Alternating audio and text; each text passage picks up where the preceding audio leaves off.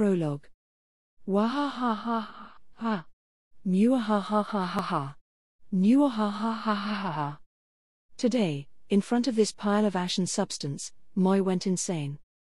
Until moments ago, the pile of ash and substance was the owner of this store. Despite Moi's brilliance, I was careless. I underestimated the special ability of this ashen owner.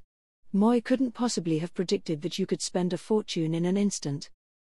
The substance that was once the owner of this store spoke to Moi, whose face was covered in Moi palm.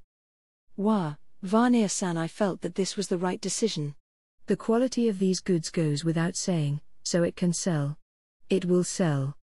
This pile, who was still speaking nonsense, was a Lich, the top-class undead, and was also the magic item store owner Wiz. Like hell these expensive stones will sell. Who in this penniless town of newbie adventurers would buy such items? Moi refuted the useless owner, who spoke in an inaudible voice, whilst looking at the mountain of stones piled at my feet. These stones, known as manatite, could be used as a source of mana, and are a consumable item that any adventurer might carry. However, manatite usually sells well, but Moi does not understand your sinful desire to buy this much top-grade manatite. Why would anyone buy this manatite priced at millions of eris apiece? Even if someone wanted to buy consumables like these, they would rather buy magic scrolls which anyone can easily use. Such was the situation. A single stone on the ground was equal in value to hundreds of magic scrolls. Wiz, who had now fully recovered, clumsily stood up and said, This is top-grade manatite. As long as it is kept in good condition, someday a passing great magician will come and buy it all. Where would you find such an idiot? Look at what you've done. Those were funds intended for establishing a casino in town, then Moi would have been able to make easy money through that. Just the other day, Moi plundered a great fortune from reselling the intellectual rights and objects of a certain brat. Those were meant to be invested in the next step, but now. Useless shop owner. Why? Why is it that the harder you work the more indebted you become? Could you not think of a way to remove that curse? I don't think I'm cursed. Damn it, why is it that Moi must try to profit under this shop owner whom this world considers to be wonderful? When you were still human, you were at least a well-known and supposedly charming human. Wiz, Moi will give you some pocket money, so go on an adventure for about a decade. Moi will make this place the #1 store in Axel during that time. Don't try to abandon me. Also, I don't want Varnir-san, who wears a mask, to be called the beautiful shop owner. Not only the detestable goddess, but even you two look down on Moi mask. The Duke of Hell that sees through everything. The great devil that is a general of the Demon King's army. Moi, whose name was once feared, was now a struggling breadwinner. To think that when the shop owner was human, she and Moi were evenly matched. Wiz, whose face was still covered in ash, lowered her shoulders while sighing and said to Moi, There is no problem, Varnir-san. For a Lich like myself and a devil like Varnir-san, there is no concept of a lifespan. As long as we continue to work hard, the day will come where this will be the #1 store in Axel. No, let us make it our goal to become the #1 store in the world and work hard. The #1 store in the world. If Moi was the store owner, then this would not be impossible. At that time, as pledged by the contract, I will use my great fortune and magic to construct the #1 dungeon as a gift to Varnir-san. Moi looked at the spirited and determined Wiz. Damn it, this store owner's worst trait was her innocence. It can't be helped. For my dream, and for the strange Lich who brings ruin when left unattended. I don't want to achieve that goal alone, I want to achieve it with comrades and friends. I will work hard and think of new products.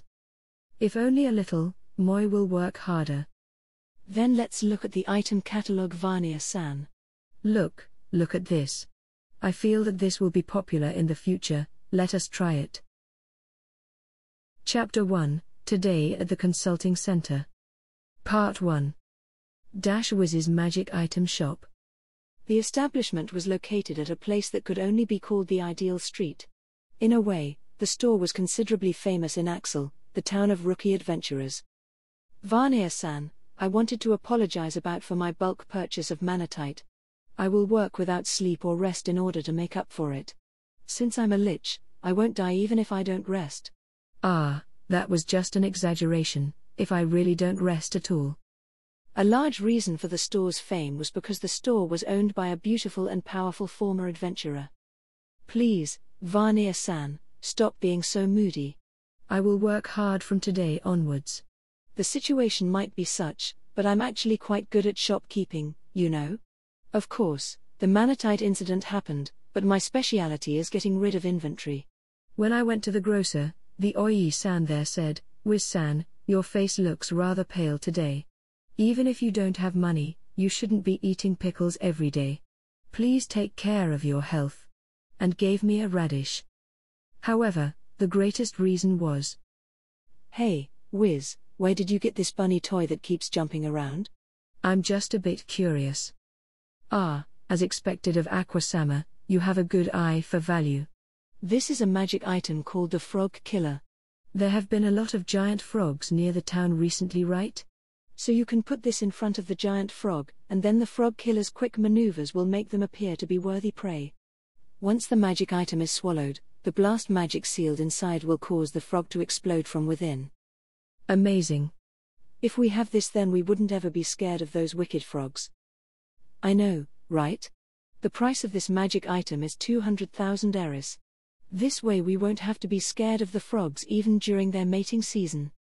By the way, the reward for slaying a giant frog and selling its meat was 25,000 eris. The greatest reason why this store was famous. It was that the owner was a collector of useless junk, such was this owner's sense for products. If it can slay that powerful enemy, then it will surely sell. I don't have any money right now because I bought Emperor Zell, but I can try scrounging Kazuma-san for some money." "Please do, Aqua-sama." "I have faith that Kazuma-san will come to understand the wonderfulness of this magic item as well." Moi stopped the work at hand, and looked at the store owner and the abominable blue-haired girl, who carried the same level of sensibilities as the store owner. "The racketeering goddess who has nothing better to do but come to drink tea, please refrain from expressing any suggestive words or actions. Our indebted owner will misunderstand. What are you doing here anyway? If you have so much free time, go and pester that poor brat." The girl, who drank tea and played with the bunny toy, seemed like a goddess for a fleeting moment. The reason Moi thought she seemed like a goddess was due to the divine light that shone from her, but after observing her words and actions, Moi did not want to believe that she was the fated enemy of devils like myself. "Why? I haven't caused any trouble in this store recently, right?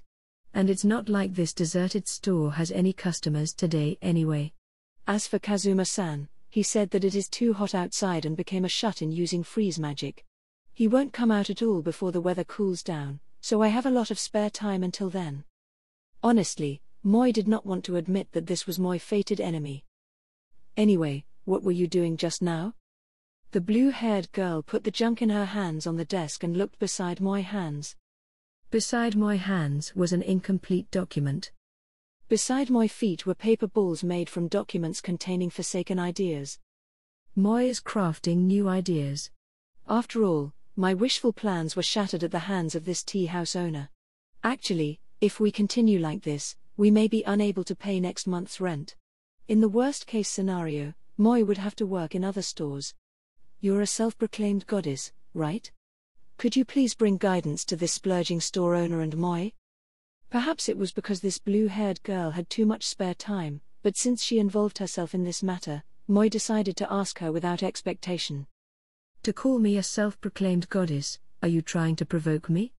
Your desire for God's knowledge for your selfish benefit and convenience is wishful thinking, but since you begged for it, I will tell you. What would you propose we do? Please do enlighten me, Aqua-sama. Whilst Wiz was begging the blue-haired girl, Moi lifted my face from my palms in response to her unexpected answer. Fufu, then listen carefully. Since a goddess like myself has descended into this world, it is only a matter of time before the Demon King is defeated. In the peace that follows, the population will gradually increase, and after centuries, there will eventually be a lack of land. Then, you can sell land for a huge profit. The key to profit is land. Now hurry, go and buy lots of land. This can only be done by immortals like you two. Amazing, Aqua-sama, that is a way to make massive profit. Vania-san, land. Let's buy land. If you own land, you would have to pay taxes. And where would the money come from? Would be the response of an inelegant straight man, thus Moi instead speechlessly stood from Moi's seat. There is no need to rush, Wiz. I don't only have one strategy for making huge profit, there are still many more, you know. I have one that would only take a day's time. Beyond that, I have several that would only take a short time to make a large turnover. I want to know, please tell me about those strategies, Aqua-sama. For the sake of sanity, Moi escaped the noisy store and moved outside. Part 2. Not long after leaving the store. While brainstorming new business strategies, Moi spotted an incident occurring through the corner of Moi eye. Oi, you have a cute face, Ojo-chan. Say, want to come play with us? He, we'll bring you to an interesting place. In a deserted alley, two youths tried to pick up a young girl. This scene could be seen anywhere, but the tone in which the two youths said their pickup lines was unsettling. Put it another way, the two of them didn't seem like the type of people who would spit those words out. Either way, they seemed like plain youths you could find anywhere. There was also a frog-faced boy who hid himself behind a wall and closely observed the situation. And it looks like this blonde-haired boy seemed to be prepared to run in and save the day when the timing was right. Though this suspicious blonde-haired boy drew my curiosity, the girl that was entangled in this situation caught my attention. The crimson-eyed girl carried a short sword and wand at her waist. She, who commanded great magic power, born a mage, and was given a weird name, was without a doubt a crimson demon. Me? Did you just say come play with us? Not really cute. Being with me is boring, I think. Do you really want to play with me? The crimson demon girl, who seemed troubled by the sudden proposition, lowered her head and mumbled in a low voice. When the youths heard her reply, they let off a dumbfounded expression. We didn't really mean that. No, you really are cute. Let's play together. Please play with us. I know a good store nearby. We can go eat there, and then the three of us can go to the movies afterwards. The two youths spoke so excitedly that their unnatural tone of voice disappeared. In response to this unexpected situation, the boy hiding behind the wall hurriedly rushed out. Hey, you bastards sure are courageous now. Don't forget your job or I'll kill you, he said as he ran to the side of the girl and the youths.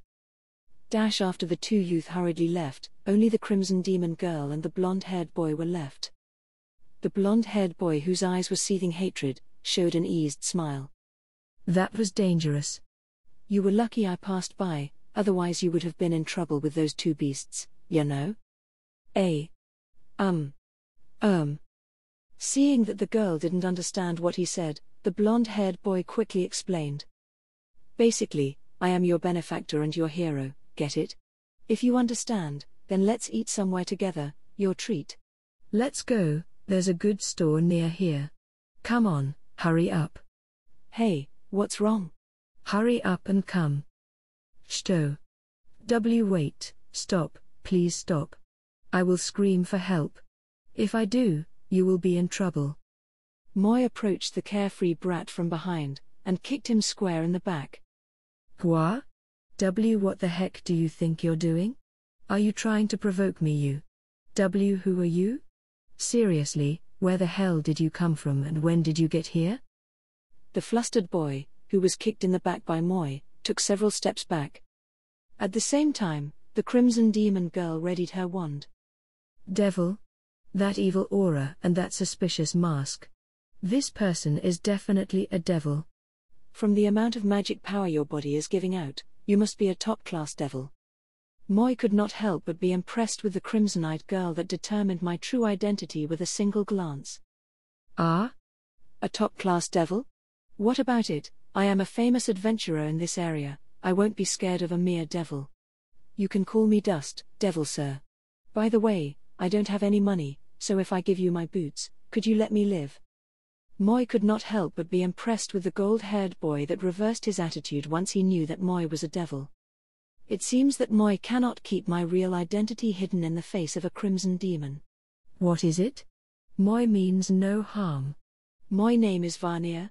The Duke of Hell, known as the Devil who can see through everything, Varnir is my name. Part 3. After persuading the Crimson Demon girl that Moi meant no harm, the three of us went to an empty area where no one would disturb. So like Moi said, Moi works part-time at a store in this town. Moi's affiliation with the Demon King's army is a thing in the past. Now, Moi routinely meets with the nearby madams to do idle gossip, enforces the rules for trash dumping, and is called the Crow Slayer Varnir that drives crows away from dumpsters. Moi is a model citizen of Axel, so you have no reason to be hostile towards me. Am Moi understood, Crimson Demon girl? Moi completed the account of my life in Axel until now, and shifted my gaze to the person who would go next. The delinquent who introduced himself as Dust, crossed his arms and released a deep breath. So that's how it is. When I was sent flying by this strange guy, I was wondering what the heck was happening. Let me reintroduce myself. My name is Dust. As you can see, I am an adventurer. I am quite famous in this city. If you have anything troubling you, you are welcome to talk to me. Dust? Through my eye that sees through all, I can tell that this was not his true name. You can usually find me drinking at the Adventurers Guild, and I occasionally try to teach the weaker adventurers there. By the way, I don't have a girlfriend. About what happened just now, where I tried to dashingly save you from delinquent A and B but instead cowered in front of Sir Varnir, please don't say anything about it. As long as you don't report it, I am willing to pay with my body. I'll say it one more time, I don't have a girlfriend. Despite Moi's doubts and him having said words like I saved you to that Crimson Demon girl, Dust tried to retain his appeal of mystery. Was I saved? To be honest, I thought those guys were acting strangely from the beginning, and from the timing at which Dust-san showed up, wasn't it a staged event? Said the Crimson Demon girl timidly. The subject of delinquent C's staging aside, it seems that in the end it is instead Moi that saved you from delinquent C. Moi will not force you, but if you wish to return the favor, you may pay me in cash. By the way, if thou does not report this incident, a curse of being unable to make friends shall befall. Stop. It's the first time we have met, so how could you pinpoint the curse that I would hate the most? Cried the tearful Crimson Demon girl. After the Crimson Demon girl clamored briefly, she regained her posture with a cough and took a step back. Then, she flipped her cape and drew her wand with a serious face, putting up a pose. My name is Union. An archwizard that wields advanced magic. One of the top Crimson Demon mages, and the one who will be the next village chief. Are you provoking me? No, you are mistaken. Facing Dust, who put on a serious face, the flustered Crimson Demon girl, Union, hurriedly flung her hands in denial. Hoo-wah ha ha ha ha. As expected of the clan of naturally born weirdos. Stop. We are not a clan of weirdos. This is the official way for Crimson Demons to introduce themselves, so there was no other choice. As Union tearfully protested, Dust spoke. So, on such a nice afternoon, why would you wander into a deserted alley in your spare time? No one passes through that alley, so I would work with people there to try to pick up girls. This town might have good public security, but if you wander into bad places, you're bound to meet bad people, you know? Says you. At least you've admitted that the incident was staged. In either case, to be able to call that a pickup is quite impressive. All the people I know are weird. So, I thought that if I went somewhere normal people won't go to, I might meet someone I knew. What do you mean? So what you are trying to say is that you were wandering pointlessly in that place hoping for a chance meeting with someone you knew? Regardless of whether they are a friend or an acquaintance, it would be better to just meet them directly. In response to my words, Union hurriedly shook her head. How? To show up unannounced, what if they were busy? Also, if I show up suddenly, they would say things like if you have nothing important, don't come here, and then they would hate me. If it was as you said, what time would be all right to go meet that friend? Whilst Moi was considering that, the boy who was least related to the term friend said something unexpected. Really, the heck is this? You don't even have a friend? Then it can't be helped. Since I have free time as well, I'll help you make some friends. Despite his delinquent appearance, could he unexpectedly be a decent man? While Moi began to doubt my ability to judge characters despite having eyes that see through everything, Eonion turned and looked curiously at Dust. This is the first time we've met, so why would you do that? In response to Eonion's doubts, Dust said, "For the sake of you making female friends. If you make cute female friends, introduce them to me. Please return the little appreciation I had for you." Today too, my clairvoyant eyes are in good condition. All right. So let us think of how this lady with thin luck could somehow make a friend. Perhaps this is fate as well, so Moi will help. Well, if you can make a couple friends, you can repay this debt with money. Don't forget my favor either. Remember, I want cute girls. K. You Is it okay if I leave? Part 4. Together with Eonion, who had an insecure expression, Moi was seated at an open-air cafe. There, at an organized and stylish table, we initiated our strategy council. Then, a waitress approached Moi to take our order. Welcome customers, have you decided on your orders? I'll just have water. I don't have any money. In response to Dust, who opened his mouth to say such things, the waitress' temple twitched irritatedly. Dust-san and Varnier-san, I owe you 2 favors, so I will pay for your orders. What would you like?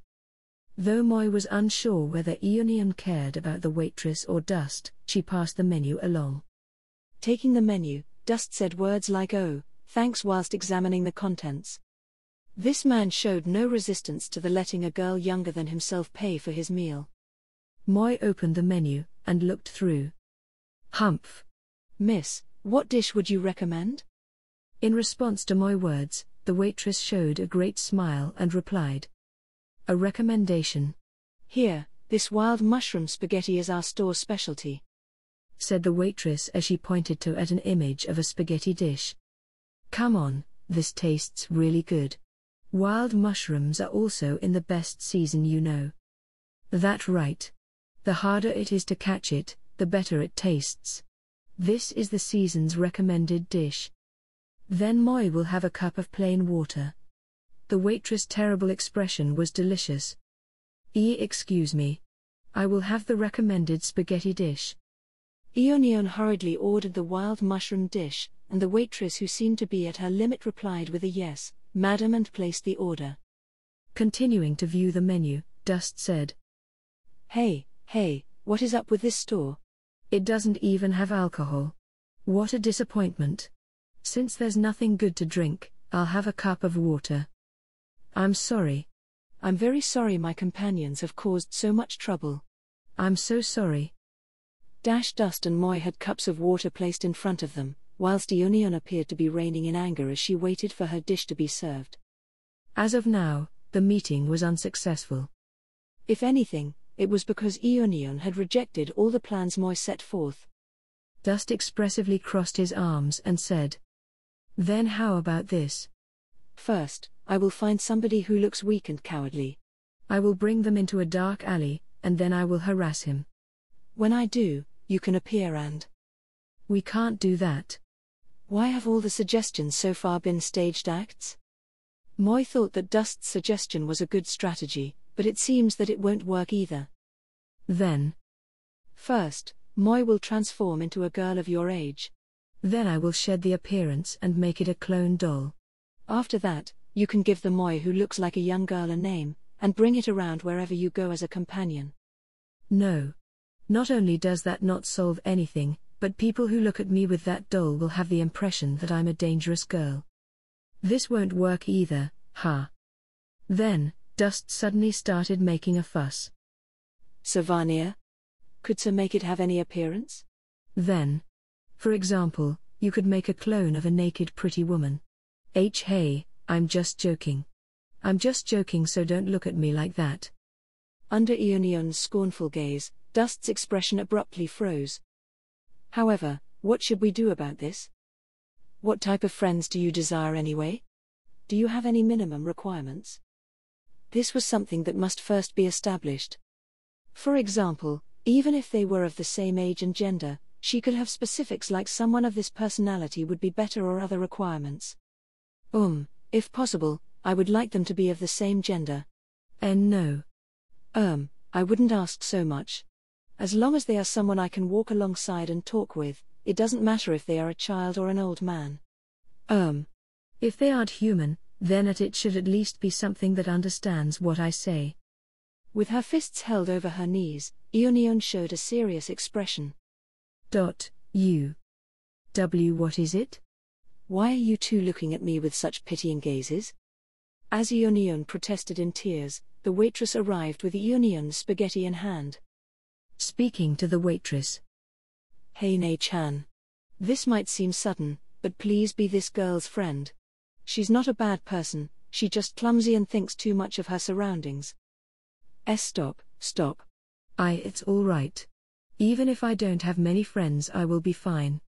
As long as I have Othello and board games, I can pass the time alone, so it's all right. A while ago, I put a poster at the bulletin board in the Adventurers Guild looking for companions. Even if no decent people respond to it, I have already given up. So I will be fine alone. Ionion, who trembled in embarrassment, tearfully stopped Dust. Bulletin board in the Adventurers Guild. Bulletin board? That's it. Moi has a wonderful strategy. This will not only help the Crimson Demon Lady who has nothing but plants for friends, but it will also help Moi who has been thinking of ways to earn money. I don't only have plants for friends. Once, I had human friends as well. You didn't object that idea that you had plants for friends. Also, sir, what about me? You said it would help both sides, but I'm being excluded. Ignoring Dust's playful retort, Moi quickly stood up. The Crimson Demon Lady, let us go. Hey, Savania, will I also make female friends? As Dust followed behind Moi, Ionion hurriedly stood up. Wait a moment. I haven't eaten the spaghetti yet. While saying that, she followed.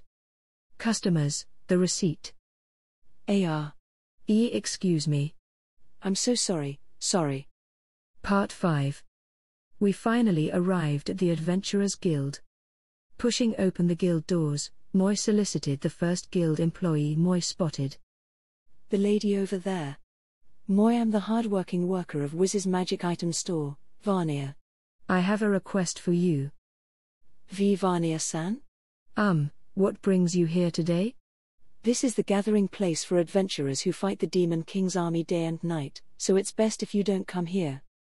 As she cautiously surveyed the area, the employee whispered strange words to Moi, who was a model Axel citizen. Moi doesn't understand what you mean, but this is the Adventurers Guild, right? The gathering place for people who help citizens that are going through difficulties they cannot resolve themselves. Thus, the weak and powerless Moi would rush to this place if troubled. It is what Varnia-san is saying that I don't understand, but I'll let it be. You're here to place a request, right? We definitely won't take any task that would actually trouble you of all people. For requests like slay the demon dragon or repel the demigod, you're better off going to the Adventurers Guild at the royal capital. Why would a plain citizen like myself have such a ridiculous request? Either way, Moi did not come here to place a request, rather, it is the opposite. Moi would like to borrow a corner of this guild. To Moi's request, the employee returned a blank expression. Huh? Moi will repeat one more time. Moi wishes to borrow a corner of the tavern in the Adventurers Guild. Why would Moi suddenly come to say such things? It is embarrassing to admit it, but Moi is working a part-time job, as the magic item store's business is not going well. Of course, I know that already. As expected of a guild employee, news came quickly for them. Well, actually, our store has no decent products as of now, so Moi's presence in the store would make no difference to sales. If the store keeps functioning as it is now, the monthly rent will go unpaid. So, before I can find a new product to sell, Moi came here for a personal request. Having listened to my words, the guild employee was on the verge of tears. That was natural, as what Moi asked for was to be able to accept requests without having to rely on the Adventurers Guild. Of course, the guild would not allow the rules to be broken like that. But you want to say if you want to accept requests, then why not become an adventurer, right? However, while Moi cannot indulge the reason, there are various complications. Moi has a fatal complication that will not allow Moi to become an adventurer. The fatal complication I of course understand. However, if Varnier-san also wants to accept requests, then if all the monsters are hunted to the extent where the ecosystem is destroyed, then Axel will lose its ability to foster beginner adventurers. If possible, I would like you to refrain from that. Why would you assume that Moi would destroy the monster's ecosystem? I say this many times, but Moi am merely a model citizen. Moi would not do something so ridiculous. To the employee who had been speaking ridiculous things, Moi straightened Moi posture and continued with the main topic. The superiors at the Adventurers Guild likely already know about this, and to forbid you from saying anything about this may feel strange. But don't be frightened, okay? Moi actually has a pair of eyes that sees through anything, that has the special ability to see a target's past and future. Of course, I know that already. Part 6. Give me a break, Sir Varnier, aren't you going a bit fast? Ha, ha. Don't leave me behind, please. To the two who arrived here late and were ignorant of the situation, Moi explained the recent turn of events in an excellent mood. After hearing what Moi had to say, Eonion tilted her head and asked, "Consulting center? What kind of consulting center is it?" "Ha. As expected of sir, you've thought this through." Whilst Eonion curiously inquired, Dust unexpectedly understood my idea. What are you talking about? To think Dust-san would understand before me, I can't help but feel a little shocked. Hey, what are you saying with such a calm face? All right, listen in. You want to know and meet people, right? Then, Sir Varnier is starting a consulting center. Hey, got a hint now? You see, for a fee, sir will introduce you to wonderful people. So, instead of a marriage consulting center, it's more like a companion consulting center. It seems like he didn't quite understand. No, I wasn't planning to do anything of that sort. What Moi plans to do is. So even outside the Crimson Demon Village, there are wonderful places like that. I will pay up. No matter what the fee is, I will pay, so please help me meet some good friends. I feel like a companion consulting center may work as well. What Moi plans to do is an even more honest business. That is, a consulting center where troubled residents of this town could come to. By using the power of foresight, Moi would solve the problems which the adventurers could not. However, if Moi power of foresight was used for easy profit, it may result in an unpredictable outcome. The misuse of this ability could have great consequences. But if Moi uses this power to help those in need, then the reward would naturally be the payment, and the backlash of the power could be minimized.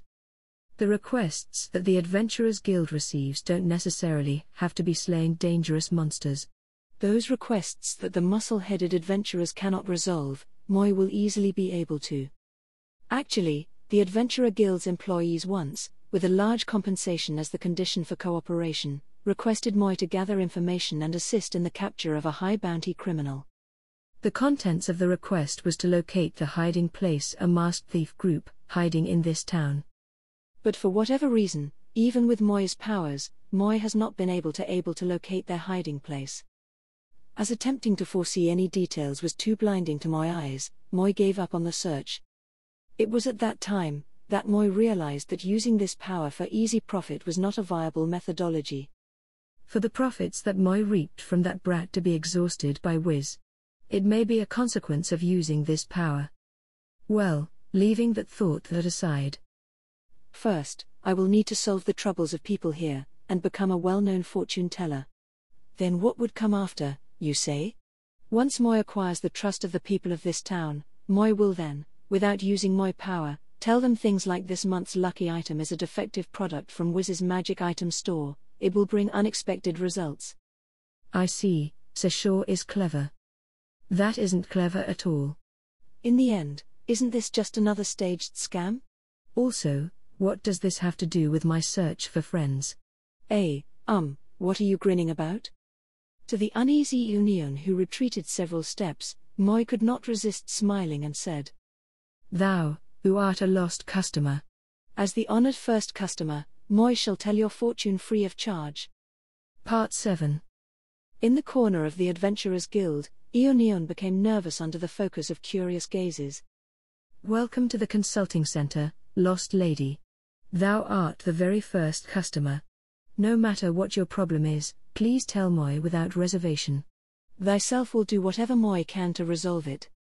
At the corner of the guild, on the table of the makeshift consulting center, was a crystal ball Moi brought from the store to create the atmosphere. Whilst the crystal ball wasn't necessary, Moi rested my hand on top of it and drew the attention of the adventurers towards Ionion, who stated her troubles. I want friends. What? Please speak in a louder voice, or the people around us wouldn't be able to hear. To the red-faced and teary-eyed Ionion, who inaudibly whispered, Moi prompted her to repeat what she said. Yes, Moi had placed her in the spotlight. By purposely making her the first customer, Moi would be able to solve the problem under the attention of the masses. If Moi could gracefully display the ability to solve problems right from the start, then Moi would be able to secure a sizable amount of customers in the future. I want friends. What is this? You want friends? Moi see, being alone is painful. Very well, through my power, their problem shall be solved. Amazing, sir, to reveal that kind of trouble in front of this many people. Ionion's eyes have already lost her spirit. Even I won't be able to perform such a cruel public execution. The surrounding adventurers who heard this exchange fired sympathetic gazes towards Ionion, whose eyes were dead and whose body stopped moving. Perhaps she was suffering too much. A taste of the greatest of negative emotions, Moi will settle for this much. Let's see, thy bright future shown by Moi power is. Future? Please don't stop, what about my bright future? It's making me super anxious. Ionion, whose eyes were dead a moment ago, was now gripping my shoulders and shaking repeatedly. Now settle down, lady whose future Moi would not want to look directly at. From what Moi sees, you are a high-level adventurer. While not comparable to the nuisance of a store owner who has too much free time, to have so much power at your young age that even Moi would struggle to see through is quite a great feat. You have only said terrible things since we met, so it's rare for you compliment me, but I heard you say lady whose future Moi would not want to look directly at and not mention what to do about it at all.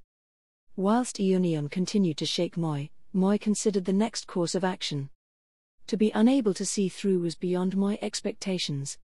No, Moi was able to at least confirm that she would soon make a friend. Say, I'm just slightly curious. Sir Varnir said at your young age, so what's your age right now? By the way, I'm 18 years old. If our ages are really close, I won't mind becoming your friend. Who her friend would be, and with what trick this friend would be made, Moi was unable to see through. I just turned 14 this year. So you're just a little brat outside my strike zone. Even though I could say that your body is quite developed, return my efforts and time to me. Little brat? I was called a little brat by some delinquent adventurer I only just met today. I may look like this, but I'm quite powerful, you know. I made plenty of achievements during the recent Kowloon Hydra hunt. If you want to put it that way, then I achieved a lot as well. When the other adventurers were cowering away, didn't I bravely charge in alone? Although I won't describe my condition after that in this place where people eat, I have been resting my body ever since in order to recover. Moi sees a flash. You said you achieved a lot, but during the Kowloon Hydra fight, I didn't see anyone like you. I didn't see you achieve anything notable either. Hey, you two. Moi has thought up a wonderful idea. This idea, unlike the other ones, requires no excessive amounts of effort. Yes, the way to solve your problems is close to you. Moi said to the two who began fighting as Moi was thinking. What is it? Please tell me, Varnir-san. To Ionion, whose eyes were filled with expectation, Moi said. The two of you can just become friends. I refuse. Even I should have the right to choose my companions. You. I thought you were hesitant and weak-hearted, but you just said that so straightforwardly. Bring it on, you little brat. Ionion brought her wand to a ready stance and proceeded to threaten Dust, whose veins had visibly popped up. Well, even Moi understand that idea was rather unreasonable. This man is truly terrible. However, if you want to be so picky, then you cannot complain.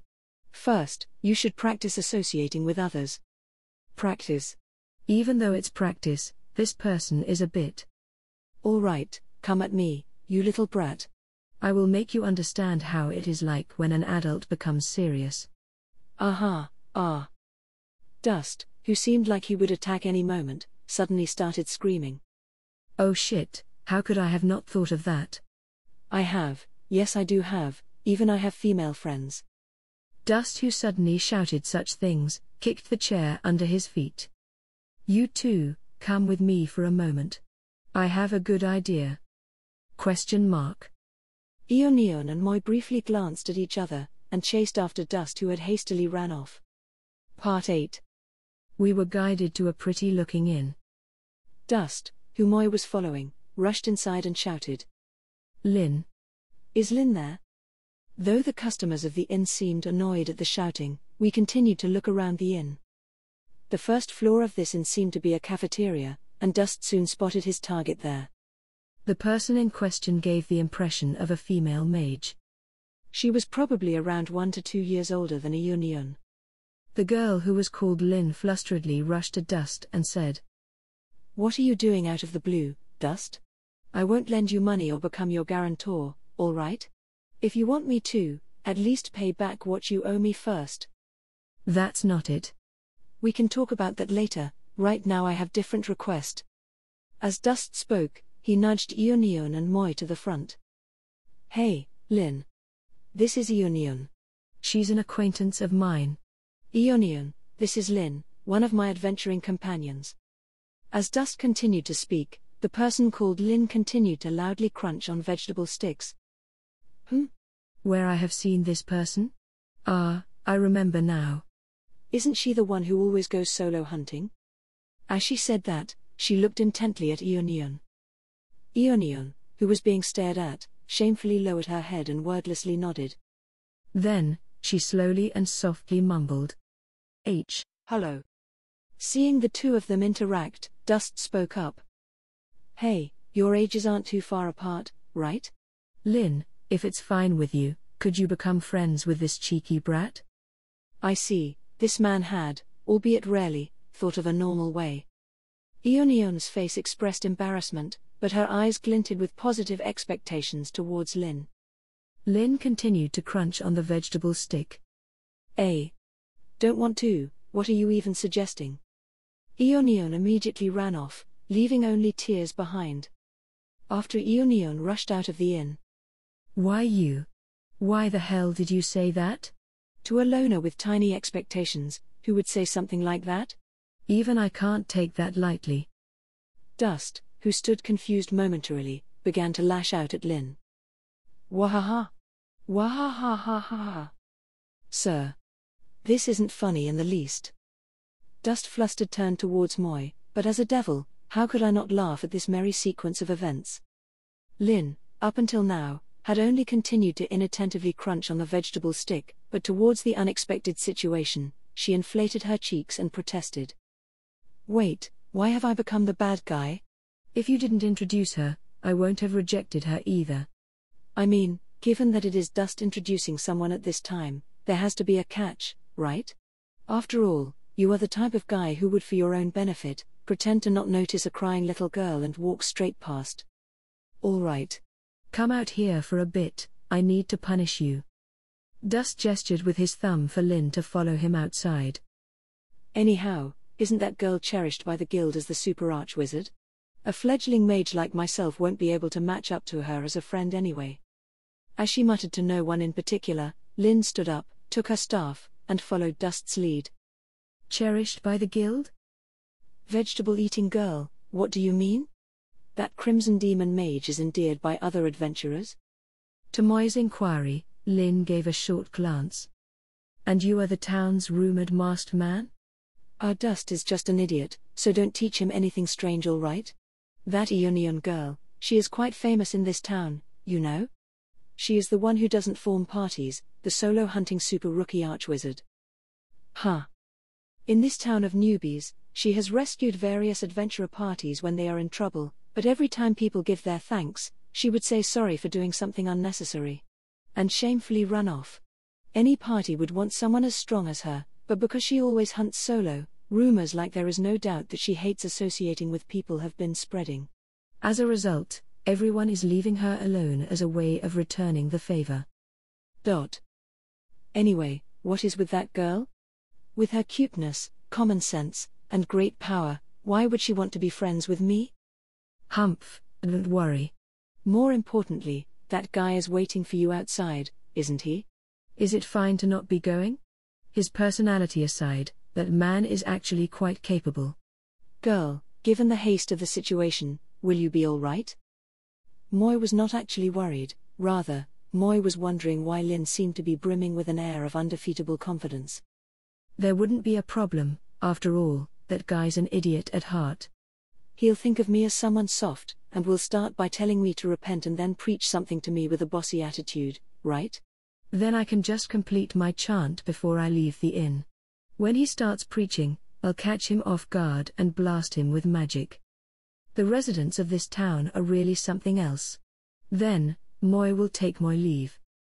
By then, masked person. Although that guy is my companion, I think that being able to choose my friends is better, you know? After that, Moy listened to Lin begin chanting, and then promptly moved outside. Ho, I see the stumbling idiot Lin finally coming out. All right, originally I was gonna beat you without giving you a chance to talk this out, but since I owe you money, go sit over there instead. Then, now I'll. While listening to the melody of Dust's screams amidst the explosion sounds coming from behind, Moy remembered a certain incident. Since Moy has met this interesting Crimson Demon girl after all this trouble, Moy cannot just leave the situation as it is. Moy, to help achieve the wish of the customer who had run away in tears, turned to approach the triumphant Lin outside the inn. Part 9. In a place away from the main street, at a nearly deserted park. Ah, I found her. So she was at a place like this. Lin San. At a corner of this park, there was a tearful crimson-eyed girl casually playing with a stick. Sorry about that just now, it happened so suddenly and I was surprised. Let me explain what happened. About what I said, there were reasons. No, it's fine. At the Crimson Demon Village, I was considered a weirdo, so I'm already used to this treatment. Please don't worry about it, Lin-san. In response to those words, Eunion flusteredly stood up. Then. Would you be my friend? Oh, of course. If you would have me, please be my friend. To my words, a teary smile floated onto Eunion's face. I see, so thou wants to be my friend so badly. All right, the devil who sees through all, Varnir will allow it. From today thou may name thyself as my friend. Thou thought it was the vegetable lady? Too bad, it is Moy. Exclamation mark. Seeing Lin's appearance distort to Moy's original appearance, Eunion displayed a dumbfounded expression as her lips quivered. Oh ho, the negative emotions of my friend tastes delightful. Foo ha ha ha ha ha ha ha. Wah ah ah. You. Eunion drew her short sword in tears, and Moy continued to laugh. Foo ha ha ha ha ha. The lady who normally acts like an adult is actually unexpectedly violent. Moy have a message from the other lady for you. A message? With tears still in the corner of her eyes, Eunion took a deep breath and stopped moving, short sword still in hand. Yes, a message. Although I don't know why she wants to be friends with me, if I decide to play with her, it means that she will become friendly with my party members, right? We also have another punk like Dust in our party, so getting her involved with us is probably a bad idea. That was what she said. Hearing the message, Eunion showed a regretful expression and let out a long breath. I see. It's good that she doesn't hate me. Anyway, to think there was another person at that blonde-haired person's level. I feel a bit scared. Then, she turned and stared at Moy grudgingly. However, what you did just now was wrong. While I'm grateful that you brought the message, do you know how overjoyed I was when you said would you be my friend? As a human, There are things you can and can't do, you know? Ionion sheathed her short sword and discontentedly stopped speaking. You just said such words to a devil. Anyway, when we were discussing your minimum requirements for friends, wasn't it you who said that if they aren't human, then it should at least be something that understands what I say? As the devil that loves his subordinates that is also highly rated in this town, what about Moi as a friend is unsatisfactory? Eh? In front of Moi, who had returned to the Adventurers Guild, Ionion was thinking, is this really all right? With an anxious expression. Despite that, the corners of her mouth would occasionally rise. Then, this request is complete. As promised, the first customer will not need to reward my work. However, in exchange, you will guide adventurers you are acquainted with to Moi if they have any troubles. Why, yes. Acquaintances. Adventurers whom I am acquainted with. I will definitely tell them. It seems like Moi chose the wrong first customer. It's all right. Rather, from today onwards, if you have free time, you can come help Moi with my work. After all, you are my friend. Like Moi helped you this time, when your friends are undergoing hardship, it is natural to help them without reward. Exclamation mark. In response to her friend's words, Ionion twitched in response, but then burst into a brilliant smile that stated, of course. Wageless laborer. Acquired. Wait a second, that's not right. Isn't this happening exactly as she said it would? That I would be easily tricked by a bad guy who says let's be friends? Ignoring Ionion, who pressed her arms against her head and loudly shouted to herself, Moi posted a paper in front of the request board. The consulting center is now open. As Moi looked at the faraway paper in satisfaction, Moi said to Ionion, who was still shaking her head. While Moi would like to know what you are conflicted about, do wrap it up soon, all right? There is somewhere that I would like you to accompany Moi to. Together with Ionion, who expressed curiosity towards our destination, Moi opened the store's door and walked in. Ionion stood in front of the door, and looked as if she was considering if she should follow Moi into the store. Although this is not Moi's store, given that Moi works and lives here, it can be said that this is my home. Hurry up and come in. Are there people who would hesitate to enter a friend's home? Hearing what Moi said, Ionion showed a happy expression, and then lowered her head in embarrassment as she entered the store. To the old friend who showed a beaming smile as she watched the situation, Moi said. Moi has returned, housekeeping store owner. Let me introduce to thee this interesting girl, who is slightly happy to be recognized as a friend by a devil. Part 10. It was already dark outside. Perhaps it was because she was enjoying her time, but Ionion seemed reluctant to leave even as Moi sent her off. Moi did not think that thou would be familiar with that lady. This world sure is small. Ionion-san had visited this store before Vania-san arrived here.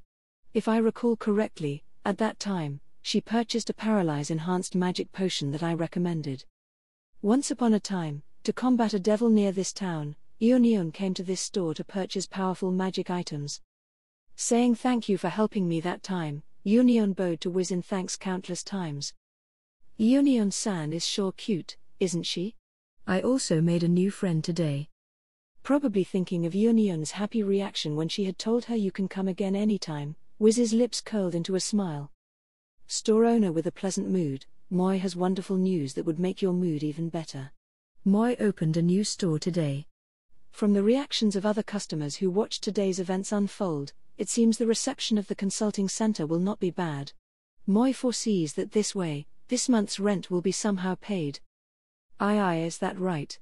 That's great. Although this was a happy moment, for some reason, Wiz averted her gaze. Say, did you do something again? Wiz began shake at those words, and forced a smile at me. Can you promise to not be angry when I say it? Spill it. What you say might make Moi angry, or it may not, but if you choose to not say anything, Moi will douse you with the Varnier-style death ray. I was going to initiate the strategies that Aqua-sama taught me, but... That brainless strategy, she was really going to do it. The one way you should buy land now, as the price will rise after a couple centuries.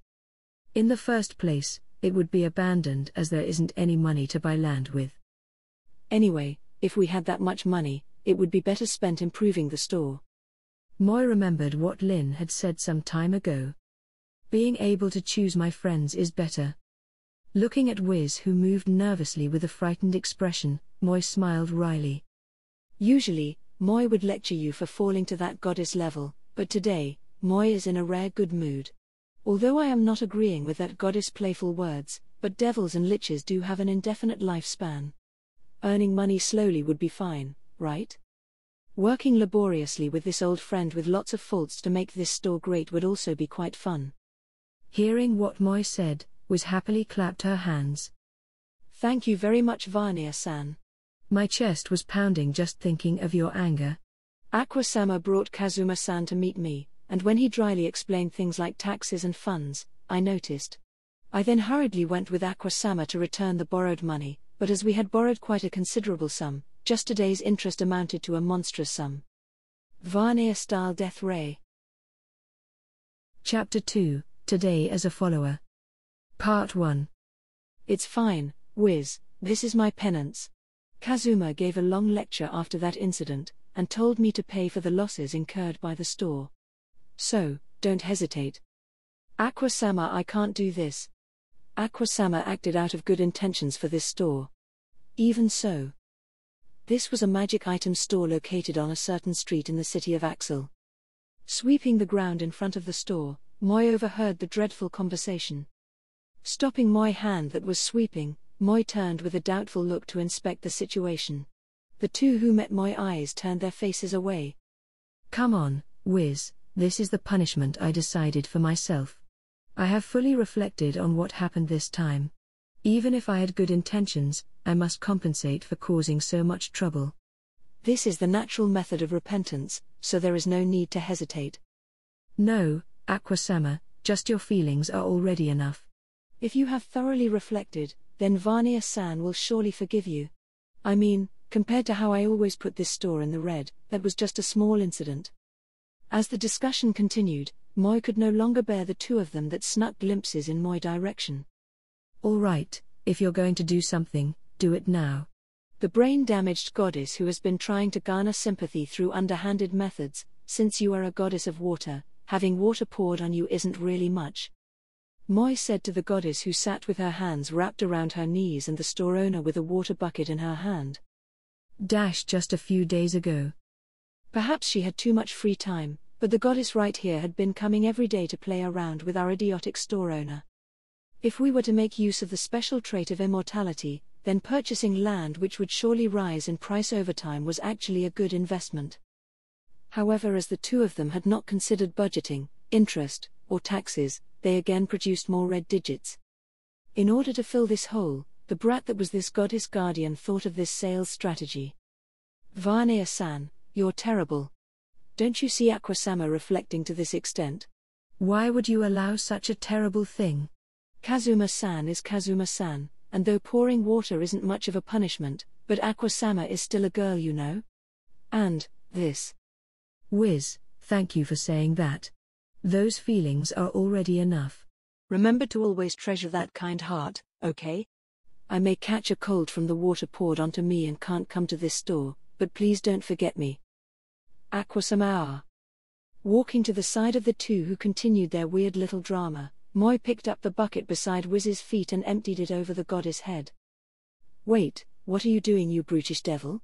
Don't you have any kindness in your heart? Seeing this goddess weeping with sorrow, shouldn't you say I will forget about the red digits this time, it is my wrongdoing, Aqua-sama, and cry for forgiveness? Aqua-sama is right, Vania-san. Shouldn't Vania-san be treating us with more kindness? Even the store has become wet. To the goddess who continued to act normally after water was poured over her head, Moi said. Just finish creating your quota of items and go home already. Recently, the amount of time Moi spend with you has increased, and the indebted owner's red digit producing ability has improved as well. If not for you and your brat suggestion to sell goddess broth, this month would have surely ended with us in the red. Wait, please don't give the holy water I make such a tasty name. Use names like Aqua-sama's holy water and sell it like that.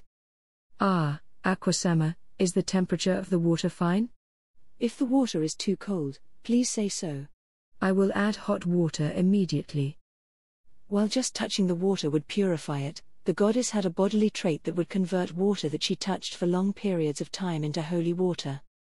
Use that power to create holy water with special effects to undead monsters. That was the strategy suggested by the brat that was this goddess guardian. Although the method was accepted as it required no budget, but today is hot, so making the water colder is fine. Whiz, please add water. If you can, use water fresh from the well, the cool water feels good. Pour it all on my head. Understood, I will immediately get the water from the well. The goddess was in high spirits as she continued to splish-splash around in the bucket. Moi wanted to say what happened to your little drama just now, but Moi no longer had any interest to stay in the store, and left her alone. I'll leave the store in your care. Moi is going to the usual place, said Moi to Wiz, who was drawing water. Moving towards the Adventurers Guild. Recently a new business, a consultation center, was opened in a corner of the building. The number of customers was steadily increasing today. There were already people waiting for Moi at the corner of the guild. I have something to consult with you. It has already been 3 days and my pet Nereid still hasn't returned. It is stuck in your neighbor's eave and can't move. Please go help it immediately. I've come to consult. I manage the water purification facility of this town. Someone keeps shouting, I'll help you purify this water. And then tries to jump into the pool. That is an evil existence. I recommend spreading chili pepper around the pool to ward it off. This is just something I want to consult about, but the Ojo-sama from our house has formed a party with a man and has become stranger with each passing day. The retainers are all extremely worried. She was like that to begin with. I recommend you quickly abandon the idea of helping her. I've come to consult. The adventurers are causing all kinds of problems every day, and they keep saying give me more enjoyable and well-paying quests. And I feel troubled. Being a receptionist is also quite difficult, isn't it? There are quite a lot of customers today. Although there were occasionally weird requests, combined with the money made from Wiz's group's holy water production, we should be able to avoid being in the red this month.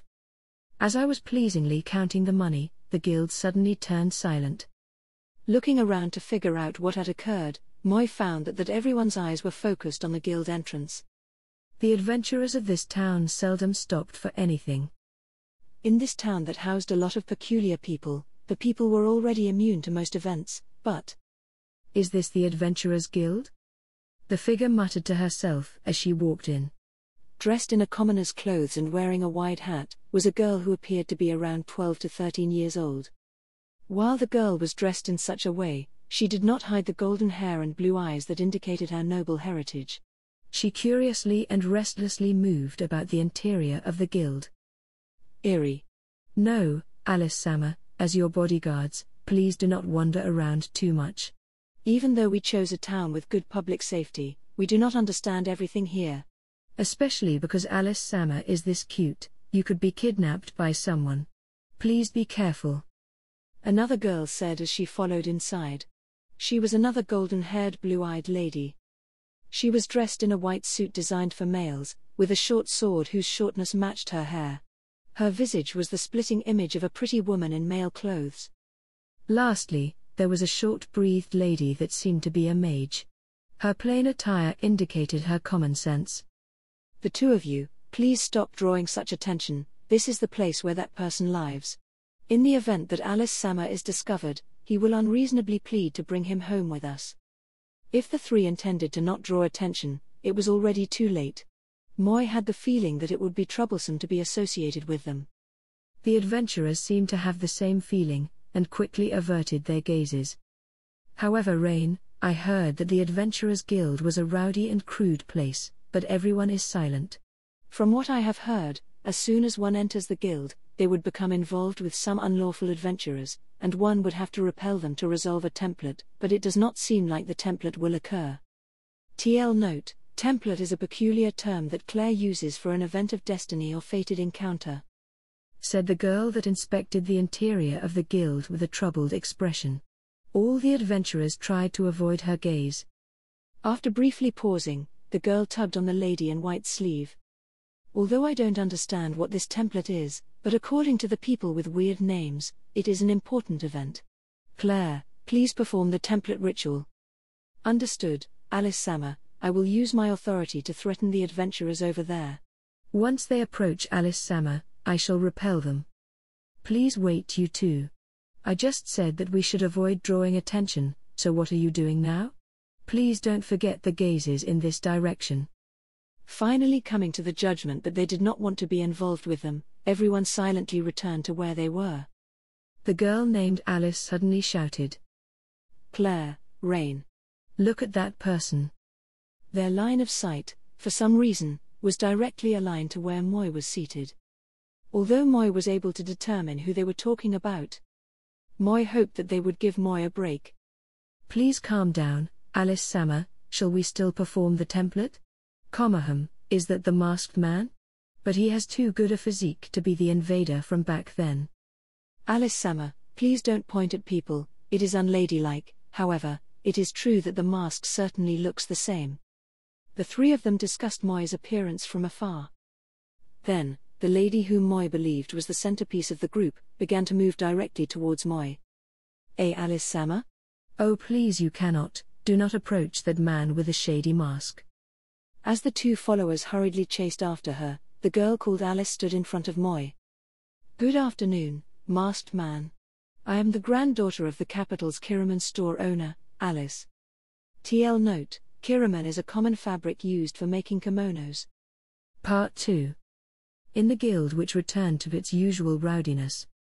Please do not, Alice-sama, to ask this suspicious man to lead us around town. I agree, Alice-sama.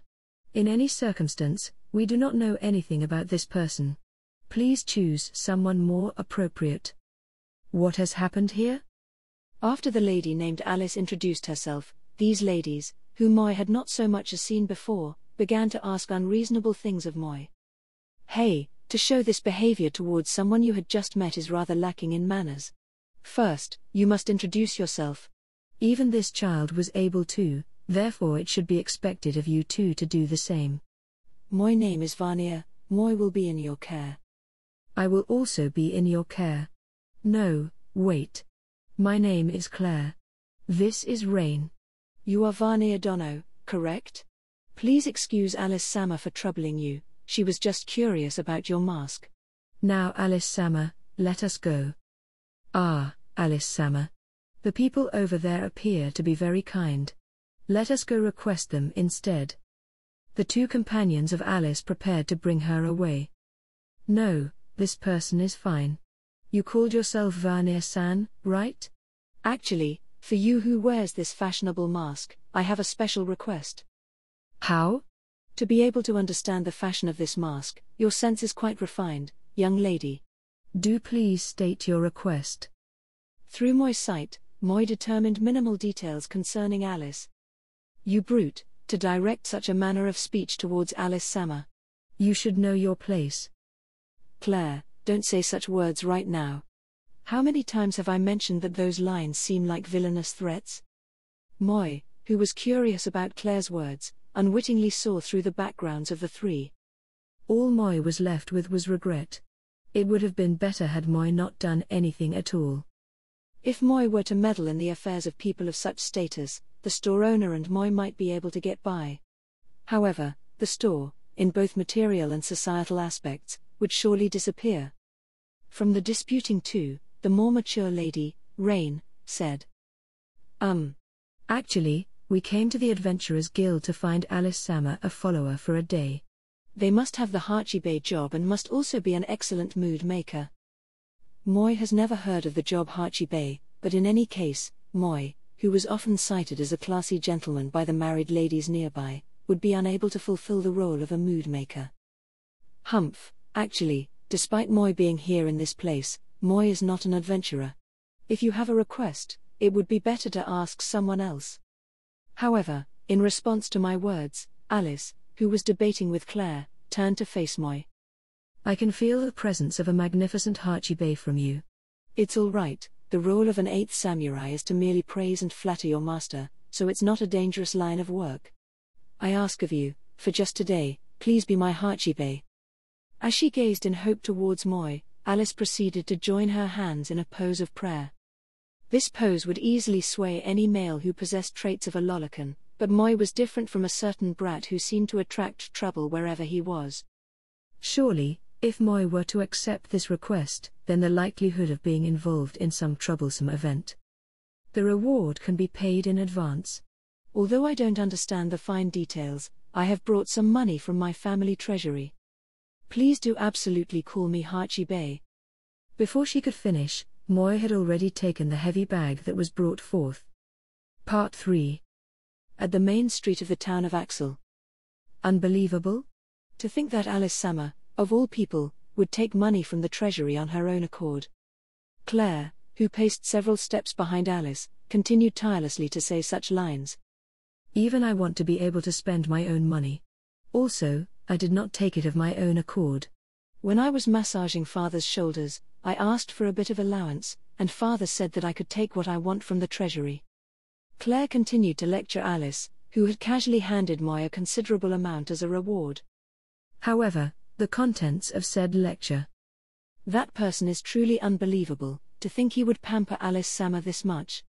If you wanted an allowance so much, you should have just asked me. Compared to Alice Sama's father, I would pamper Alice Sama much more. If there is anything else you may want, please call on me at any time. Claire, no matter what I request from you, you will take it too far. Hasn't your behavior been rather strange ever since we entered the bath together? In any case, this reeked of sinfulness. As the two continued this conversation, Rain spoke to Moi in a hushed tone. Varnir Dono about the reward that Alice Sama had given you, Alice Sama and Claire Sama both have no knowledge of the outside world. If it is possible, I would like you to take the reward based on the standard. Humph, Super refused. I will be yelled at by the finance management. As Moi carelessly responded to the teary-eyed Rain, Alice, who had been walking in front of Moi, explained the details of the request. All right. Listen up, Hachi-Bei. From here on out, we will be fighting against all that is unjust. I heard that the town is under the oppression of a tyrannical ruler, that the public order of the town has been worsening day by day, and that the citizens are suffering from high taxes. That tyrant shall now receive divine retribution. Helping the masses undergoing hardship is our work. The Hachi-Bei shall oversee and praise our work, and to get the audience worked up. Towards Alice's confident speech, Moi was speechless. That tyrannical ruler couldn't be. Alice Sama? The person whom you are talking about, is it the man named Aldup? About that, irrefutable evidence of his crimes have surfaced recently, and he has gone missing. As of now, the area is governed by Dustinus Sama and the new policies have improved the welfare of the people. In response to Rain's words, Alice let out a surprised cry. So it was indeed that tyrannical ruler, the man Moi brought to hell the other day. Alice began to shake where she stood. No way. Then, what did I come to this town for?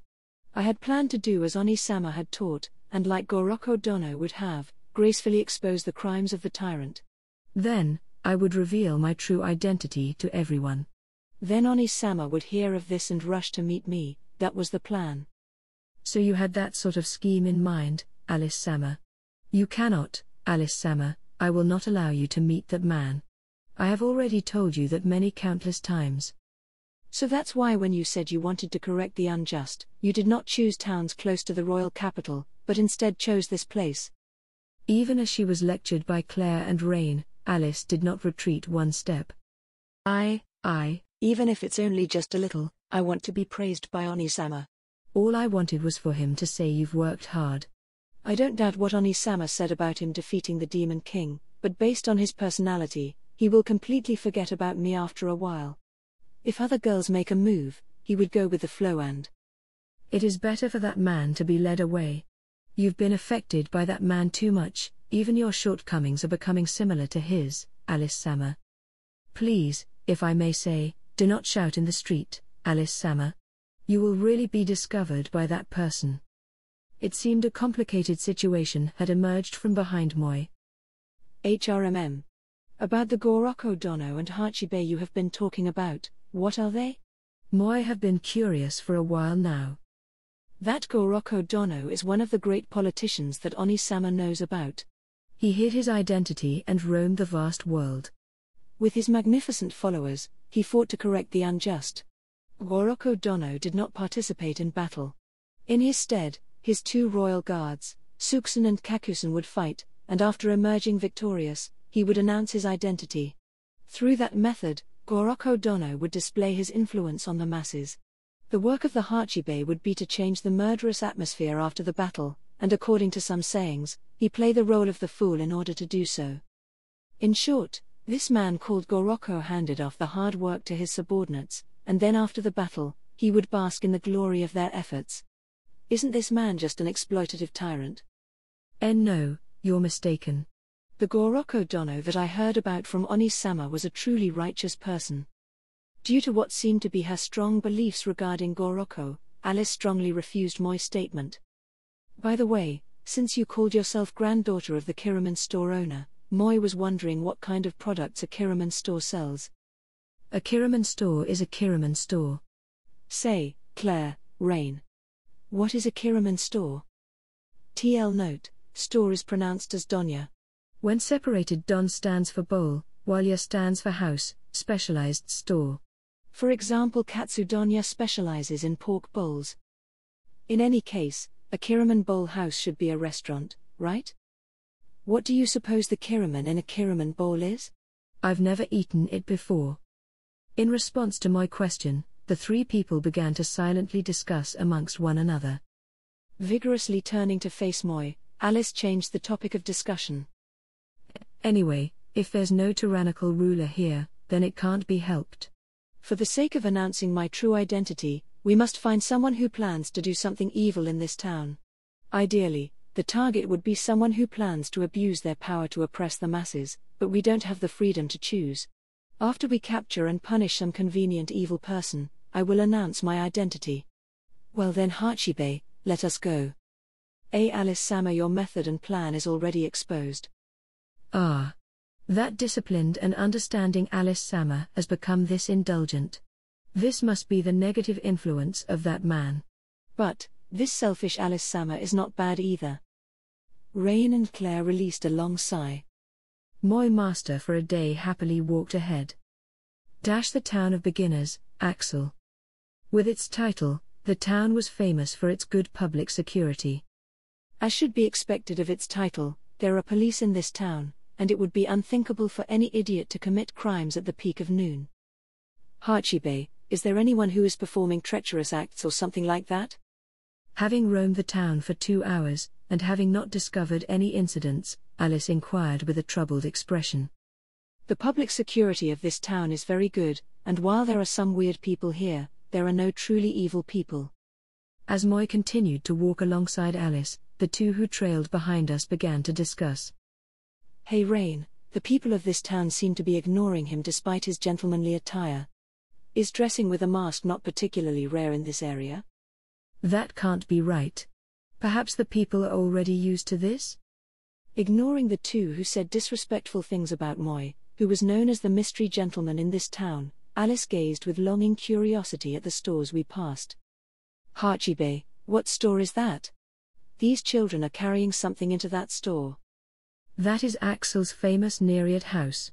The children who catch Nereid bring it to that store to sell for some pocket money. What is a Nereid? A mysterious creature that creates a drink that fizzles. From what Moi have heard, the creature prefers dark areas, and has various species. After hearing Moi's explanation, the two who followed behind us began to discuss noisily. Rain, is what he said actually true? From that masked gentleman, I get the same suspicious feeling as that man. His statements regarding Nereid are correct.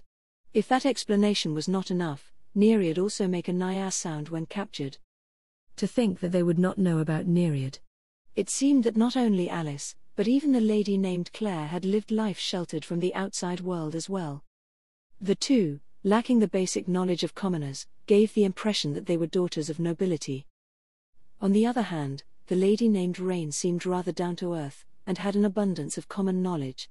However, as a result, she seemed to have undergone many hardships.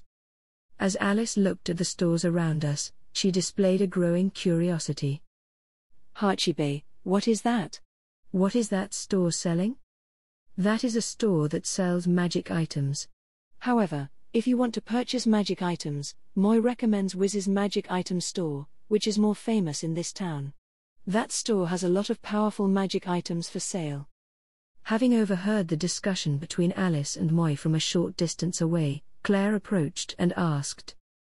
Varnir Dono, what is that store over there?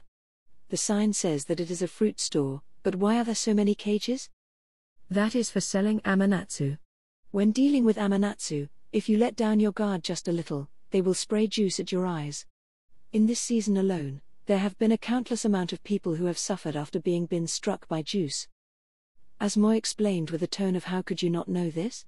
Alice's curiosity seemed to deepen. There are really Amanatsu that are that vicious? It seems that there are many things about this world that I don't know. When I meet Oni-sama again someday, I must apologize. When Oni-sama said that there are cats that spit fire and can fly, I called him a liar. That kind of thing can't possibly exist. There is no doubt that that man tried to fool you. You. Covering her face that turned red with embarrassment, Alice released a frustrated groan. Moi decided to continue our search through the town. Part 4. From there, we continued to search the town even more thoroughly, but no special incidents occurred. While we had come across a delinquent harassing and soliciting females, Claire quickly caught the person and handed him to the police. The piece in Axel was only further confirmed. What should we do? We've made no progress towards our original goals. The only incident we've resolved was that strange incident where that slanty-eyed gold-haired outlaw said this is just picking up girls. Sir, please explain to these people. As he was taken away. There just aren't any big crimes that would make it appropriate for me to announce my identity. Despite her outlandish mood earlier, Alice lost her spirit. Anyhow, it seemed that her time in this town was limited. Moi heard that for the sake of this one outing, she had greatly increased her efforts in her daily studies. That was how much she wanted to meet her brother in this town. Though Moi was surprised, there was someone of that status living in this town. Alice-sama? Why don't we just give up on the unjust activity that person told you about for today, and instead just plainly go there to play? Even if you did not correct the unjust, I'm sure that person would be very happy to see you. What? Rain, what stupid things are you saying? I wholly object, if you let that man meet Alice-sama. If we go there to play at this time, then that man that spoils Alice-sama will definitely try to make her somehow stay at his house. I see. Evidently, as bodyguards, we must also stay at that person's home. However, since it is that person's home, there is still a necessity to closely guard Alice-sama at all times. It certainly is a situation we should avoid. To closely guard Alice-sama when means, we would bathe together, sleep together. Alice-sama, if you want to go there no matter what, then we can bend the rules. The conversation occurred between the two. Please stop. If it is about Oni-sama, then surely he will have already performed more heroic feats. Then in my case, before I meet Oni-sama again, I want to show him evidence of my hard work that is worthy of his praise. I want to be like the ideal politician Goroko Dono that Oni-sama told me about. That is why. Having said that, Alice's shoulders dropped and continued to walk dejectedly.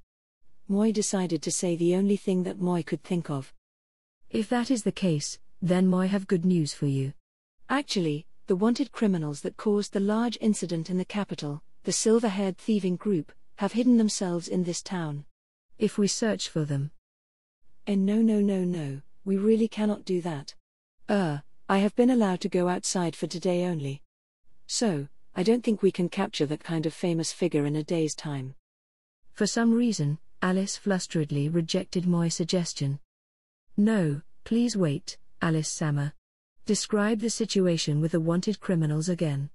I'm very curious as to why there are powerful thieves like them are hidden in this city. I am also slightly curious. Humph, although Alice rejected Moi for some reason, the other two seemed to entertain the idea. A while ago, the Adventurers Guild requested Moi to foretell the whereabouts of the thieves. However, Due to a blinding light that obstructed my eye, Moi gave up on the request. It has been a long time since that incident. Given the circumstances, should I try to foretell the true form of the thieves one more time? If we look from the perspective of their results, those thieves had actually saved us. So, I don't think we should. When Alice was trying to explain herself, the ground started to shake, and the sound of an explosion can be heard in the distance. What happened? Don't tell me, a remote town like this is being attacked by the Demon King's army. The explosion sound just now. Alice-sama, this is an emergency situation. Please forgive me for ruining this enjoyable moment, but before we clarify this incident, please do not move. For just a moment, I felt the presence of an enormous amount of magic power from far away. It seems to be magic casted by someone. In contrast, the three who responded tensely, the passers-by acted as though this incident was a regular occurrence. Alice inquired the complacent reaction of her surroundings. Hachibe, despite the explosion just now, the people of this town do not seem to be distressed. What happened? Do you know anything about it? Ah, that is just the natural scenery of this town. That explosion occurs once a day. It is like how every town has their specialty products. What happened just now is similar to that. Surely, that was the sound of a certain crimson demon releasing explosion magic. Scenery. So in small towns, you will occasionally hear the sound of explosions. We do not know much about the everyday lives of the masses, but from the reaction of the citizens, it seems that this is nothing new. I have learned much from leaving the capital. The two of you, please do not simply agree, there is obviously something weird about this town. Only Rain alone seemed to protest what Moi said. Rain Dono, you are the only one who is agitated by that in this town. If you continue like this, you will draw unwanted attention, so please consider what just happened with a bit more common sense. Me? I'm the weird one here? I'm the one that stands out? I stand out more than the person who wears a mask? I'm the one amongst us with the least common sense? Though Rain seemed to have taken a big shock, she calmed down as she followed our steps. As we continued to walk down the street dash. You, what kind of education did you had? Before you is the one who used to manage the town's finances, the Duke or Rip. Just then, Moi heard a good voice. One of the Duke's followers pointed to an obese man to indicate his identity. Seated in a palanquin was a man who, together with a group of knights that acted as bodyguards, created an oppressive atmosphere. If Moi were to guess, the incident seemed to involve a woman. You say that, but it can't be helped, you just aren't my type. The woman said with a contorted expression. She was a female adventurer that Moi would occasionally see at the guild. Are you serious? To be chosen by Orip-sama is extremely lucky, you know? Aren't you an adventurer? The follower couldn't comprehend why the woman would reject his master, and revealed a surprised expression. Huh. Yes, I am an adventurer.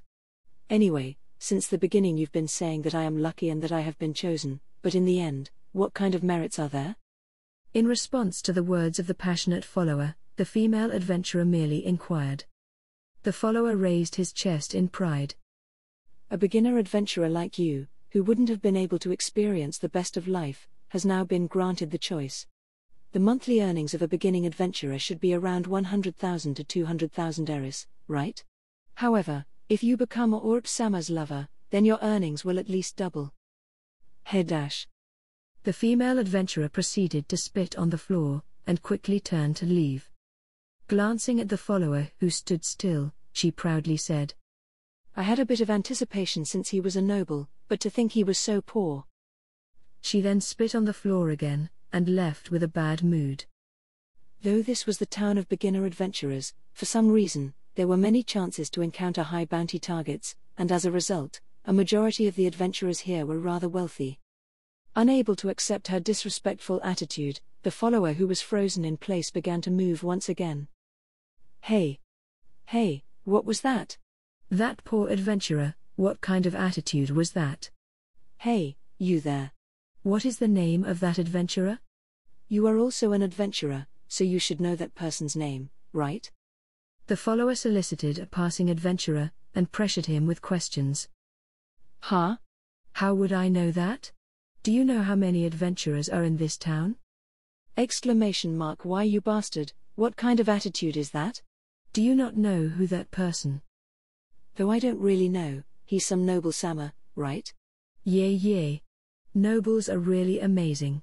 In this town where the service in stores are perfect, where the employees are all beautiful One-sans, they are the weird people who would rather choose some female adventurers to hold a spat with. The adventurers of this town are already used to the weird habits of nobles. What? The adventurer, who was being interrogated, brushed the follower off and continued on his way. To the people living in this town, the words of a noble didn't have much of an effect.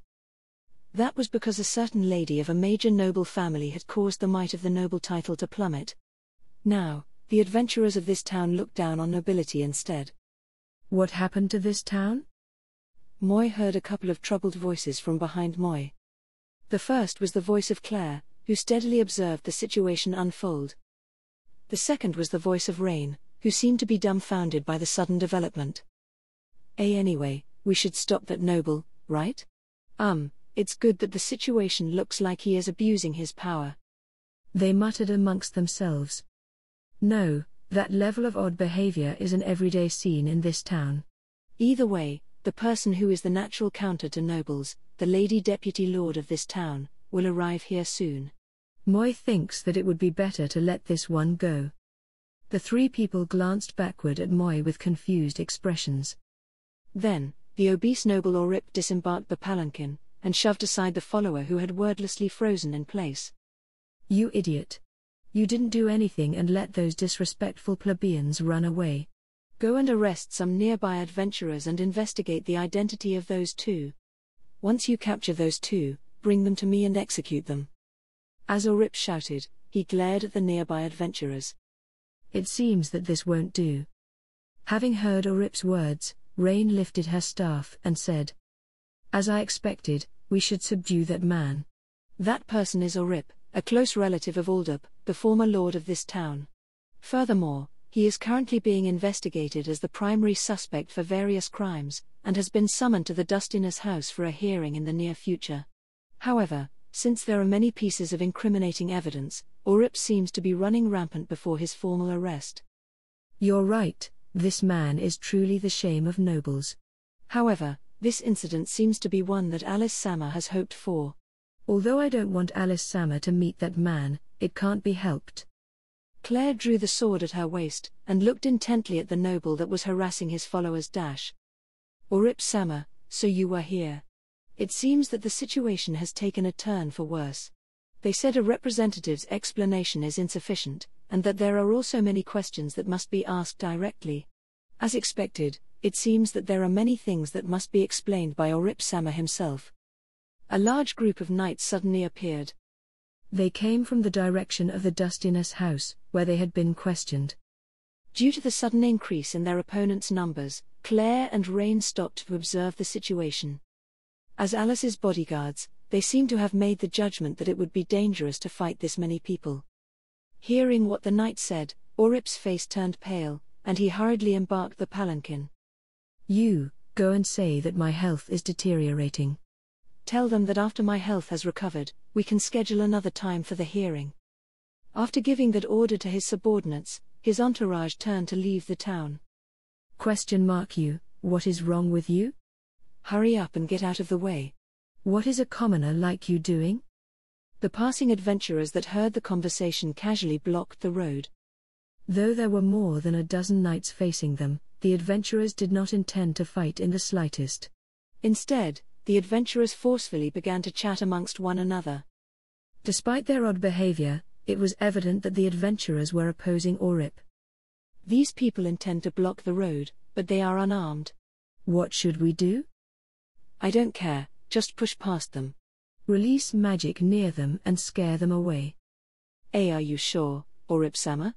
This is the middle of town, and it is also governed by the Dustiness family. Whatever, just do it. I'll be arrested if we don't go soon. Though they were doubtful of Orip's order, the knights began to chant magic. Seeing the situation, Alice's face went pale. Claire, Rain. If this goes on, then the people of this town will dash. Let us go, we will stop them. Alice prepared to rush out, but Claire held her back. Please wait, Alice-sama, that person is serious. We should wait for help to arrive, and then help them control the situation. I cannot allow Alice-sama to be put in danger. Claire-sama is correct. Releasing magic in town will cause a large disturbance, and the police will definitely respond quickly to this incident. Right now, we are at a numerical disadvantage, let us observe the situation. In response to her followers' words, Alice revealed a remorseful expression. I understand. In a disciplined manner, she heeded her followers' warnings. It seemed that the usual Alice was not this indulgent. Her sad gaze was directed towards the knights, who finished their chants and fired magic into the sky. Wearing an expressing that displayed her regret for being so helpless in this situation, the outrageous acts of the knights were burned into her memory. Well, contrary to the severe atmosphere that surrounded the three, the actual situation was quite different.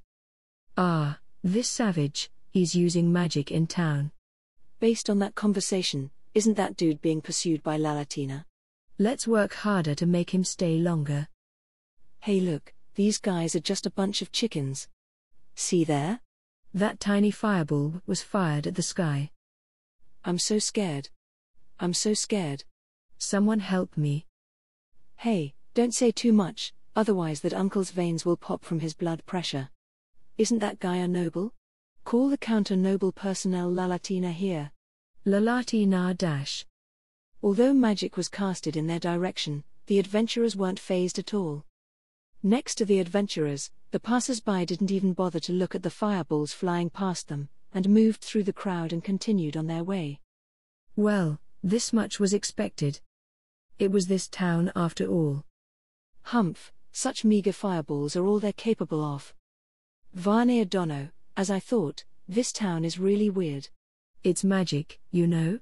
They're releasing magic in the middle of town, you know? If a fireball was released at the capital, everyone would be crying out in terror.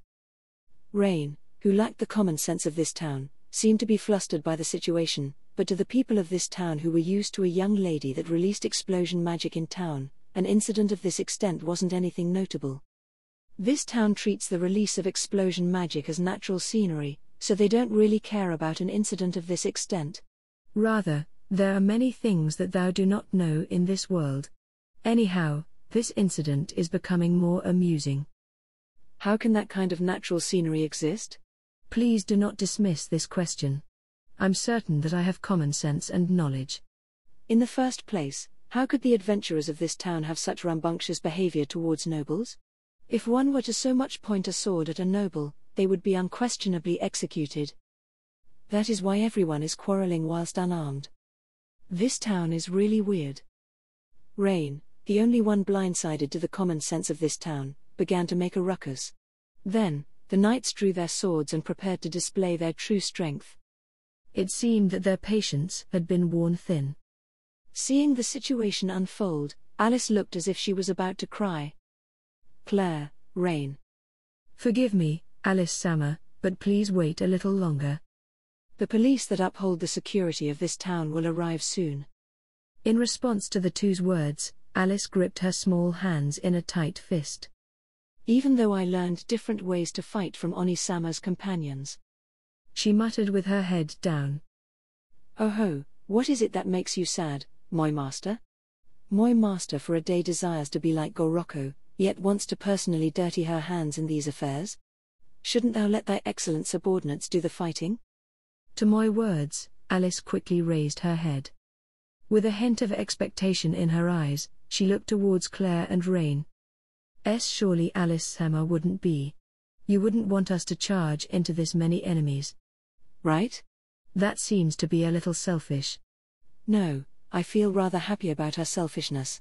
Ah, Alice-sama is looking at me with those eyes. Claire-sama, our job is to guard Alice-sama, but if it continues like this.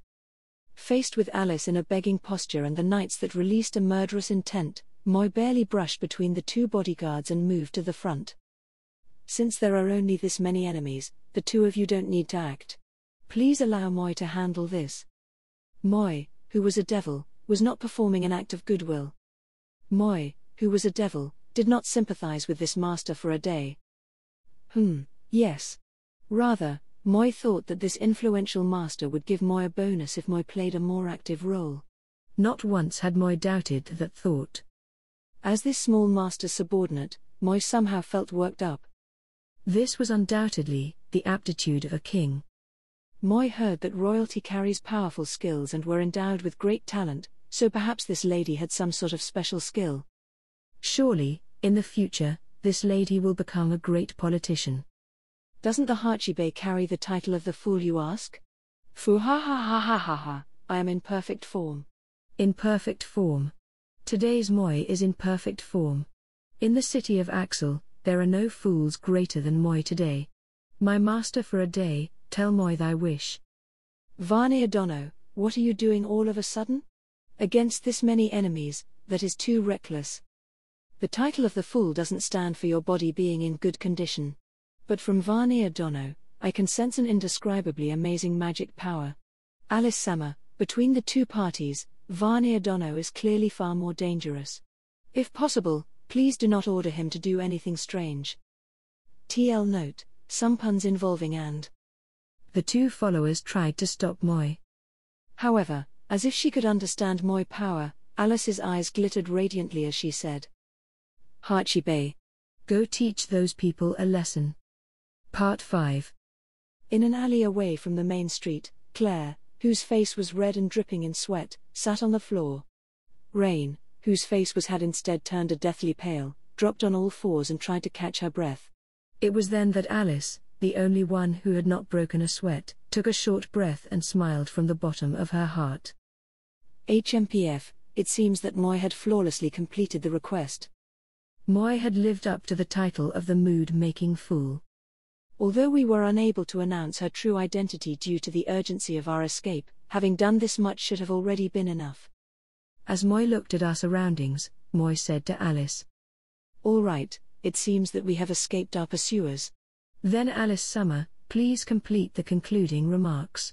If Moi am not wrong, it should be something like this. In this manner, the incident has come to a close. Like this incident has ended. Shouted Claire, whose face seemed to turn redder. How can it end this way? What was that just now? Hey Vanir Dono, what exactly are you?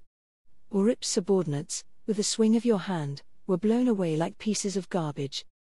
Claire Summer, please do not remind me. The Knights of Nobles, who had undergone harsh training, were crying for help as they tried to escape. I couldn't bear to look. Moi, who was considering the special reward, had let loose, and seemed to have traumatized these two as a result. What are you saying? Moi had sealed the Shorekill techniques of the Death Ray series, and fought while holding back my true abilities, you know? Moi only planned to lightly teach them a lesson, and while some light injuries were caused, there were no casualties. That's not what I meant. Because of your rampage, the town will surely fall into a state of chaos. Rather than solving the problem, we ourselves have become the culprits. And, that was you holding back. As she said that, Claire shivered. Actually, Vanir Dono, what Alice Sama wanted to do was to teach the evil people in front of the masses, and then announce her true identity. However, for some reason we are now the ones chased by the city guards. If this continues, there wouldn't be an opportunity to announce her identity. Rain let out a long sigh. Hearing the opinion of the two, Moi reflected on Moi actions. It seemed that Moi had truly gone too far. However, in truth, the announcement of her identity carried no meaning. That man from a noble family did not react to Moi, who was on a rampage. Rather, when he had seen the faces of Alice and Claire, his face became a pale visage, and his body began to uncontrollably tremble in terror. No matter how Moi looked at it, it was clear that the noble had figured out Alice's true identity. If his quarrel with the royal family were to be known, that noble would be executed without trial. So, he should not so much as utter about Alice's identity. In any case, if it was only dispute of this extent, then a certain impatient noble lady would quickly dismiss it. Moi did not think that any more disturbances would occur. To start with, that man was trying to escape his hearing, then Moy might be able to anticipate a suitable reward for Moy's assistance in this incident. Aha ha ha ha dash. Aha ha ha ha ha. This is the first time I have to escape so far, and the first time I've run around so much. It's also the first time where I've felt so refreshed. Claire, Rain, did you see it? That tyrannical noble willingly ran to the police station and begged for protection, right? The last time I felt so happy was when I went together with Oni-sama to snitch food and had to run away from the head chef. Alice-sama, your smiling face is truly wonderful, however, after causing so much of a disturbance, this is not the time to laugh. Though she was lecturing Alice, Claire's face only continued to redden. Yes, Alice-sama, if we were caught by the guards then.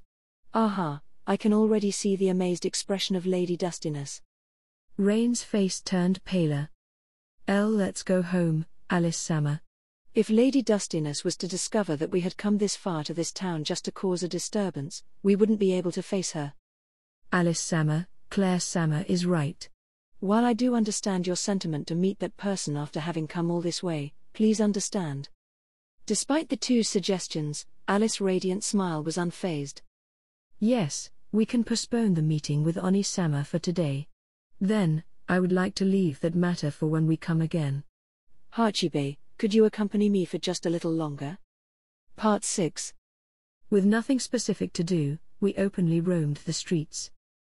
Afraid of being captured by the police, Claire and Rain looked around in distress.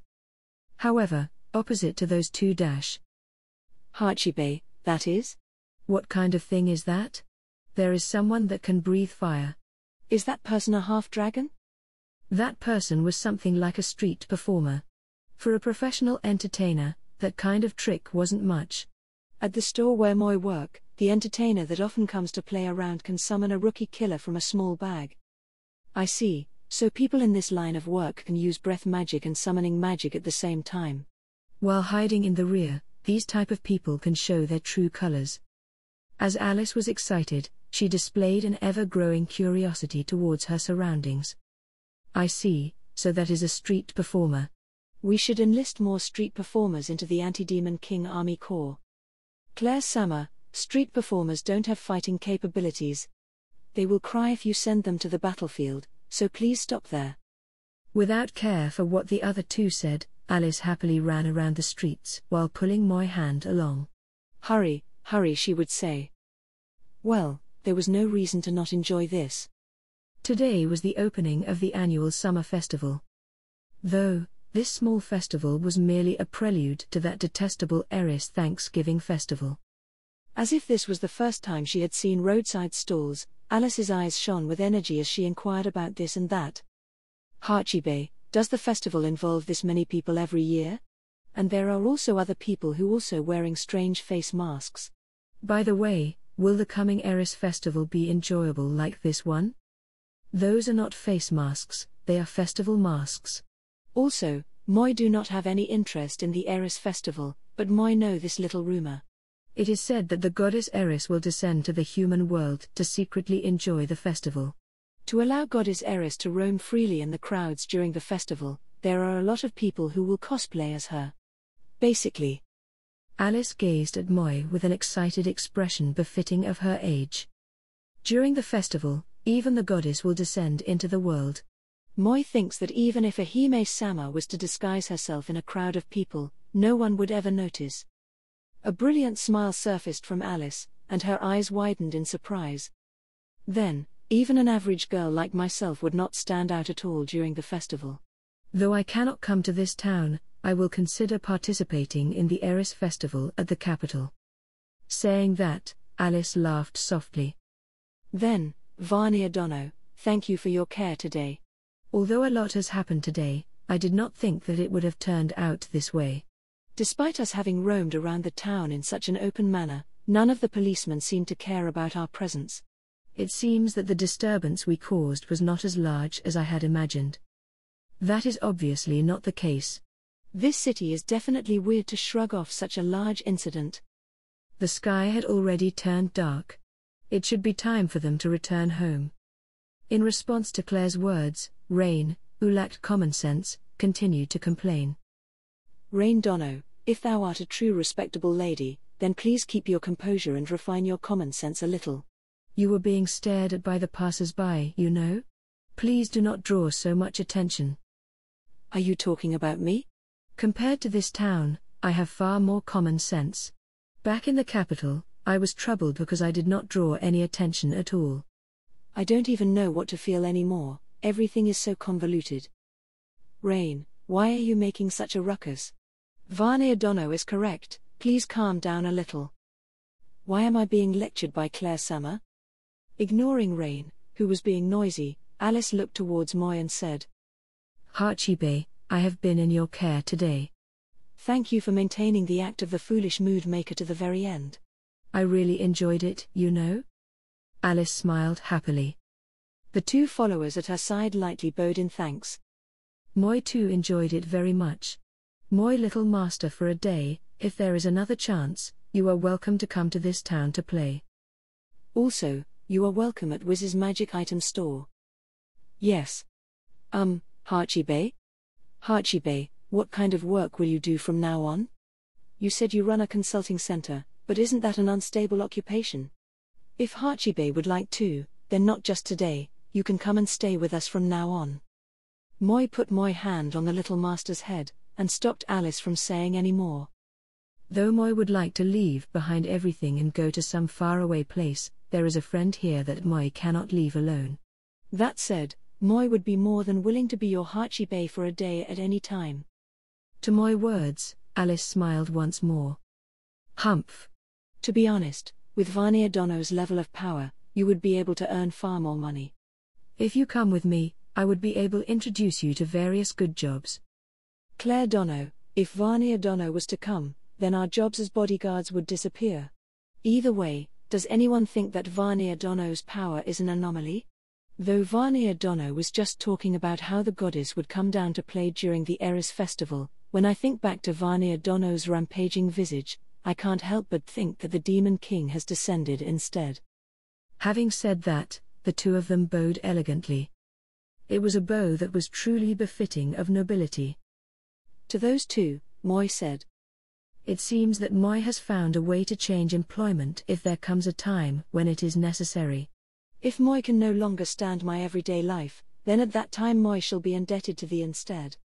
Moy returned a bow that only nobles knew. Seeing that gesture, the two's eyes widened.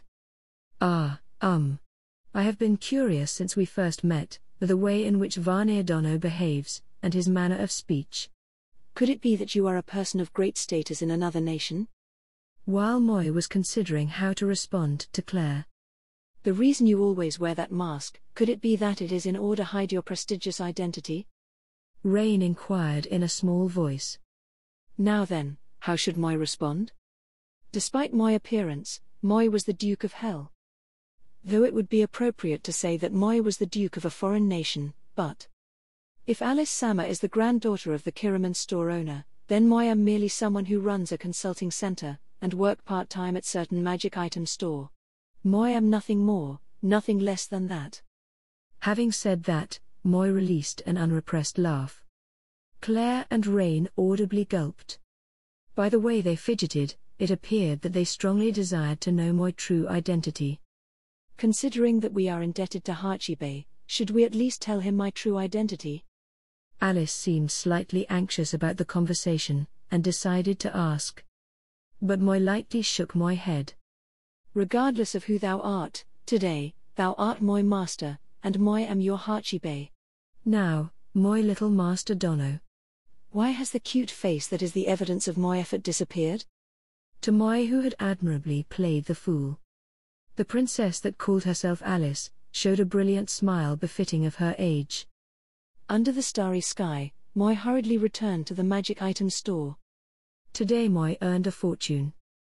There was the initial amount, however, Moy had performed the role of the Hachibe beyond expectation, and received a special bonus. With this much money, even if the troublesome store owner managed to punch out more red digits, Moy would not have to worry about having nothing left. As expected, that lady would have a bright future. Not only did she compliment Moy mask, but if there would be a day when Moy current livelihood faded, Moy could even go there to play. That said, Moi's wish was to help this undependable friend, and one day have her construct a great dungeon for Moi. Having decided to tell the house-sitting store owner of Moi's adventure today, Moi opened the door to the magic item store. Whiz, Moi have returned. Listen well, today's earnings are truly outrageous. Since the opening of the consulting center, this is surely the top customer, and... Moi stopped. Everything around Moi ceased to move. For some reason, Whiz appeared from the store, carrying a mysterious pile of rubble. What has happened in Moi absence? Then, she noticed Moi, who had stood there dumbfounded. Why you are mistaken, Vania-san. Whiz, who was carrying a pile of garbage, slowly retreated from Moi. What am I mistaken about? What has happened this time? Though I don't really want to hear it, I will grant you a chance to explain. Calm down, just now, didn't Moi pledge to help this undependable friend? Though Moi wanted to chase after Alice's group at this very moment, it would not be too late to do so after hearing her explanation. Actually, Aquasama's holy water was well received. For the first time, they actually sold out. Whiz, who had an impatient expression, said something out of Moi expectations. Sold out? That holy water? Moi thought it would be some cruel punchline again, but it was actually a rare piece of good news. Though Moi had doubts at first, that strategy had come from that little brat. If it came from the brat that specialized in earning money, then this profit was nothing rare. And then, you see, Aquasama and I were very happy to have sold out the holy water, so we decided that based on the usual sales, we would increase the amount of production to earn more money. After all, Aquasama and I, who would often trouble Kazuma-san and Vania-san, wanted to show you that we can occasionally come up with something good. So you mean you wanted to impress Moi? Then? Moi words caused Whiz to shake violently. She then pointed deeper into the store.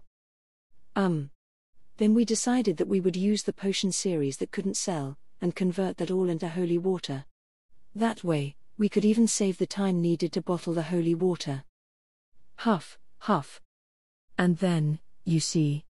In the storage deep in the store, there is a potion that would explode when opened. Vania-san, where are you going all of a sudden?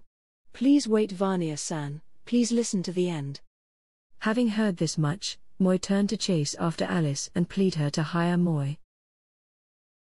Chapter 3, Today as a Receptionist. Part 1. Lately, there is a lady that Moi has been curious about. Here, this is the reward for the request. Thank you for your hard work. After serving all the customers as usual, while sitting in the corner of the Adventurers Guild, Moi found myself observing this curious lady. The lady's name is Luna. Luna-san, I'll entrust you with the calculation as well. Tilda, an unexpected amount of monsters appeared and it was really tough. I think the monsters seem to have come from other habitats, Tilda. While we destroyed all the assault ants in sight, there are probably some remaining there. That must have been a troubling situation, thanks for the information. The monsters might be establishing a nest nearby. Please tell me where you encountered the assault ants, the guild will put up an investigation quest. Also, the reward for the hunting quest will be increased appropriately. Thank you for your hard work. She would give an appropriate response to the rowdy adventurers. Luna-san, about the monsters specified in this request. The monsters had already been hunted by the time we arrived. Does this count as a failure? They seem to have been repelled by passing adventurers. In this situation, the penalty for failure will not apply, so please rest assured. She would swiftly resolve any problems that suddenly appeared. Hey, Luna, I've been curious for a while now, but what kind of food did you eat for your chest to grow that big? There's a girl in my party named Lin, you know. Her body doesn't seem to be developing at all. I pity her as a companion, so I wanted to give her some advice. Got any good ideas? Dust-san, if you speak in such a vulgar manner to an employee, an appropriate penalty will be imposed. You already tend to quarrel with the new adventurers, and have caused various disagreeable incidents. Therefore, if this continues, I may be forced to take some measures against you. And she would deal with delinquents that were drunk in the afternoon. Vania-san, why are you looking at Luna-san? That One-san is a popular receptionist lady at the Adventurers Guild. If you do something that troubles her, you'll be attacked by other adventurers, you know? See? Dust-san is already being beat up. This receptionist lady has sparked my curiosity. Moi glanced at Eonion, who was seated beside Moi. Having arranged set of playing cards, she was enjoying a concentration game. Moi does not want to trouble her, after all, Moi owes her a lot. She allowed Moi to use this corner of the guild, and even introduced troubled customers to Moi. Because of that, Moi was troubled. Then why are you making such a troubled expression? Vania-san, if you are free, do you want to play a concentration game? I'm quite confident in my skills in board and card games. I'll even gamble my spare change, all right? With an intense desire to play, Eonion shuffled the deck, and arranged the cards on the table. All right, then allow Moi to go first. Oh ho tilde, it seems that Moi have safely accrued a pair. Oh ho tilde, another pair? Tilde, what is happening here? Has Moi completed all the pairs in a single turn? Then Moi shall take what you bet. Using your clairvoyance power is cheating. The game ended before I could do anything. Despite her complaints, Eonion, who was honest to a fault, quietly handed over the money. Actually, Moi is interested in someone. The cards that Eonion was shuffling abruptly fell to the floor. Part 2. As Moi was arranging the store warehouse and getting rid of useless products, the goddess stood with a gaping mouth at the variety of items in the warehouse. She looked around in awe, hoping to find an interesting item. Please excuse me, Vania-san, could you say that one more time? With an equally dumbfounded expression, was inquired once again. Without stopping what Moi was working on, Moi replied. Moi said that recently, Moi has become interested in someone. To Eonion the other day, as well as to Wiz just now, Moi repeated the same line. As Moi continued to work, Moi picked up a product. What kind of effect could this possibly have? Vania-san, how could you just continue to work? Vania-san is interested in someone? And who is this someone? Is that person human? To think that the Vania-san that insists on saying things that no one understands would have such a youthful moment. Please calm down, Wiz. If it is this person, then he is probably interested in the product of some armor store, or a ghost mask that he saw at the festival. Please don't hold such high expectations. Moi glanced at the two who said disrespectful things about Moi. Moi is interested in a human lady. That said, could you please tell Moi what kind of effect this magic item has? That said, right now there is something far more important than that magic item. By the way, that is a powerful magic item allows its user to use the thief skill steal. Although it uses a large amount of mana, and can only be equipped by people with a thief profession. That said, that person is a human, you said? This item was not a magic item, but rather, a piece of junk. Hey, Wiz, I'm pretty shocked at this unexpected turn of events. Having been with Vania-san for such a long time, I'm far more shocked than you are, Aqua-sama. To be honest, I thought it was some kind of joke.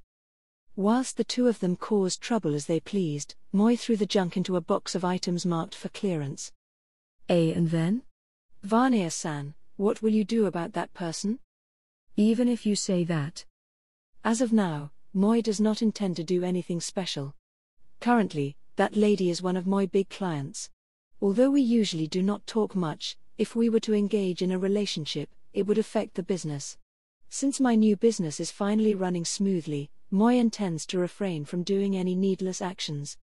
Moi said as Moi picked up another piece of junk. What are you saying? This is not like Vania-san at all. Wiz took the junk from my hands. I guess it can't be helped, Tilda. I might hate you, but after hearing something so interesting, I can't just sit here and do nothing, right? Wiz, let us use our rich romantic experiences to give him some advice. Making this devil with a bad personality owe us isn't a bad thing either. Rich romantic experiences. Aqua-sama, when I was an adventurer, I spent my all days fighting. After which, I've been working desperately in this store, so about that. It's all right, when I was working as a goddess, I spent all my free time reading manga. Of course, as should be expected, my knowledge in romance manga is absolute. So just leave this to me. Just what are these two excited about? The goddess with a smug expression proceeded to sit down with no regard for etiquette. With an aura of pride, she crossed her arms and said, As a devil, you surely won't understand a girl's feelings. Therefore, I will be the one to guide you on the right path. I don't know who that girl is, but the first step is to present gifts that would make her happy. After that, you should begin to understand that girl.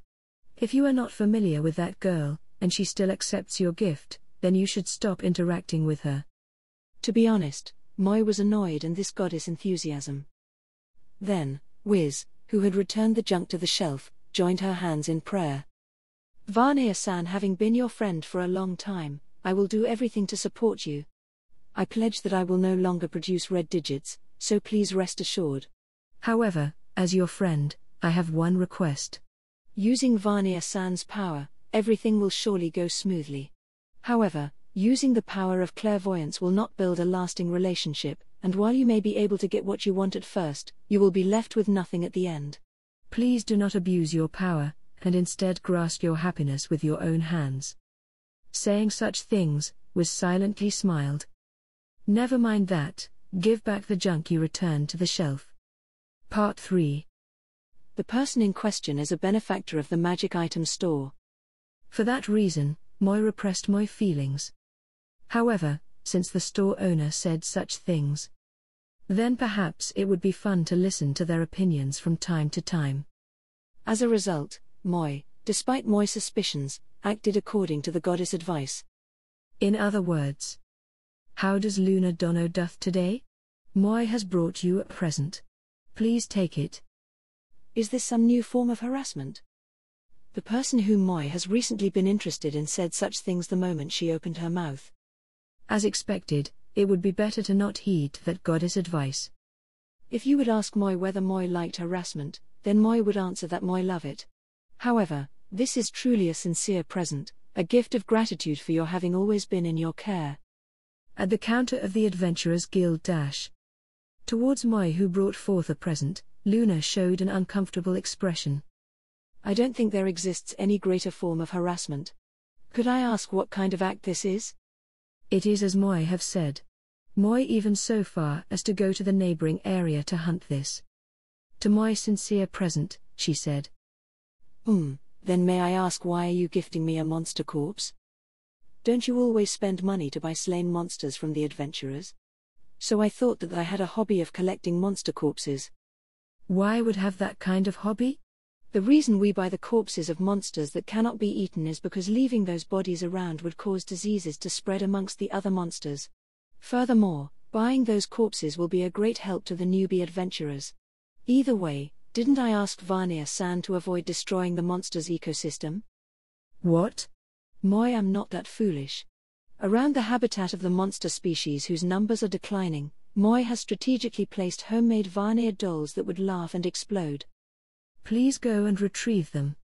Without using the power of clairvoyance, it is hard to establish relationships. In this manner, Moi initial approach ended in failure. How did it go?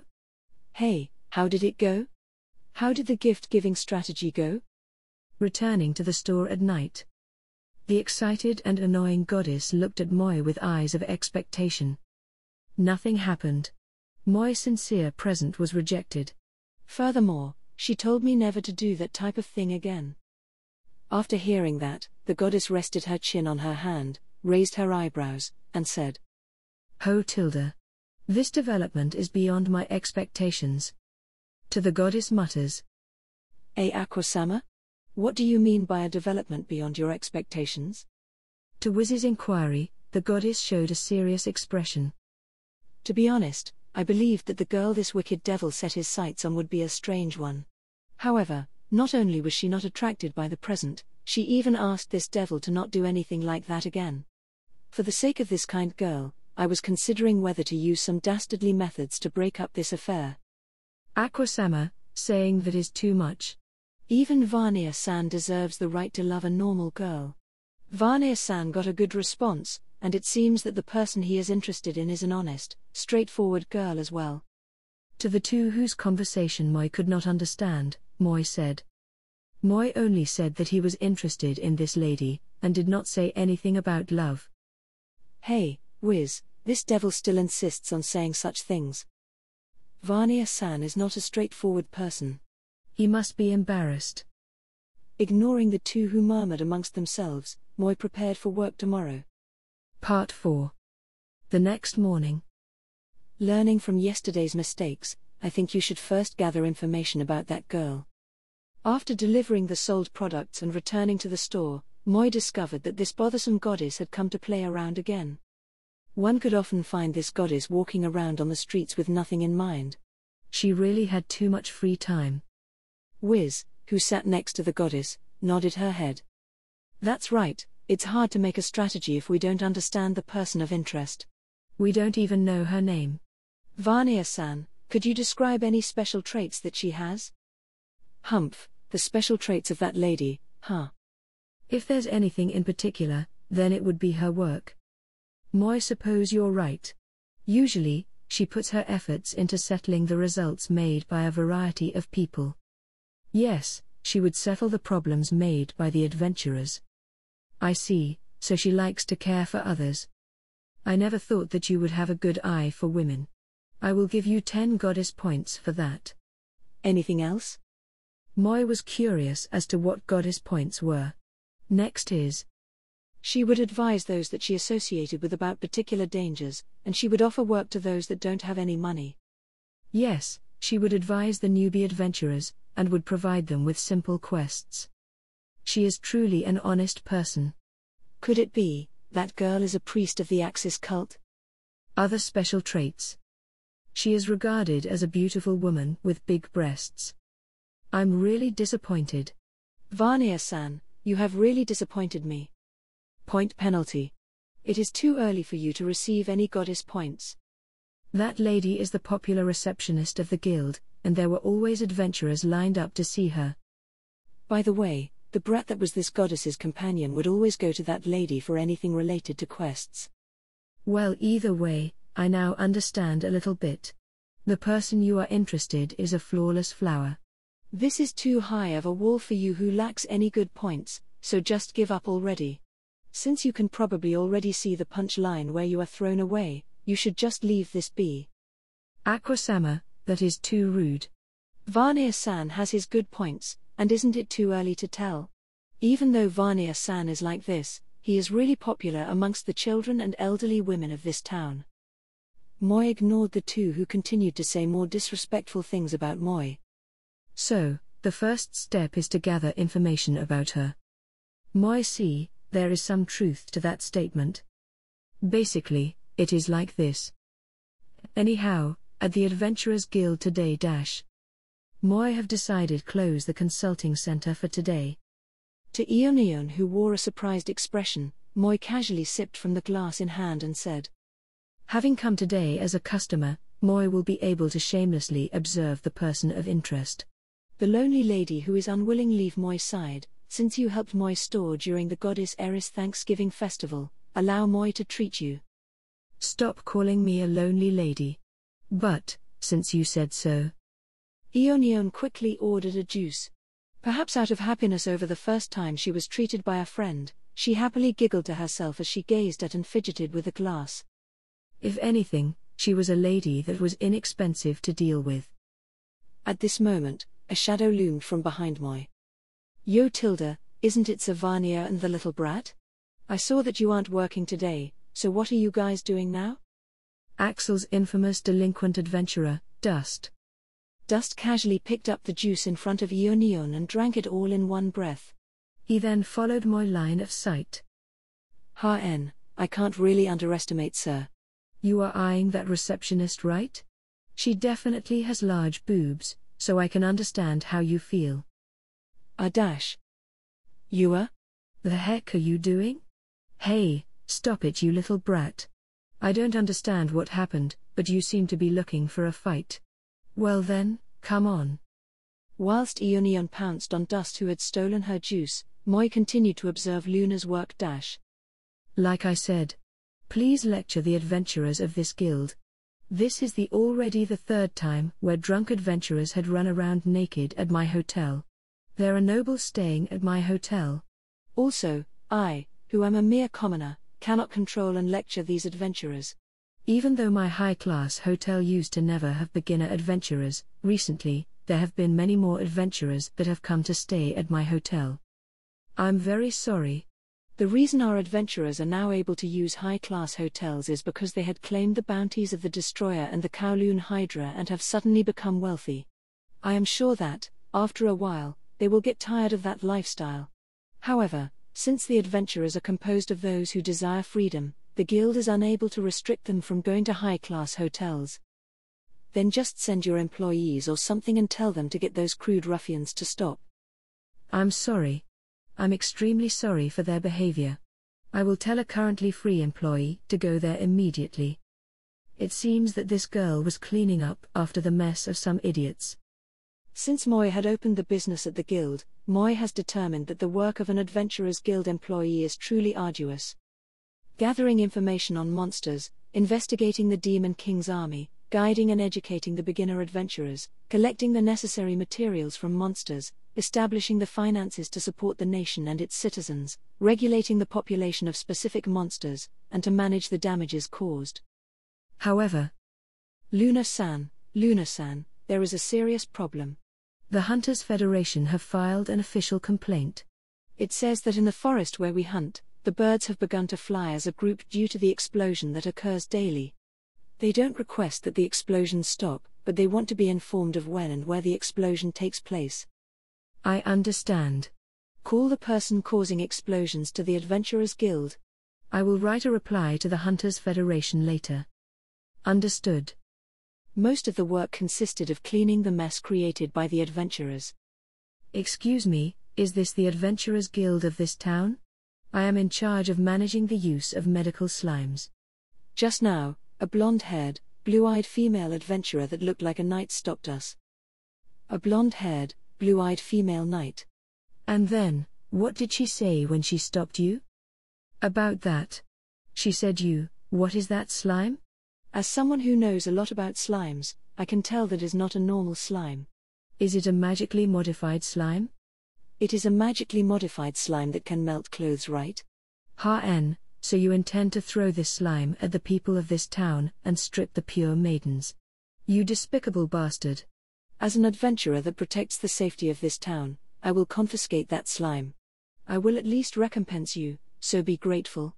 And forceful took the slime we were transporting away. I'm extremely sorry, we will have the medical slimes returned to you as quickly as possible. Any employees that are open at the moment, someone go retrieve the slimes. Also, since you will surely meet resistance, contact the lady's guardian before going.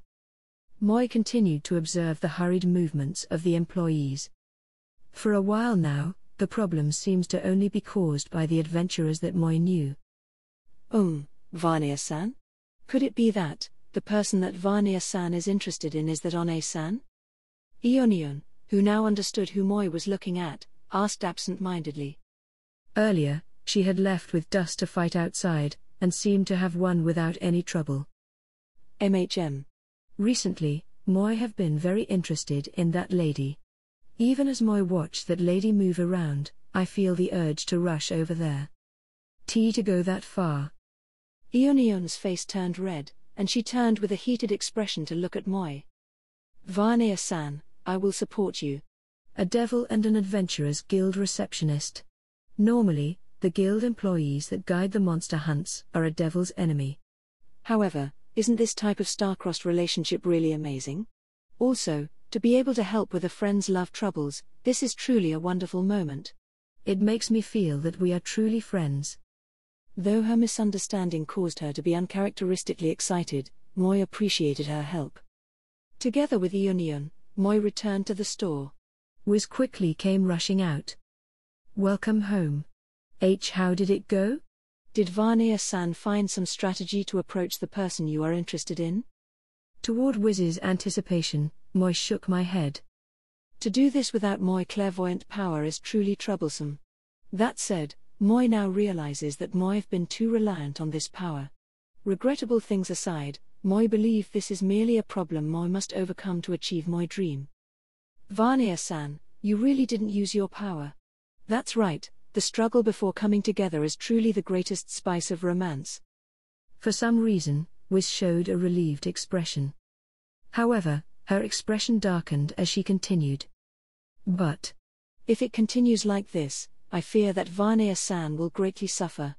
So, with the power of clairvoyance, Moi stopped Wiz from continuing.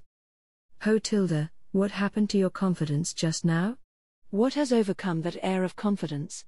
It seems like you are experienced in romance, so please allow Moi to learn from your experiences. So then, let us decide on what to do from now on. Ionion-san, do you have any good ideas? You don't have any? Isn't that right? Then first, let's go with this.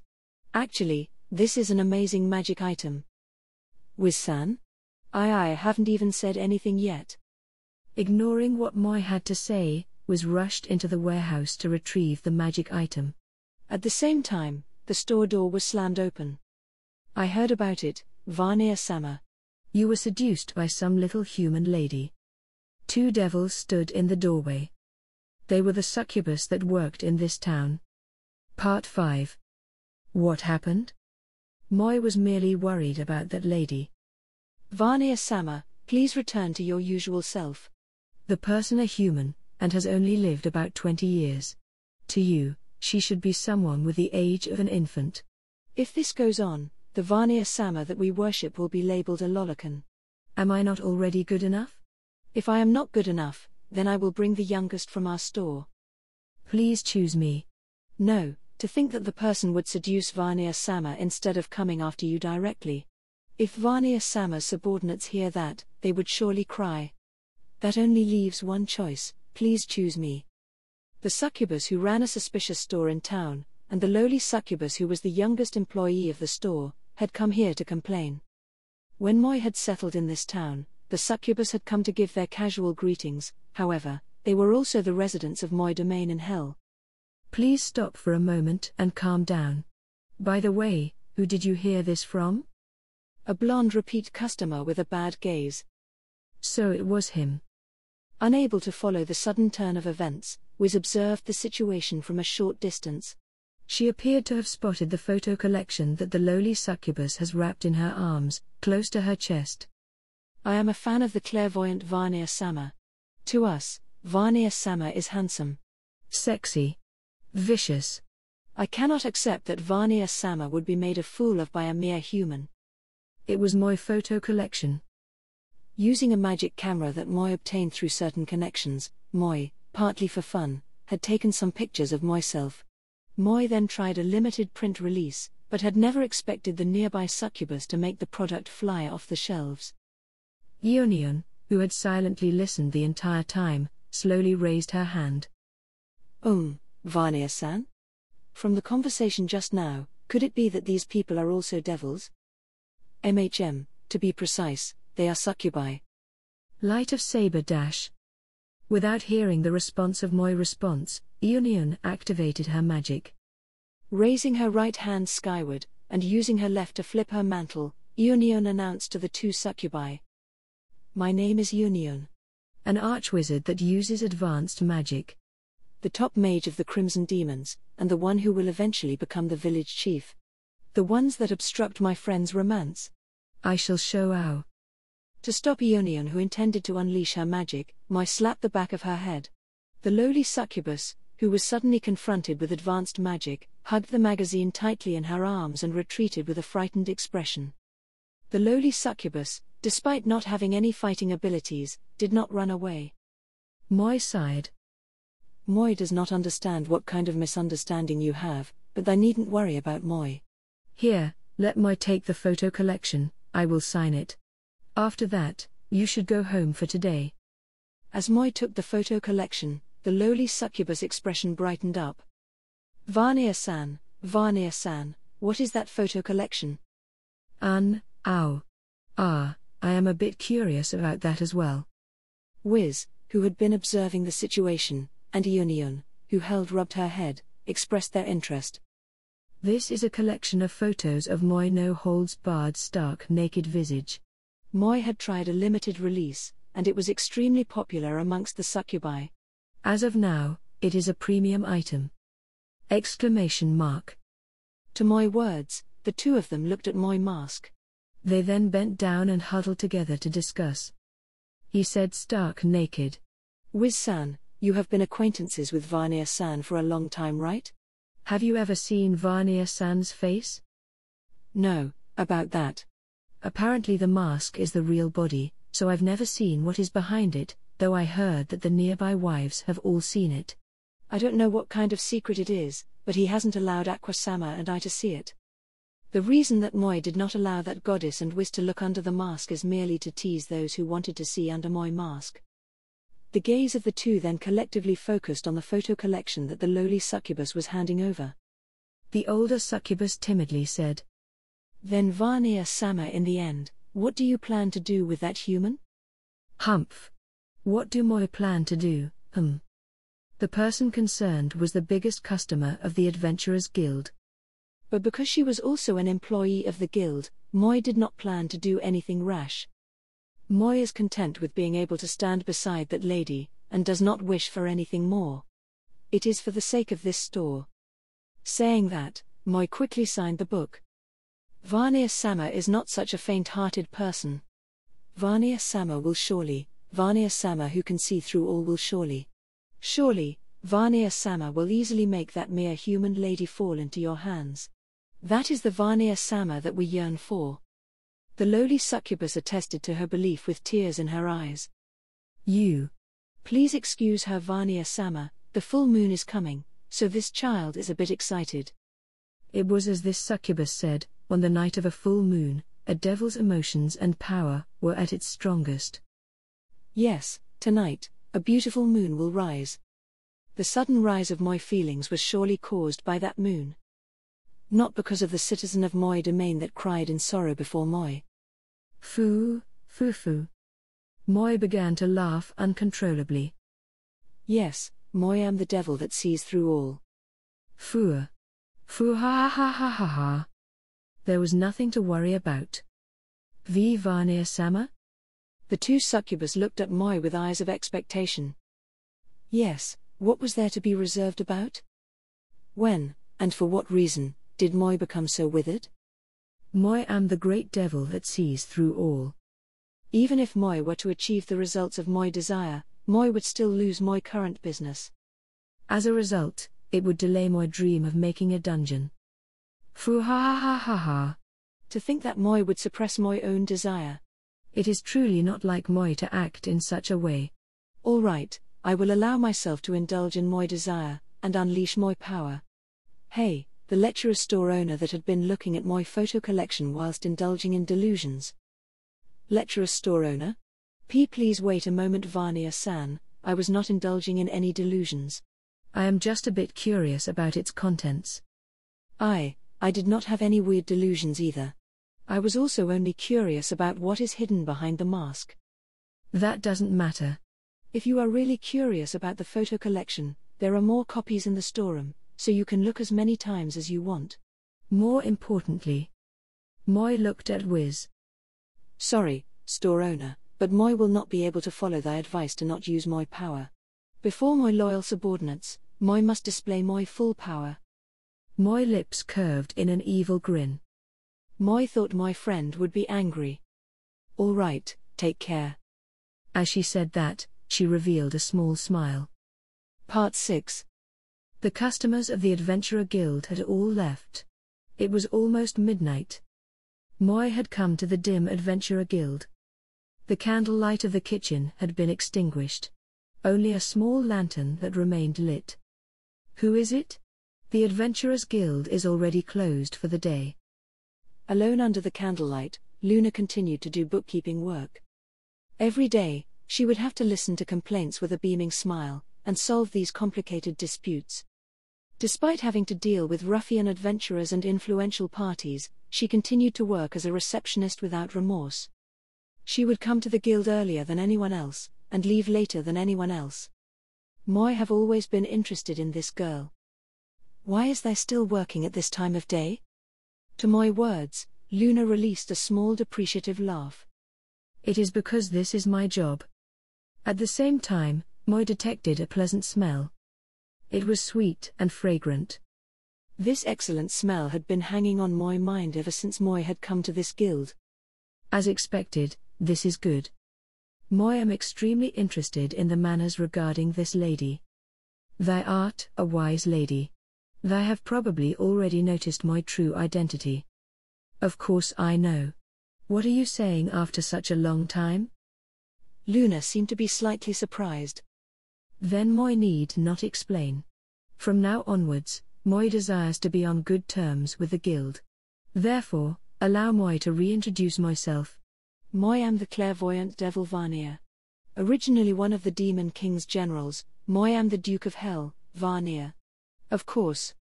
To Luna, who already knew what Moi said. Thy heart that is toilsome every day, Moi have already seen through it all. Moi loudly placed the sake bottle onto the table. Then, Moi benefactor. Tonight, allow Moi to listen to your accumulated troubles. 1 hour past midnight. I can't take it anymore. Just why? Why do all the adventurers of this town cause so many problems? Do they have some grudge towards me? Not to mention, the people I deal with are adventurers. Not only can I not use any forceful methods, but since the adventurers of this town are now fairly wealthy, they don't care if I restrict them from doing quests for a while. What exactly should I do? At the tavern of the Adventurers Guild, Luna drunkenly roared her troubles as loudly as she could. MHM, there are strange people everywhere in this town. I understand thy feelings. Whilst listening intently, Moi continued to pour sake into the Luna's cup. Only Luna and Moi were currently at the Adventurers Guild. Luna gulped the cup in one breath, and continued to complain. Uhu. Only Varnir-san seems to understand me. Each and every single day I have to clean up after the adventurers' mess, and even then, there is no overtime pay. Once I get home, I immediately go to sleep, and by the time I wake up, it is already almost to go to work again. I haven't taken a day off in 3 months, you know. Even though there are new employees, all the older workers retire when they marry, so it is just as busy as before. I want a boyfriend. I want to experience romance. Rather than those adventurers that can only say crude things, I want a gentlemanly and mature lover. I see, there have truly been troubled every day. Do not worry, Moi can already see that in a short while, you will find an attractive man. Now, it is fine to keep drinking. Since Moi always borrows the guild's corner for Moi business, tonight's Moi treat. This is the least Moi can do. As Moi refilled the empty cup again, the receptionist lady wildly turned to gaze at Moi. Ha! If only Varnir-san is not a devil. Fu ha ha ha ha. Moi am not a devil. Rather Moi am merely a part-time worker and a well-behaved citizen of Axel. Yeah, that's right, you're just a plain citizen who wears work gloves and a working outfit, and occasionally goes to hunt monsters whose populations have grown too much. Thank you as always. Well, you are welcome.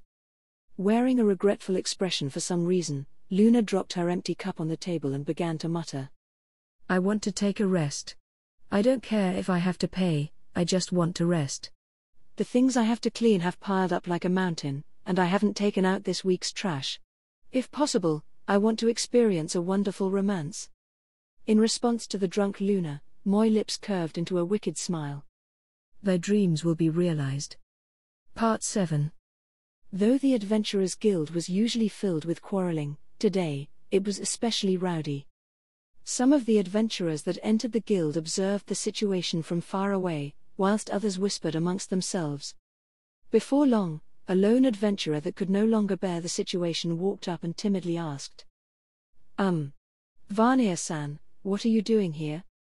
To Moi, who was sitting behind the counter. You should first start with a greeting, you small-eyed man. As you can see, today, Moi is a receptionist. Moi am responsible for complaints and consulting. Now, it would be great if you could pass this message along to the idiots where are looking from over there. Thus, the man doubtfully explained the situation to the other adventurers. Either way, The adventurers were puzzled as to why Moi have become a receptionist. After sending the drunk Luna back to her home, Moi explained to the other employees that Moi would replace Luna for today, which led to the current situation. While the employees had shown doubtful expressions, in the end, they solemnly decided to accept the compromise. Though they may want to inquire about Moi intentions, the situation is as Moi had anticipated with Moi clairvoyant power. However, this was all preparation to obtain that radiant future. Then, is Vanya-san is responsible for complaints? Then it is fine if I tell you, right? The two adventurers that stood before Moi inquired with a glint of suspicion. Yes. Moi usually runs a consulting center, so addressing complaints would not trouble Moi in any way. Then let us hear it. What are you troubled about? Actually, we've been summoned to the guild. A while ago while we were drunk, and began to quarrel in the middle of the street. That's right. And since this person is a warrior, and I am a mage, after a while I began to use magic. Since offensive types of magic are forbidden in town, we've come to the guild to have the penalty imposed. The adventurers of this town are indeed a group of problem children. I see. It is true that in the case of using offensive types of magic in town, a 1-month penalty of community service will be imposed on the parties involved. Well then, let us settle this matter quickly. Hey, wait a second. It is bad for us to quarrel in town, but we are adventurers, you know? During the time where we're doing community service, wouldn't there be a troubling increase in the number of monsters? Why, yeah. Plus, since we fight monsters every day, isn't it fine to be drunk occasionally? No one was hurt either way, and isn't this type of incident really common in this town? So this is how it is. No wonder Luna was so troubled. No wonder she would emit such a wonderful scent. Basically, you don't plan on accepting the penalty of community service? To my question, the two lightly took a step back. Oh, of course. What is it? I'm not scared of you. If you use violence, then I will go and tell Wiz-san. I'm not scared of you either. If we were scared of fighting, then we wouldn't be adventurers in the first place. That said, I don't mind if we use money in place of community service. I don't mind being fined at all. Though Moi did not understand their strong attitude, Moi slowly rose from my seat. To all the adventurers that have been called by the guild today, please look over here. To these two people who are giving the guild employees a lot of trouble, Moi shall use brute force. Shouting the announcement across the guild, Moi pointed to the two adventurers. To all of Moi clan in the world, the Duke of Helvania orders you to. Wait. Hey, stop. What are you planning to do? I feel like I just heard a very dangerous line. We will go do community service immediately. So please wait, Vanya-san, wait. Towards the two who ran screaming. Thou shalt be struck by Moi curse. Cursed darkness. As Moi shouted, the curse attached to their targets. You are? Hi, huh? Nothing happened? Then, a black radiance enveloped the two who could not keep up with the turn of events. All right, your penalties end here. You're free to go. Then, next person please. Seeing Moi that acting as if nothing happened, a commotion swept across the guild. What was that just now? I've never heard of that magic. It was a magic that was darkness something. Is it a curse that makes you a natural masochist? What Moi used was a devil's curse. Using the power of darkness, Moi could place any curse that Moi desired. Seeing nothing happen to him, one of the adventurers left the guild. Idiot, isn't that just an empty threat? Oye Vanya-san. I was summoned here because I fought with a normal citizen. Could you give me the same penalty as that guy? The person showed of a gleeful air to the adventurers, and stamped his feet as he walked towards Moi. It was then. Kia-aa? Hi-rh? The feverish cries of the two resounded throughout the guild. They seemed to now be familiar with the effects of the curse. Hey, what's happening? Why are you crying so loudly? It seemed like nothing had happened, so what is it now? Perhaps he was scared by the helpless cries, but the man who was walking towards Moi showed an uncomfortable expression and froze where he stood. Not there. The man who was cursed uttered those words. And not there? What's not there? As the nearby adventurers inquired, the man kept his hands between his legs. Somehow, that thing of mine is not there. Please forgive me. Give me a break. I will pay or whatever, so please forgive me. Please return my thing. Hey, have I become some weird creature? What should I do? Hey, how should I deal with this? I will prostrate myself on the ground or whatever, so please return me to how I was. To the two who stood there in tears, Moi signaled the next adventurer. Then the next customer. If Moi was not wrong, they wanted Moi curse as the penalty. Am I wrong? No? I will do the normal community service. I pay the fine or do anything but that. Moi handed the community service manual to the deathly pale adventurer. Then, next person please. Ah. Vania-san, I truly regret what I have done, so please forgive me. About the trouble I've caused, please excuse my actions. I'm sorry. If it continues like this, I won't be able to marry, so please forgive me. The other adventurers observed the situation in fright. Moi said to the two adventurers who lay in tears. The penalty period is 1 month. After that, everything will return to normal. If it's not there, you will perhaps feel even more relaxed. It may even be more convenient when you go to the toilet. By the way, if you perform community service, the curse period will be shortened. I will go. As Moi saw them rush out. Then, next person please. The faces of adventurers that were summoned turned pale, and their bodies began to shake uncontrollably. Part 8. About 3 hours since Moi began to work. Having dealt with the adventurers that caused problems, Moi finally had some free time. As the adventurers' guild door opened, Moi spotted some familiar faces. Spotting Moi, they approached with puzzled expressions. Vania-san, what are you doing here? You didn't return last night, so I was worried. Wiz and Eonion had come to see Moi. For some reason, the two succubi followed shortly behind them. After what happened last night, Moi had a drink with the person Moi was interested in. Then, I brought the lady home as she was drunk. Right now, Moi am working in her stead. Vania-san, you managed to drink with that special person? You managed to pull it off, didn't you? This is an amazing development. And you even brought her home. How mature. It is a relationship between adults. Behind the two who were making a fuss, the two succubi gritted their teeth and looked as though they wanted to cry. Just then. Excuse me, I'm sorry for my lateness. Despite her messy hair, Luna, the lady that Moi was interested in, hurriedly opened the doors, and rushed into the workplace.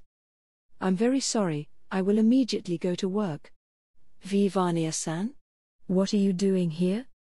She raised her voice in surprise at Moi, who was seated at the receptionist counter. What do thy mean? Moi have switched places with thy who said that I want to take a rest last night. As a result, Moi am working here. How could you? Luna hurriedly glanced at the other employees. It's true, Vania-san has taken Luna-san's place. Maybe it is because he is always at the guild, but Vania-san managed to complete the work flawlessly. Also, Vania-san is really amazing. He managed to control those adventurers that always cause problems as if he were domesticating cats. Luna was dumbfounded by the continuous praise of the employees. Vania-san, thank you very much. Not only did you listen to my problems, but you even went so far as to fill in for me when I was drunk. She bowed deeply towards Moi out of gratitude. Don't worry, this is something that Moi chose to do. It is nothing to be concerned about. In response to what Moi said, Wiz's group reverberated. This is the person that Vania-san was talking about. I know this person. She is the guild's popular reception lady. This One-san always has a long line waiting to see her. When Luna heard what the two said, she blushed slightly, and timidly gazed at Moi. Vania-san, why did you this much? We don't normally interact very much, and I only lent you a corner of the guild to use. Towards Luna, whose voice has gradually become smaller out of embarrassment, Moi flatly said. It is because Moi am interested in thy. Though it wasn't anything that should cause a commotion, those in the guild that heard what Moi said reacted spontaneously to the turn of events. After a short while, the news spread in a manner in which no one could possibly misunderstand what had unfolded. On the receiving end of the attention, Luna's face quickly turned red. He said it. Vanya-san actually said it in front of this many people. That's so cool. I have finally seen a new side of Vanya-san. Even my crimson demon heartstrings are moved. Ignoring the audience, that made a large ruckus, Moi continued. However, Moi does not plan to do anything needless. Moi am content with doing things like drinking together once in a while. Moi am satisfied with being able to stand by thy side. Luna seemed to be shocked, and her body began to tremble. She gazed towards Moi with an expression of insecurity and anticipation, and said, "Though I am very happy that Vanya-san feels that way. To be honest, for me who has never experienced romance, your stature and gentlemanly attitude are very close to my ideals. But I am an adventurer guild receptionist, and Vanya-san is a. Vanya-san is a. Dash." With a pained expression and a hoarse, forceful voice, Luna averted Moi's gaze. Vanya-sama is serious. He has been troubled by it for a long time. The lowly succubus that had remained solemnly silent, loudly declared to the guild. That's right, Vanya-sama is truly serious. Vanya-sama is the one that we yearn for to be our master, and that Vanya-sama thinks so highly of you, so what is there to be troubled about? If you reject him now, can you be certain that you won't regret it? I don't have the power to see the future, but even I can make such a choice. If you run away now, then when you realize how you feel, it will surely be too late. What the succubus said seemed to have a large impact on Luna. And with a determined expression, she looked at Moi directly. Vanya-san, I have decided. I understand that there are many barriers that separate us, and that there are many things that I don't know about you. Even so, I want to at least try to understand you little by little. Therefore, what I want to hear is not for us to drink together once in a while. But rather, I want to hear Vanya-san tell me directly. To Luna, whose expression was filled with anticipation towards the lines that would surely follow, Moi nodded my head to reassure her. Now is that time to reap a brilliant harvest. Moi said the words that had already been predetermined by Moi's clairvoyant eye. Moi has always been interested in you. The negative emotions that thy releases are a delicacy that is hard to come by. About thy future romantic prospects, Moi sees that thou can only continue to be jealous of your co-workers. In regards to the indulgent adventurers, you will continue to carry strong negative feelings. Instead of allowing these types of feelings to go to waste, Moi want to stand by thy side, and listen to your complaints. Time stopped. The succubus who looked teary-eyed at Moi. Wizanionion who observed the situation unfold with eyes that shone in expectation. The adventurers who released cries of grief at Luna's reaction. Even the employees that looked at Moi with grouchy expressions. All of them froze in time. In the center of the guild that returned the silence stood Luna, whose brilliant smile remained frozen. This is the best. As expected, the negative emotions of this receptionist lady are truly a great delicacy that cannot be found elsewhere. Having tasted the greatest of negative emotions, Moi expressed my gratitude. Fu ha ha ha ha ha. This is it. This is the taste that Moi desired. This great negative emotion has a truly dreadful deliciousness. That is too cruel. Everyone but Luna shouted at Moi in unison. Part 9. Ionion, the adventurers, the guild employees dash. Even the two succubi who were Moi loyal subordinates had scolded Moi for Moi actions. After that dash. Hey, are you listening, Vanya-san? As a human, there are things you can and cannot do. There is a line that shouldn't be crossed. Albeit you just said those words to Moi, who is a devil. As Moi listened to the lonely lady, Moi began to think that Moi had had the same argument before with a similarly lonely girl. I've had enough of this. Why is it that the people that I meet are all such strange people? Hey, can you tell me why? If you dare to say that like attracts like, I will immediately beat them. You, all right. Don't keep quiet.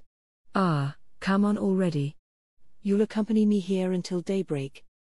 That means, tomorrow Moi will. Of course. I'll leave tomorrow's work to you. I'll be sure to give you remuneration for your temporary work. Ever since Moi became a receptionist for a day, the adventurers were no longer willing to cause trouble. Because of that, not only did Moi receive the thanks of the employees, but has even found a new part-time job. Though this was a good outcome. Next month, an employee in another town from the same period as me is getting married. Why is it that the employees from other towns are getting married so quickly? One of the 7 mysteries of Axel is the fact that the female adventurers and employees are not popular amongst decent people. What do you think is actually happening? Even though this town isn't anything special, why are the male adventurers of so different? As midnight quickly approached. After the customers and employees had left, only Luna and Moi remained at the guild. Since the day Moi tasted that delicious dark emotions, listening to Luna complain after she finished her work had become a daily routine. Rather, this is what Moi had hoped for, and there was no helping it. Well then, just keeping drinking, receptionist lady whom is past marriageable age. To atone for Moi actions the other day, would you rather Moi transform into image of the capital's top host? You can do that? Then, how about you become that famous person? Actually no, although it is a bit disgraceful, could you transform into Prince Jatis?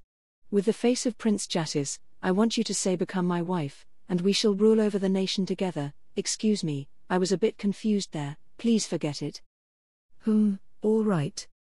To Moi, who was at loss for words, Luna wordlessly pushed her cup towards Moi once again. As Moi was pouring the sake dash. How about Moi use Moi power to see thy dash? Absolutely. Please do. Marrying age. Before Moi could finish Moi's sentence, Luna had accepted Moi's proposition. Moi understands that Moi should avoid talking about the trouble. Also, no matter what kind of result appears, please promise to not put a bounty on Moi. Hey, why have you suddenly become silent? The day after Moi had tasted the negative emotions, this lady personally placed a large bounty on Moi, and had troubled me greatly. While Moi had underestimated the ability of the Adventurer Guild's employee, Moi did feel a need to reflect on Moi's actions. I wouldn't be able to face a bad result, so just leave it be. Anyway, since I don't want you to transform into someone else either, could I have a glance at your true face?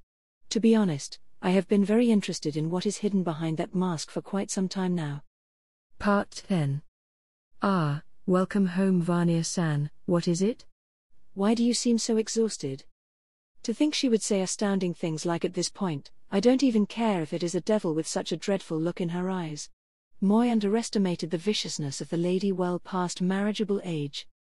Moi lifelessly seated myself on the chair. Moi, whose energy had been expended beyond Moi expectations, decided to skip today's receptionist work. Even a devil would cower away from them. A cornered female was truly terrifying. By the way, when Moi was not at the store, how many red digits have been produced? In response to my words, Wiz, with a knowing expression, took out the accounting book. The transactions of this store was recorded here. Moi received the accounting book from Wiz, and skimmed its contents. What is this? Why are there black digits here? Are you really the store owner? Moi kicked the chair aside and stood up, and prepared to battle this fake store owner. The fake store owner's expression of surprise slowly turned into one of solemn anger. Even I will occasionally produce black digits. Vania-san, you are too cruel. There, look closely at the products that are placed on the shelves. Moi see. What on earth is happening? Could this be the harbinger of some great disaster? That's too cruel. She retrieved the accounting book from my hands and returned it to the storehouse. In its place, she returned with a small crate. Actually, it is because of the popularity of this new product. This magic item is really convenient, you know? If you inject magic power, then it will cool down the temperature of its surroundings. This is modeled after a magic item from another world called a cooler.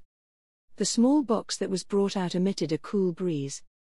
Now I understand, during the summer, this product will surely sell. It's a rare occurrence that you have made a useful product. This will surely be one of our main products. Right? Actually, I have already made an order for mass production. From now on, you can no longer be the useless store owner. To the store owner that stuck her chest out in pride, Moi said. Though you said you made a mass production order, when will the products arrive? Summer is almost over. Wiz, who was in high spirits, froze when she heard what Moi said. In 2 months. As usual, her voice softened as she spoke, and her face turned pale. This order will undoubtedly arrive during autumn. If it's an order of this size, then it can't be cancelled. I'm sorry. I intended to make a great sale. This time, I thought that it would undoubtedly sell. Wiz quickly ran from Moi, and hid herself behind the counter. It seems that she has become frightened of my usual punishment. Seeing that, Moi sighed. Careless store owner, you don't have to be so scared. Moi expected that red digits would be produced during the time that Moi was not here. So you can stop hiding and come out. Towards Wiz, who remained as vigilant as a small animal, Moi lightly smiled. To be honest, being run around by this store owner and interacting with the strange and depraved citizens of this town wasn't too bad. A friendless girl with no friends, a young delinquent whose origins were unknown, and an unmarriageable receptionist lady. In this short period of time, Moi has met many new people. The source of these encounters was the unreliable friend that brought Moi to this town. At the very least, Moi was slightly grateful. Don't worry, this product will definitely sell in due time. Though this type of large production means we wouldn't be able to have a monopoly, it would be fine to sell this next summer. But it will expire in half a year. Chapter 4, Today as a Bodyguard. Part 1. Vanya-sama, this is just a small gift, but please take it. A pretty lady bowed deeply while presenting something to Moi, who was seated behind the counter of the magic item store. Of course, to refer to Moi as Sama, she clearly wasn't human. Though the succubi are ranked fairly low amongst the devil races, to present but a small gift to Moi, it seems you want to have your existence extinguished. Why, you're mistaken, Vanya-sama. For us, this is something that took all our efforts to get. It's just that it is something that does not match Vanya-sama's greatness. Yes, the female before Moi was a succubus. An existence that bestowed the men of this world with wet dreams and took their spiritual energy. Although Moi have encountered this succubus many times, she had never formally greeted Moi. This led to the current state of events. Vanya-san, to say this is a small gift is just a standard greeting, right? My name is Wiz, nice to meet you. Hearing Wiz say that with a kind smile, the succubus wetted her lips, and her eyes shone with a strange glimmer. She is really cute, isn't she? As expected of Vanya-sama's acquaintance. She appears to be a human mage, it is also nice too. Did you hear that, Vanya-san? She just called me cute. Huh? Witnessing Wiz's ecstatic reaction, the succubus shouted in surprise. It seems like you used your charm ability, but it won't have any effect on the store owner who is also a lich. More importantly, it seems that your words have made this overage store owner needlessly happy. You just said overage store owner, didn't you? I haven't battled Vanya-san since I gave up my humanity, but I suppose it would be nice to do so from time to time. Feeling the intense magic power and negative emotions that were flowing from Wiz, the succubus body shrank and turned pale. SSSS, sorry. I didn't realize that you are a lich that rules over the undead, please forgive my insolence. Also, getting angry will damage your rare beauty. Having heard what the succubus said, Wiz's mood seemed to lighten, and she hurriedly left to go make tea.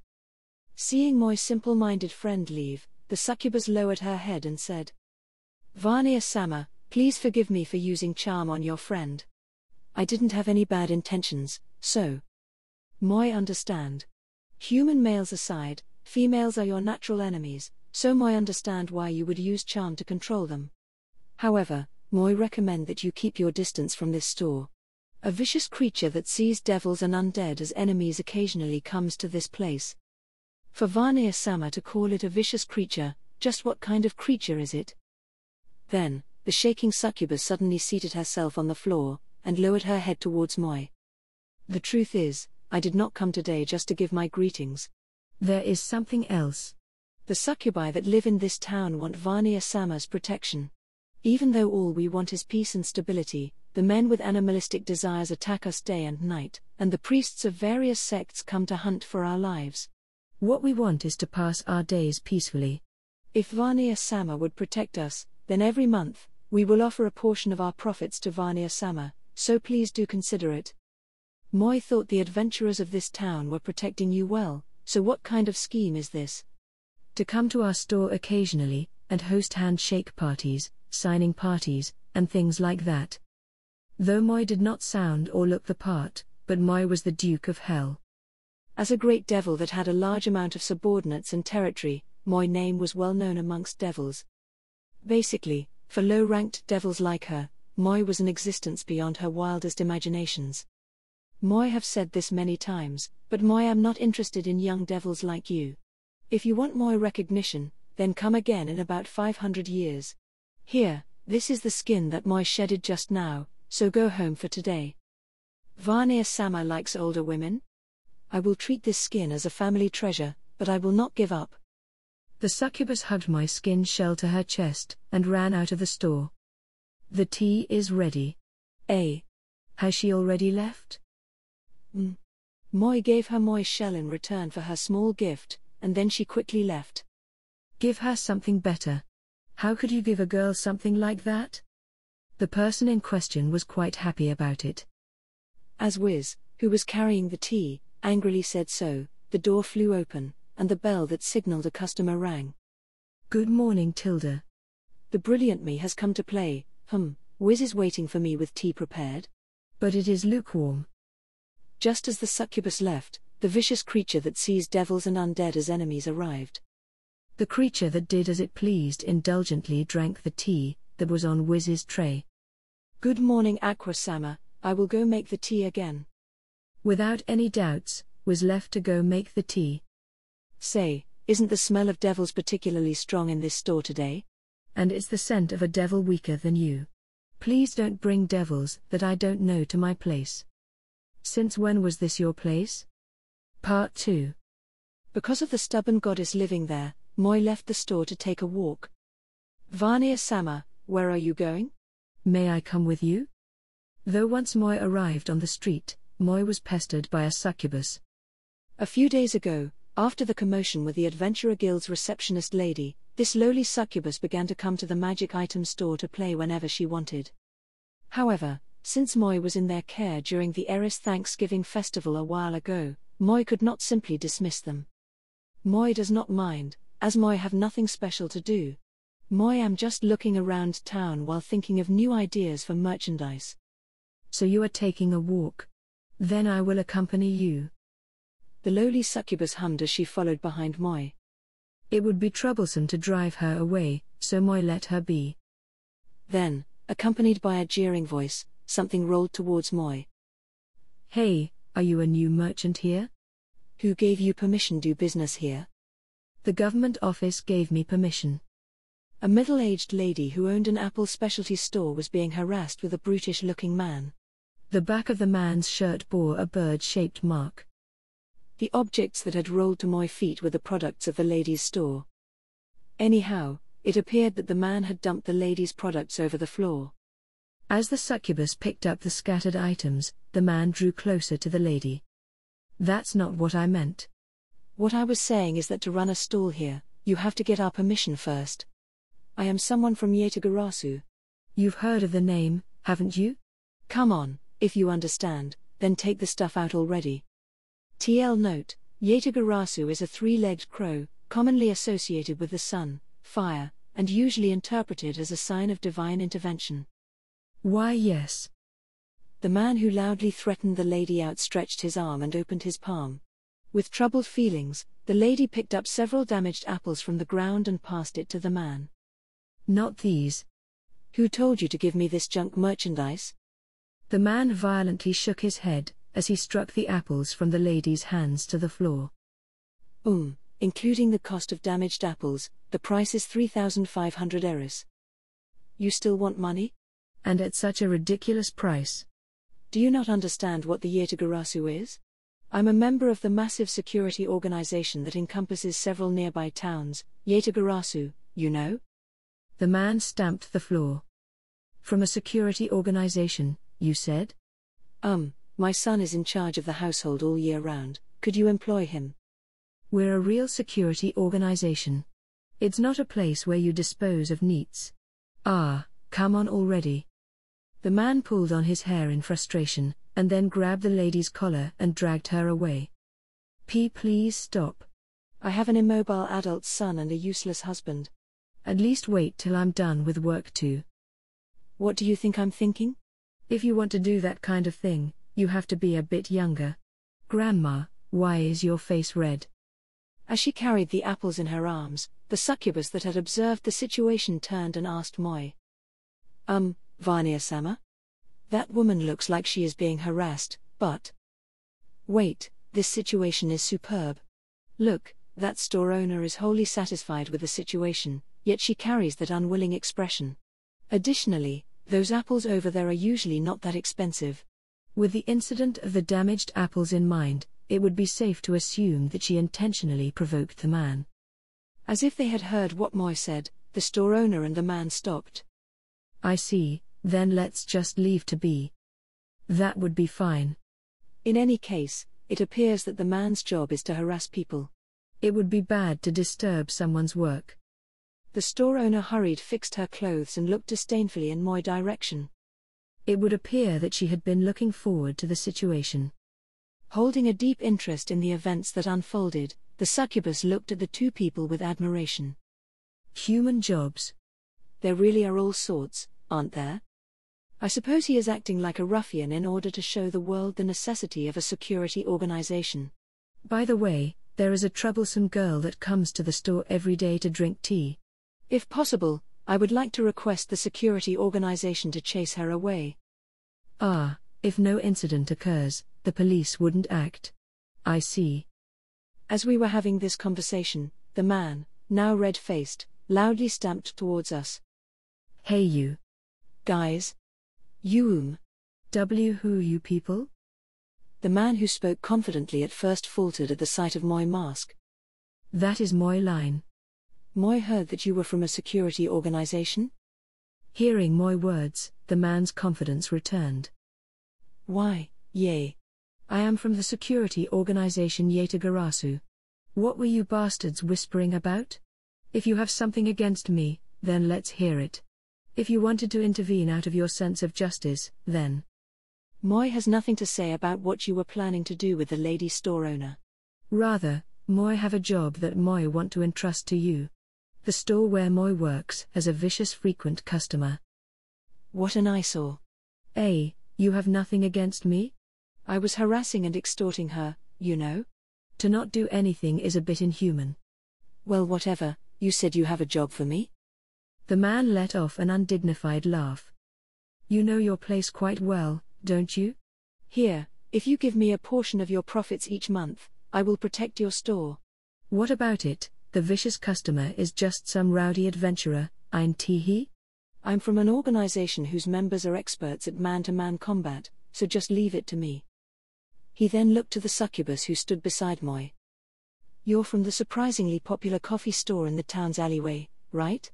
Does your store need protection as well? Our store has a lot of frequent customers, so we don't need protection. Though your store owner had come to Moi to ask for protection just now. Oh Tilda? Are you all right saying that? Your store looks so profitable, so surely there will be some burglars that will try to rob you. Well, just be careful, all right? Towards the succubus' unexpected answer, the man showed an expression of interest. The people of this town know that our store doesn't make much money, so burglars won't come.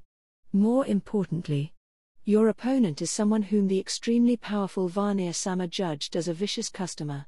Oni-san, will you be all right? The man stopped smiling. Are you really that strong? Though you wear a weird mask, I can tell that your physique is quite good. Well, vicious customer is just an exaggeration, right? What does this customer usually do?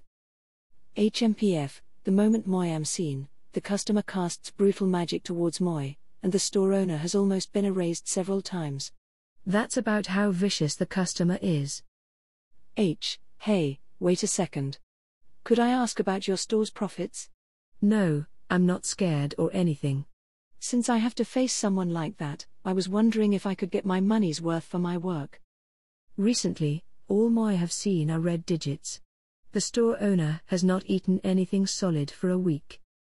Then don't think about getting a security guard, just close the store and do some normal work. After that incident, the succubus and Moi parted ways.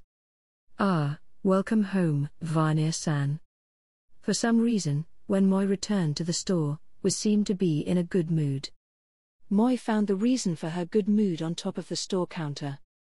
What's this? Is this something that the neighbors gave you? You're mistaken, Varnir-san. When I was watching the store, a bunch of scary men came and suddenly asked me excuse us. Hey, this store seems like it could earn a lot of money. But it doesn't look like it makes money. How much money does this store make each month? When I told them that the store loses money each day and that I haven't eaten anything in a while, on the store counter was bread and meat sticks that were probably bought from the nearby stores. They were probably the companions of the man Moi had spoken with. That person's companions had come to do business, but after seeing the state this store was in, they instead gave some food and left peacefully. How should Moi say this? Isn't this great? We can eat till we're full. Yes, I haven't eaten anything in a long time. It's great that we can consume something that stays in our stomachs. They might look like a rough bunch, but they're actually really good people. Truly, you can't judge people by their looks. Part 3. The next morning.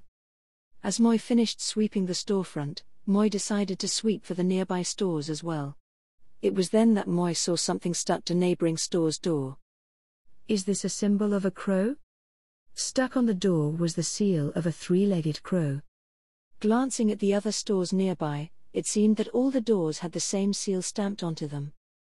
Store owner, about the seals that have been stamped on the doors of the nearby stores, would you happen to know what they are? As Moi returned to the store, Moi absent-mindedly asked the store owner. The people from the security organization yesterday carried the same seal, I think.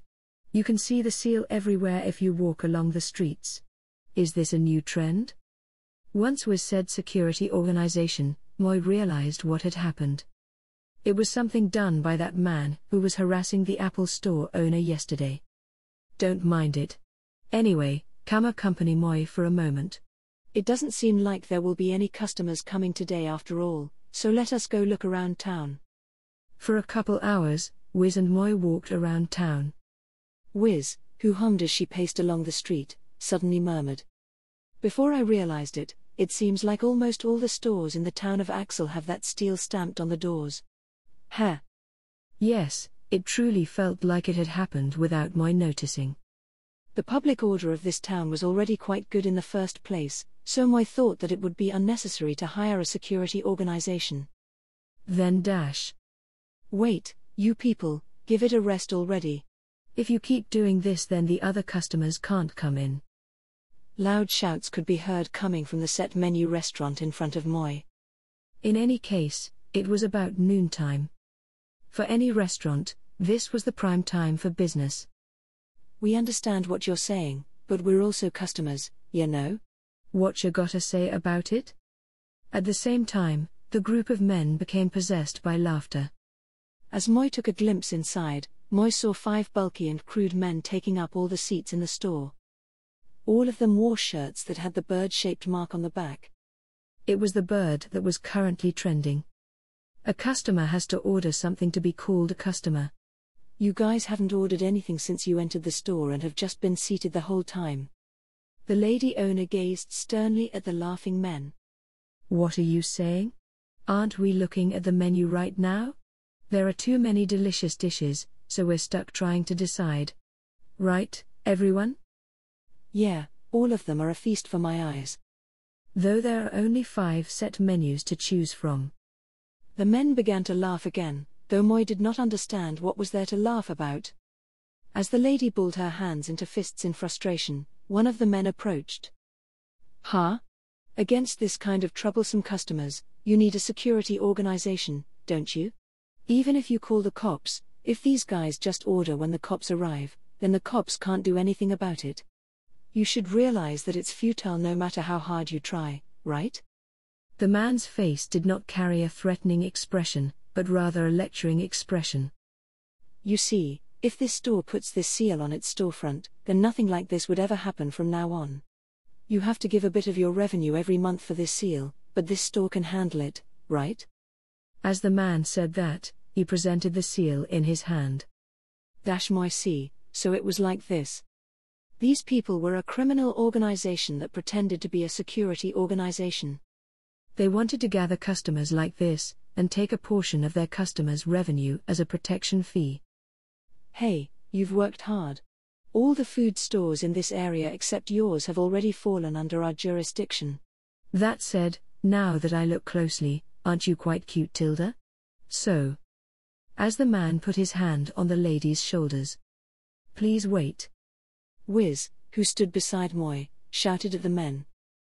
Perhaps due to her heightened emotions, mana furiously burst forth from Wiz's body as she slowly approached the men. Sensing Wiz's presence, the men shifted slightly backwards. Wiz-san. If Wiz-san is here, then it's over for you people. It seems like you people have come from another town, so let me tell you. Before she opened a magic item store, Wiz-san was a powerful archwizard. Faced with the lady's proud boasting, the man holding the seal, despite his worried demeanor, raised his chest high. What you gonna say about it? We're people from the security organization from the nearby towns, the Yatagarasu. Towards the men who tried their best to hold their bluff. The only thing I would recommend from this store is the frog teriyaki set menu. The frog meat that usually has a light taste is really juicy here, and it goes really well with rice. I can eat 2 bowls of rice with only 1 piece of frog teriyaki. All right, impertinent store owner, please come over here for a bit. Moi will give thee who has the same situational awareness as that brutish goddess a lecture. Ah, what for, Varnir-san? I heard that they didn't know what to order, so I gave them a recommendation. Wiz was taken aback by Moi's words. On the other hand, the man glanced at his companion to signal something. Sorry for disturbing you. We'll come again. Please give us a good response when we do, all right? The group of men quietly left the store. Babahan, this is really belishish. If you aren't going to eat, then I'll really take your meal as well, okay? The reason Moi would usually eat in front of the empty stomach is because Moi would feel a surge of negative emotions, so you don't have to be so considerate, go ahead and eat Moi portion as well. Anyway, just stop talking for a moment. After the group of men left, the lady gave us a meal as a show of thanks. Wiz tried to be modest at first, before wolfing down food without remorse. As the lady owner briskly poured tea for Wiz, she said, Wiz-san, thank you very much. Recently, those people have been coming here to make trouble. It was obvious that all the stores in this area had been coerced by the security company into signing a contract. First they would make a ruckus in a store, then they would solicit the owners to sign the contract for security. Moi see, it is indeed quite a clever strategy. The man at the Apple store yesterday had attempted to do the same thing. Humph, Moi have learned a lot today. What are you saying, Varnir-san? As an employee of a store in Axel, how can you just let this be? Also, there is no saying when our store will be targeted. Though I still think that they were just troubled about what to order. Those people had come to our store to do business before, but after seeing Wiz's state of poverty, they had peacefully left. However, the things those people did can't be decisively judged as illegal, am I right? Although it does hurt business, the police can't act towards small incidents like these. Even though Moi was a devil, even though it was a terrible incident, Moi couldn't lecture those who were working to subsist their livelihood. No matter if they were kind citizens or someone like those people, to Moi, what was truly important was whether or not those people could allow Moi to taste the best of negative emotions. As Moi preached the reality of the situation with effort, Wiz, who had finished 2 persons' worth of set meals, slapped the table as she stood from her seat. I'm very disappointed in you, Varnir-san. I thought that you were strange, but I also thought you had a kind side. Does Vanya-san not have a sense of justice? If I were to be persuaded by that kind of talk, it would invalidate my existence. Still, now that Moi had the chance to look, they've already controlled this many stores. On the way home from the restaurant that became busy after we had driven the men away, Moi saw the seal stamped on the doors of various stores. Ugh. Vanya-san, is there really no way? Shouldn't now be the time to use your clairvoyant power for the greater good of the people? Though Moi have occasionally thought of that, what exactly dost thou see in Moi? Moi would drive away the crows from the garbage disposals. Moi would also repel the monsters around Axel. However, Moi did that not to innocently help the people, but rather because there were some benefits for Moi to receive. Moi lowered Moi's shoulders and tiredly walked. Anyway, there is no need to use Moi power of clairvoyance. Living in this abnormal town, did you think that this incident would end just like that? Returning to the magic item store, Moi saw a lot of stores stamped with the seal of the security company. Welcome home. At the same moment Moi opened the door, I was greeted by the goddess who indulgently made tea for herself while Wiz and Moi were gone. Despite the circumstances, Moi was beginning to wonder if this store needed security guards the most. We have returned, Aqua-sama. Did you take care of the store while we were gone? Thank you very much. Though this is coming from me, but you should pay a bit more attention to locking and closing the entrances to the store. Also, no customers had arrived while you were gone. As Moi showed an expression of disdain towards the goddess who drank tea. Wait, you. What kind of attitude are you showing this wonderful me, who had performed a goddess-like deed after a long time? The goddess, who was in a surprisingly good mood, said things that no one wanted to hear. Well, just listen. I saw a group of men wearing strange black shirts at the store where I usually go to buy alcohol. So I used my holy fist to chase them away, but when I did that, I accidentally touched a canister of wine. Then, the Oji-san store owner whose wine turned to water began to cry, even though I protected the piece of Axel. That is wonderful, Aqua-sama. Actually, there is something I want to discuss with this magnificent Aqua-sama. Ho ho tilde, so the people I drove away were doing that kind of thing, huh? I guess as a goddess I can't just leave this be.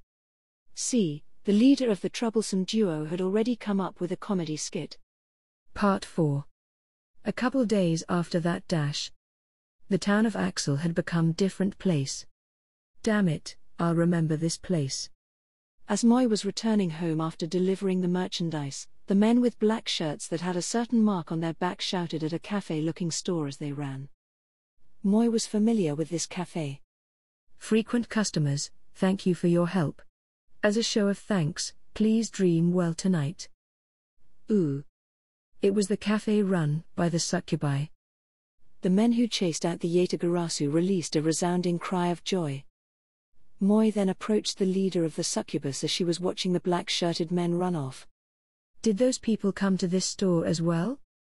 Vanya-sama, I don't know where those people heard it from, but they said this store does shady business, right? And threatened to report us to the police. The frequent customers in the store became angry after hearing that and attacked those people. It would be correct to say that the frequent customers of the shop were mostly high-level adventurers. Moi see. However, establishments like brothels in this town are seen as extremely profitable, so Moi think they won't give up just like that. Please be wary. Thank you very much, Vanya-sama. Then about my request for Vanya-sama to protect us. Why should Moi care? The humans that would seethe with negative emotions at Moi presence aside, you as a devil should act so attached to Moi. Either way, if your entourage are truly devils, then you all should defend yourselves. That's terrible. But this cold attitude isn't bad either. For some reason, the succubus that Moi hid from the cold shoulder smiled warmly at Moi. As Moi leisurely walked on the street, Moi saw the Yatagarasu who continued to perform their solicitation activities. Though the current situation was different, it was within Moi expectations. How are you going to recompense me? Your company is responsible for protecting us. If you're going to say that, then why is there even a contract? Even if you say that, there is nothing we can do. You didn't tell us that this store is a gathering place for Axis cultists. What do you want us to do when you pay us so little anyway? It was this kind of situation. A contract is a contract. When the Axis cultists start drinking, they start to harass the other customers, and a large amount of frequent customers have already been driven away because of it. You'll recompense me for the debts incurred, right? If you can't, then I'll tell the other stores that you can't even properly do your job. Goddamn, fine, we'll pay up. But we'll dissolve our contract with this store. Like I'll let that happen. The contract period hasn't ended yet, so remember to send people every day to guard the place. If the Axis cultists come, then properly chase them away. The tavern owner was restlessly arguing with a man from Yatagarasu. Of all things, they just had to sign a contract with that troublesome store. The people of this town, who were used to dealing with abnormal antics, wouldn't have their argument doused so easily. Even though Moi had not used Moi clairvoyant power, Moi had already expected this outcome. On my way back to the store. What the heck is your security company doing? Because my divine relic was stolen last month, I decided to hire you filthy people. But this time, a large amount of my treasures were stolen. How are you going to take responsibility for this? PP, please forgive us, Undine-sama, even if you say that, this theft was the work of the famous silver-haired thieving group. For our small and weak security company, isn't this opponent is too strong? Anyway, we did not ask Undine-sama for this contract. What did you bastards say? Are you trying to say that your company is unwilling to defend noble families? I didn't mean that. The noble, whose house had been raided by unknown thieves, continued to berate the man from Yatagarasu. Oi, what is it? Who did this? What happened?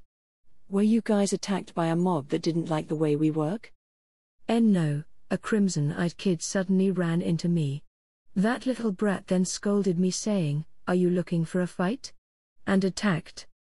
A crimson-eyed kid. Hey, could that kid be a crimson demon? I heard that they have really high intelligence, so they can't be that short-tempered, right? Did you do something else to offend them? Even if you say that, I can't think of anything else. The man who had been attacked by a magic user insufferably squatted on the ground. Please save me. A golden-haired girl in a full set of armor said, "You villainous scoundrels. In Eris-sama's place, I shall defeat you insolent people." And began to slash her sword at us. Then go tell the police. Anyone who uses weapons in town will be immediately arrested. I did. I even ran into the police station asking for help. But when I walked in, all the officers there pretended to not see anything. Then Stop. What the hell are you doing? Stop joking around already. Hey, someone stop him already. Why are you doing this? What do you have against us? Wait a second, I've seen this gold-haired delinquent before. If I'm not wrong, the Adventurers Guild issued a warning telling people to stay away from this guy. Before my eyes, the merchandise of a street stall lay scattered and shattered across the floor. Several people from Yatagarasu pinned a man down to the floor.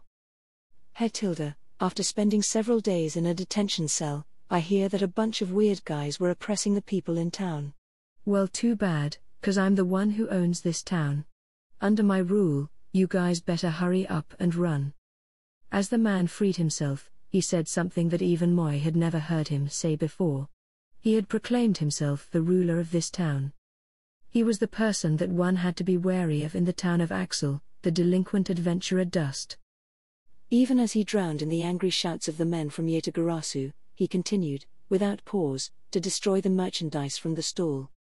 I told you to stop it already. Do you not understand that this stall is under our protection? Are you looking for a fight? If you make such a big ruckus, the police won't just stand there and ignore it, you know? To the men who shouted in rage. Amazing, you guys are really amazing. First you take advantage of a grey area to solicit the stores around here and sell protection, then when you're supposed to do your job, you go ask the police to do it instead. You guys look really griard. Ha ha ha ha ha. As Dust taunted the men, he began to laugh uncontrollably. In a few moments, he even began to clap his hands and slap his knees. Also, let this police expert tell you one thing. If the police don't receive a damage report from the victim, they won't act at all. So what are you Grampies gonna do, file a damage report? Ha ha ha dash. We won't. If we do that, you'll hold a grudge against us, and with your terrible reputation, who knows what might happen to us afterwards. You said it right dash. There were the men who looked as if they were unrelated to this incident, there was the stall owner that had to endure through this mess, and then there was Dust who continued to laugh uncontrollably. Wait a second, Grampies. Are you sure this is fine? Look at the broken merchandise on the floor, you just gonna take a deep breath and walk away? The surrounding crowd looked on in puzzlement. On the other hand, the stall owner took a deep breath from his cigar and blew loudly. Then, he said, "What kind of nonsense are you saying? Hey, you people, I hired your protection services and you couldn't protect my merchandise. If that is the case, then as the contract says, shouldn't you recompense me for my losses? Stop joking around. If you want us to pay for it, then at least report this to the police. You people can't even defend my merchandise. You think you can defend me from this man? Coup." The men gritted their teeth and gazed at Dust. Hey, if you are willing to do such a thing, you should understand what I want to say, so come over here. You seem to be an adventurer with a lot of confidence in your own skills, but we are a group that specializes in fighting against people. We'll make sure you regret picking a fight alone.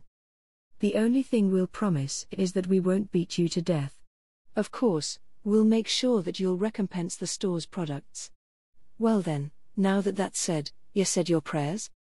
As they said that, the men moved to surround Dust. However, the person in jeopardy showed a nonchalant attitude. Rather, he shouted towards somewhere. Herr Tilda, so you understand quickly. That said, who said I was alone? Hey, little brat, it's your time to shine. Don't call me a little brat. You, I am doing a good thing, I am doing a good thing, I am doing a good thing. At Dust's call, Eunion, who had hidden herself in the alleyway, revealed herself. She muttered to herself as she drew her wand. I heard from Dust-san. You people have been harassing the people of this town, forcing them to sign contracts, and profiting from your misdeeds. As a crimson demon, I cannot overlook your acts of evil. That's good little brat. Well said. You look really cool. Stop calling me a little brat already. With the sudden appearance of a crimson demon, the men's resolve shook. This is bad, it's a crimson demon. I just heard that someone was suddenly attacked by a crimson demon. I heard about it as well. I heard that there's a degenerate crimson demon here who would rather cast magic than eat 3 meals a day. I heard that that person is also the cause of the explosion sounds outside town every day. So that person is you? No, it's not. It isn't me. Eunion became worked up due to being framed out of the blue, and her eyes began to shine bright crimson. That color in her eyes means she's about to attack. Damn it, everyone run. This is why we shouldn't mess with Crimson Demon dash. Wait dash. Eunion's cry was futile. If anything, the men ran even faster. With an unsatisfied expression, Eunion sheathed her wand. Oji-san, are you all right? I don't know why Dust-san went crazy, but he seems to have destroyed all the jugs. You won't be able to run your business now. Who did you say went crazy? Really now, what are you saying with such a serious expression? Ignoring Dust who quietly murmured, Eunion gazed the stall owner with a sorry expression. The stall owner blew smoke from his cigar once again, and shook his head. I'm not really a stall owner anyway, I'm just a freelancer. Eunion stared blankly at the man, as if unable to comprehend what he meant. Well then, Dust-san, leave the rest to me. We can take whatever we want. Yeah, I'll leave this to you, you requested their security services after all. Either way, as long as we have the contract to shield us, we can grab as much as we want. What do you wanna do? How about we ask for 10 million per jug? Isn't that a bit too much? Let's not choose a number that won't put us at a disadvantage in court. As Eunion stared dumbfounded at their exchange of words, Moi approached the three. Oh, if it isn't Savania. What are you doing here? Vanya-san? You came at a good time. Please listen, that OG-san and Dust-san are saying things that I don't understand. Moi kneeled down and picked up a broken piece of a jug. According to my power to see through all, this is just a failed product that was dumped by the ceramic store. Then isn't this just a scam? Hearing my identification of the merchandise, Ionion, who had inadvertently become an accomplice in fraud, became worked up once again. How rude of you to call it that. I was merely trying to make some profits with the trash I picked up. After opening the stall for several days, I coincidentally encountered those security people and requested their services. I did nothing wrong. And I was coincidentally in a bad mood and coincidentally took it out on these jugs that I coincidentally saw. I did nothing wrong. Of course it's wrong. How could that have happened coincidentally? You two know each other, right? By the way, haven't I seen you before? Aren't you that OG-san that sells junk by saying this monster is gathered from the dungeon, and is a treasure with unknown effects to little kids at the park? How rude of you. I am merely just selling dreams to those innocent kids. Stop calling me a fraud. As Ionion lashed out at the supposed stall owner, the man who had come up with the profit strategy spoke up. Hey, we can go to 10 more places today. I mean, it's pretty easy work. All we need to do is go to the stores that requested us, and destroy the junk they put there while pretending to be strangers. If those people show up, your job of driving them away, my close friend. So you do know each other. Also, I'm not your friend, and I'm not your close friend either. I'm just someone you happen to know. Please don't involve me in this anymore. Well, since those stores left it to these people, their plan will be over before long. I see the next store. I asked that homeless old man with too much free time to open the store these couple days. So this entire scam is set up by Dust-san? Please stop, everything is happening as my close friend said it would. Please don't lead me to do any more bad things. After using my power to foresee their futures, Moi decided to leave before Moi was dragged further into these criminal affairs. Part 5. On a certain night, a few days after the news regarding the arrest of a man that attempted fraud involving a security organization had spread. As Moi was arranging the storeroom, a shout came from the neighboring store. Said, I don't know anything. Joking around, you didn't pay. Moi didn't understand the conversation, but it seems like the neighbors were having an argument. Moi glanced at Wiz, and decided to go inspect the situation. Didn't I already say that I wasn't the one who tore it down? Couldn't some kids from somewhere have torn it down? Is that the truth? Recently, a lot of stores have one-sidedly voided the contract. Couldn't you have thought the same? Don't try to cheat the system. Do you know what happens to the stores that don't have the seal? Entering the store, Moi saw a man wearing a shirt imprinted with the seal in question. The female owner of the neighboring store showed a relieved expression as Moi entered. The man seemed to have noticed this as well. Che. There are a lot of things I have to do tonight, so I'll let this be for now. I'll bring a new seal later, and this time, remember to put it where the kids can't tear off. Got it? Well then, see ya. How many stores does this make? The man left in a bad mood. Vania-san, you really helped by coming here. For real though, who is tearing down the seals? Moi does not know whose prank it is, but this is quite a disaster. However, from the marks left by the seal, it seems that it was torn quite precisely. Moi do not think that this is the work of a child. Is that the case? Since I can't confirm whether the seal is on the door in my position, I can't figure out when the seal was torn down. Our store may reconsider our contract, but after my husband went on ahead. Leaving a woman alone to watch the store is a bit unsafe, so we decided request security, but there is nothing to worry about. After all, Moi live next door. For troubles like that, you can come talk to Moi about it. For a price, of course. Though Moi intentions did not seem to be understood, and the lady store owner instead showed a small, tired smile. Don't treat an Oba-san like me so kindly, otherwise I will get the wrong idea. What are you saying? You are still young. To Moi, you are no different from an infant. Vania-san fufu, I'll really misunderstand, you know? Calling an Oba-san like me an infant is a bit too much. The lady owner turned her flushed face downward, and murmured with a small voice. A human in their 40s was about the same as a newborn to me. Then Wiz-san? Since when were you here? The lady owner shouted in surprise. Wiz was spying with an expression of anticipation. Peeping store owner, what art thou doing? Well, Varnir-san hadn't come back after so long, so I was worried about our neighbor and came to check on the situation. Wiz embarrassedly walked into the store. You're mistaken, Wiz-san, this is all a misunderstanding. I am devoted to my late husband. Ah, please don't worry.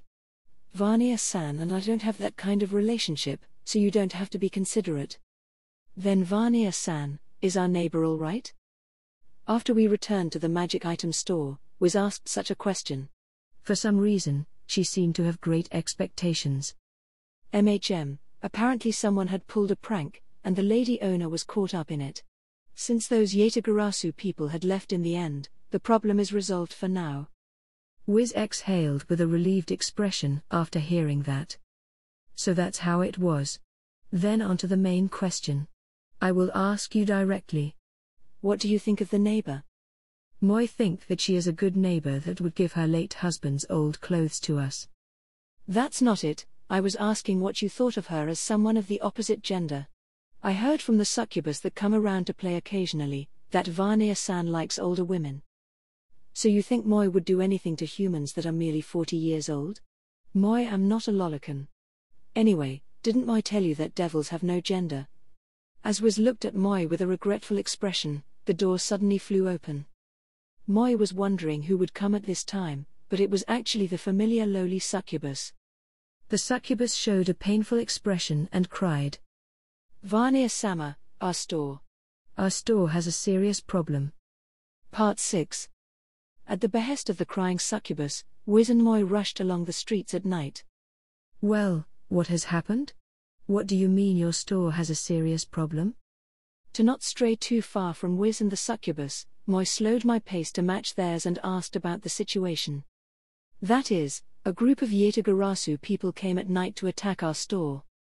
Despite her crying, the succubus desperately continued to run in order not be left behind by Wiz and Moi. The frequent customers of that store, in anticipation of their wonderful dreams, would return home and go to sleep early. Moi felt that the Yatagarasu that attacked the store didn't know the succubi's true identities, but they seemed to be in luck by choosing to attack at a time when no male customers were present. However, Moi needs to make things clear. Moi abruptly stopped moving. If you are suddenly attacked by people, it is no good to immediately come ask Moi for help. Even if you are a minor devil, you should be able to feed on the spiritual energy of normal people and use that power to fight. Us devils are a class above humans, you know? Said Moi frankly to the succubus, who was wondering why Moi had stopped. Varnir-san? What are you saying to this young child? Though this succubus appeared to be young, there was no doubt that she was older than Wiz. It's all right, I understand that what Varnir-sama said is correct. As the succubus' shoulders dropped depressively, Wiz glared fiercely at Moi. I thought that you were better than this, Varnir-san. Even though this child has come to beg for your help, you decide to ignore her. Varnir-san, are you even human? Moi am a devil. This is not the time for jokes. Though, Moi was not joking. Devils have their own rules and values. The weak are discarded, and the strong dominate. Devils that have power are justice, those that don't are forced to serve. To act freely according to your own desires is a devil's morality. Only the weak are chained by their beliefs of self-governance. Even if you suddenly say such earnest things, I won't be fooled. Wiz was visibly shaken by Moi, who suddenly recited the values of a devil. What Moi said was nothing earnest. Moi was merely explained a devil's pride and way of life. Moi continued to lecture Wiz. Moi, in order to dine on the negative emotions of humans, have done all types of things to all types of people. Just the other day, Moi sold a bunch of products to a certain brat, claiming that it was the underwear of the sexy store owner. The next day, Moi said, "Oops, the things Moi sold to you yesterday was actually the underwear of a cross-dressing man, please forgive my mistake," and made him cry. Wait, you just said something that I can't ignore. Moi then turned my head to meet the gaze of the succubus. Of course, Moi, having done that, I'm prepared to be hunted at any time. Yes, Moi desires is to make the deepest and largest dungeon in the world, and to meet the blows of the adventurers who would eventually arrive at the lowest floor. Then, after they defeat Moi in a deadly battle, Moi will disappear while laughing at the adventurers staring at an empty treasure chest. Now that I've heard that, I'm starting to wonder if I should really help make Varnir-san's dungeon. Ignoring Wiz, who said some troublesome things, Moi said to the succubus. Then allow Moi to ask thee, whom treat this town as an oasis, and have thrown away a devil's pride. Originally, the succubi are an existence that shouldn't be loved by men, but rather, feared. Even so, dost thou desire Moi protection? If thou would have Moi help, then by my name as the Duke of Hell, I shall trample across them and show those humans true fear. Now, choose. Wiz seemed to be flustered by my earnest attitude. On the other hand, the succubus took a deep breath, and raised her head to face Moi. Varnir-sama, I have decided. Until now, we have always been following your image, but tonight, we will show you the true power of a succubus. Humans are a tasty meal. For us, they are a meal that contains an infinite amount of spiritual energy. That is the way, Moi countrymen.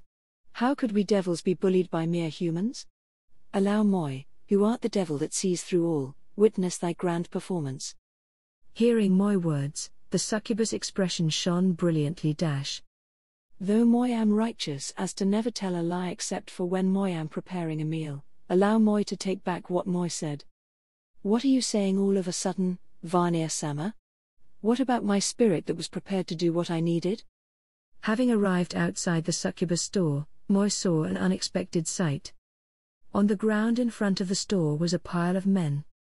Of course, they could be none other than Yetagarasu's men. However, the succubus that had driven off the men stood frozen in front of the store, their faces pale like frogs encountering a snake. Then the culprit that caused the succubus to stop, said to Wiz and Moi. You guys, what are you doing here? Did you come to witness me gracefully exterminate these succubi? Part 7. What kind of situation was this? Varnir-sama, do you know that person? I've met that priest before. When I infiltrated a certain mansion to do my work, that person captured me with a barrier, and I was almost erased. In this sudden situation, the lowly succubus did not seem to understand who their opponent was. However, the succubi who froze at the doorstep seemed to have already noticed the true identity of this unknown girl. That is, the fact that she was the natural enemy of all devils, a goddess. That strange creature sometimes comes to my store to drink tea.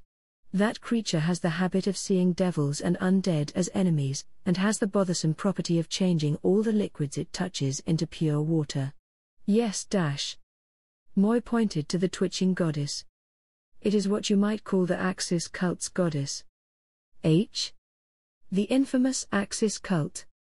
Before the ringleader of said cult, the succubi began to tremble in fear, and collectively gathered behind Moi. From behind Moi could hear frightened murmurs saying, "Please save us." Aquasama, what are you doing here at this time of day? I don't really understand what is happening. Feeling the tense atmosphere between the goddess and Moi, Wiz hurriedly tried to smooth things over. I heard that people have been sticking these seal thingies to people's stores, and that it has been causing the townspeople a lot of trouble. So I decided that it was display my exquisite gum removing technique by tearing down the seals. Aquasama, I told you before that it was not the store owners that were troubled by the seals. The unrest in town was caused by the forced solicitation of store owners by the people selling those crow seals. Though Wiz had quite precisely explained the situation, it seems that the goddess failed to understand. It would also appear that the seal stamped on my neighbor's door was removed by this goddess who liked to do superfluous things. Needless to say, the goddess continued to boast about her supposedly righteous activities. I've endured and worked hard, you know. Day after day, I went around town to removing these seals. I grew tired of this dull job at first, but then I started to find joy in removing these seals gracefully and perfectly. Before I knew it, I was right behind these people who were stamping these seals. How did this theatrical mess even begin? As Moi was troubled by this question, the goddess continued on with her monologue. Just like how I enjoy removing these seals, these people must find enjoyment in stamping them. Sadly, the end of these happy days seems to be coming. The goddess looked towards the Yatagarasu people as if they were worthy rivals and continued. I don't know why, but today these people are stamping these seals at a crazy pace. Even as I continued to keep up, these people continued to stamp. Then I heard these semi-desperate sounding people shouting, "Hey, what the heck is happening? Who is doing this? If this keeps going on, then this'll never end." At this point, why don't we just hit a big place first? By big place, they meant the stores that made large profits. Due to the abnormal nature of the people of this town, these men were unable to make large profits. On the contrary, they were actually incurring large debts. Furthermore, when their contracts were voided through the removal of the seals, they had no way to tell who the culprit was. Because of that, the men could not tell whether the store intended to void the contract, or whether their seal had simply been removed by some unknown entity. In their desperation, they decided to attempt to forcibly take control of the only brothel in this town. One could say that it was popular enough to be called a money tree. However, at the same time, it appeared that this cafe was reaping comparable profits, so they had trouble deciding which target to attack. So because I didn't really understand what these guys were saying, I decided to follow them in order to find out, but then they suddenly started attacking this store. So then, the sensible me considered my choices, and decided to wait until the people of this store were in a pinch to make my grand entrance. I was sure that I would be revered as a goddess, then why? The goddess pointed to the succubi that stood near the store entrance. Then why did these succubi appear from the store? So then you see, these succubi used charm and all sorts of techniques to defeat these people. Seeing these succubi, I planned to taste the satisfaction of wiping them all out in one go. Planned to? Why goddesses were allowed the freedom to do as they please, Moi could only wonder. Then, one of the succubus that stood where the goddess was pointing, shouted to Moi. "V Varnir-sama. This place is dangerous, please make your escape." The succubus that spoke was far below Moi in terms of status. She was the succubus leader that had asked Moi for protection. That time when they had asked Moi for protection, it had been an excuse to get closer to Moi. "Why yes, Varnir-sama, please leave at once. Varnir-sama, I will work hard from here on out. Like Varnir-sama said before, I will defend my devil's pride and try to buy as much time as I can, so." Even the succubus that hid behind Moi since the beginning began to say such things. Everyone. Please calm down for a moment. Aqua-sama, the people who caused the trouble in town are those people over there. Since they attacked a store this time, we can leave it for the police to handle, so let's just call it. Don't butt in as you please. As a goddess, I can't just overlook these succubi, you know? Wiz and the petty devil over there, hurry up and move aside. Otherwise you'll be caught up in my divine aura and disappear. The goddess who had cut Wiz off gave her final warning. The subject of the warning, the succubi, seemed to have all come to a decision, and stood ready to resist. Then dash. V Varnir-sama? The lowly succubus looked up and showed a questioning expression towards Moi, who had not moved one step from Moi's position. Store owner, hurry up and go to that mansion. Call the guardian of this annoying and violent goddess over here. Why yes. After seeing the hurrying whiz off, Moi turned towards my fated enemy with a fearless smile. By any chance did you tell her to go call Kazuma?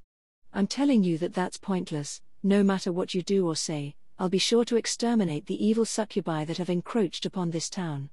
No one can stop me from doing this righteous duty, and Kazuma has no reason to be angry at me either.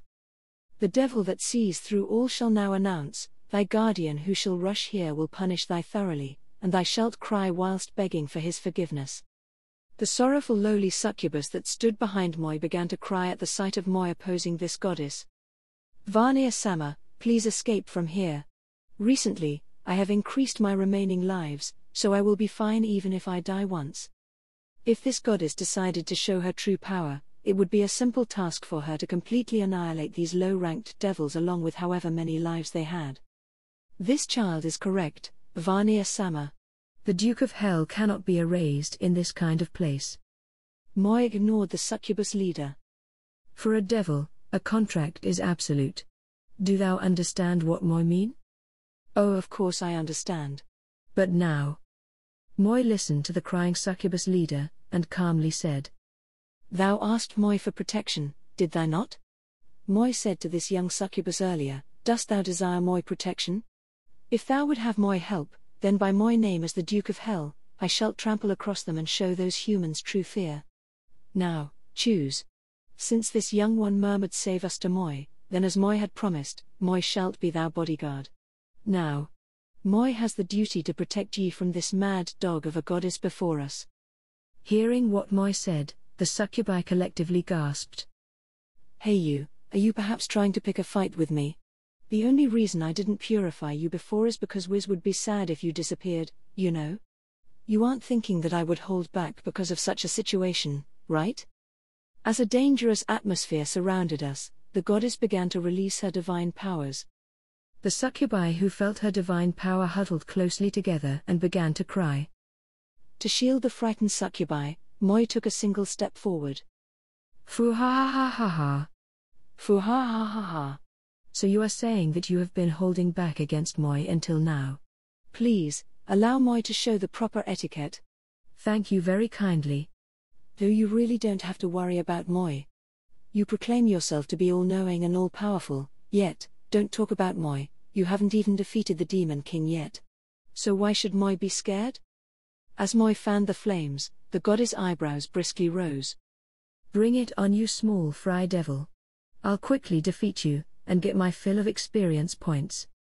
If you can then do it. You useless goddess who won't grow up no matter how many experience points or levels you get. Wah. For you to also call me a useless goddess. I will absolutely annihilate you until there is nothing left.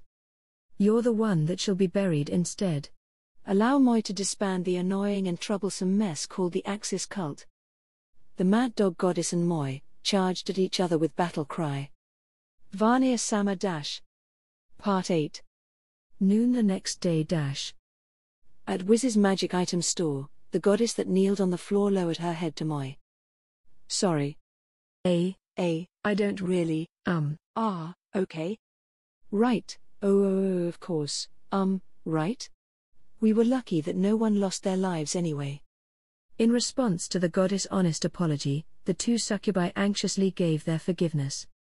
As they were the most involved in this incident, the lowly succubus and the succubus leader had been sent as representatives to hear what the goddess had to say. Moi, who had fought against this goddess in a deadly battle last night, had Moi body destroyed several times, but somehow managed to protect the succubi until her guardian arrived. Then the goddess incurred the full wrath of the guardian that rushed to the scene, which led to this situation. You know, this is the first time I've seen Kazuma-san that angry. He was even more furious than the time I revealed his important perverted magazine hidden under his bed to everyone. Gazing upon the miserable goddess, the two succubus said, That person is a frequent customer of ours. The next time we meet him we'll tell him that Aqua-sama has fully reflected on her actions. Yes, we'll say good things about you, so please cheer up. To see devils encouraging a goddess, this was truly a rare sight. The succubi even admitted the true nature of the cafe to the goddess as they continued to heap flattery upon the goddess. Kazuma threatened me by saying that if I exterminate you people, I would become the mortal enemy of all the male adventurers of this town. Sorry. I don't know what you people are doing, but since you are all so deeply loved by the people of this town, I can't exterminate you. If you two are free, could you come with me to beg forgiveness from Kazuma-san? Oh, of course, Aqua-sama.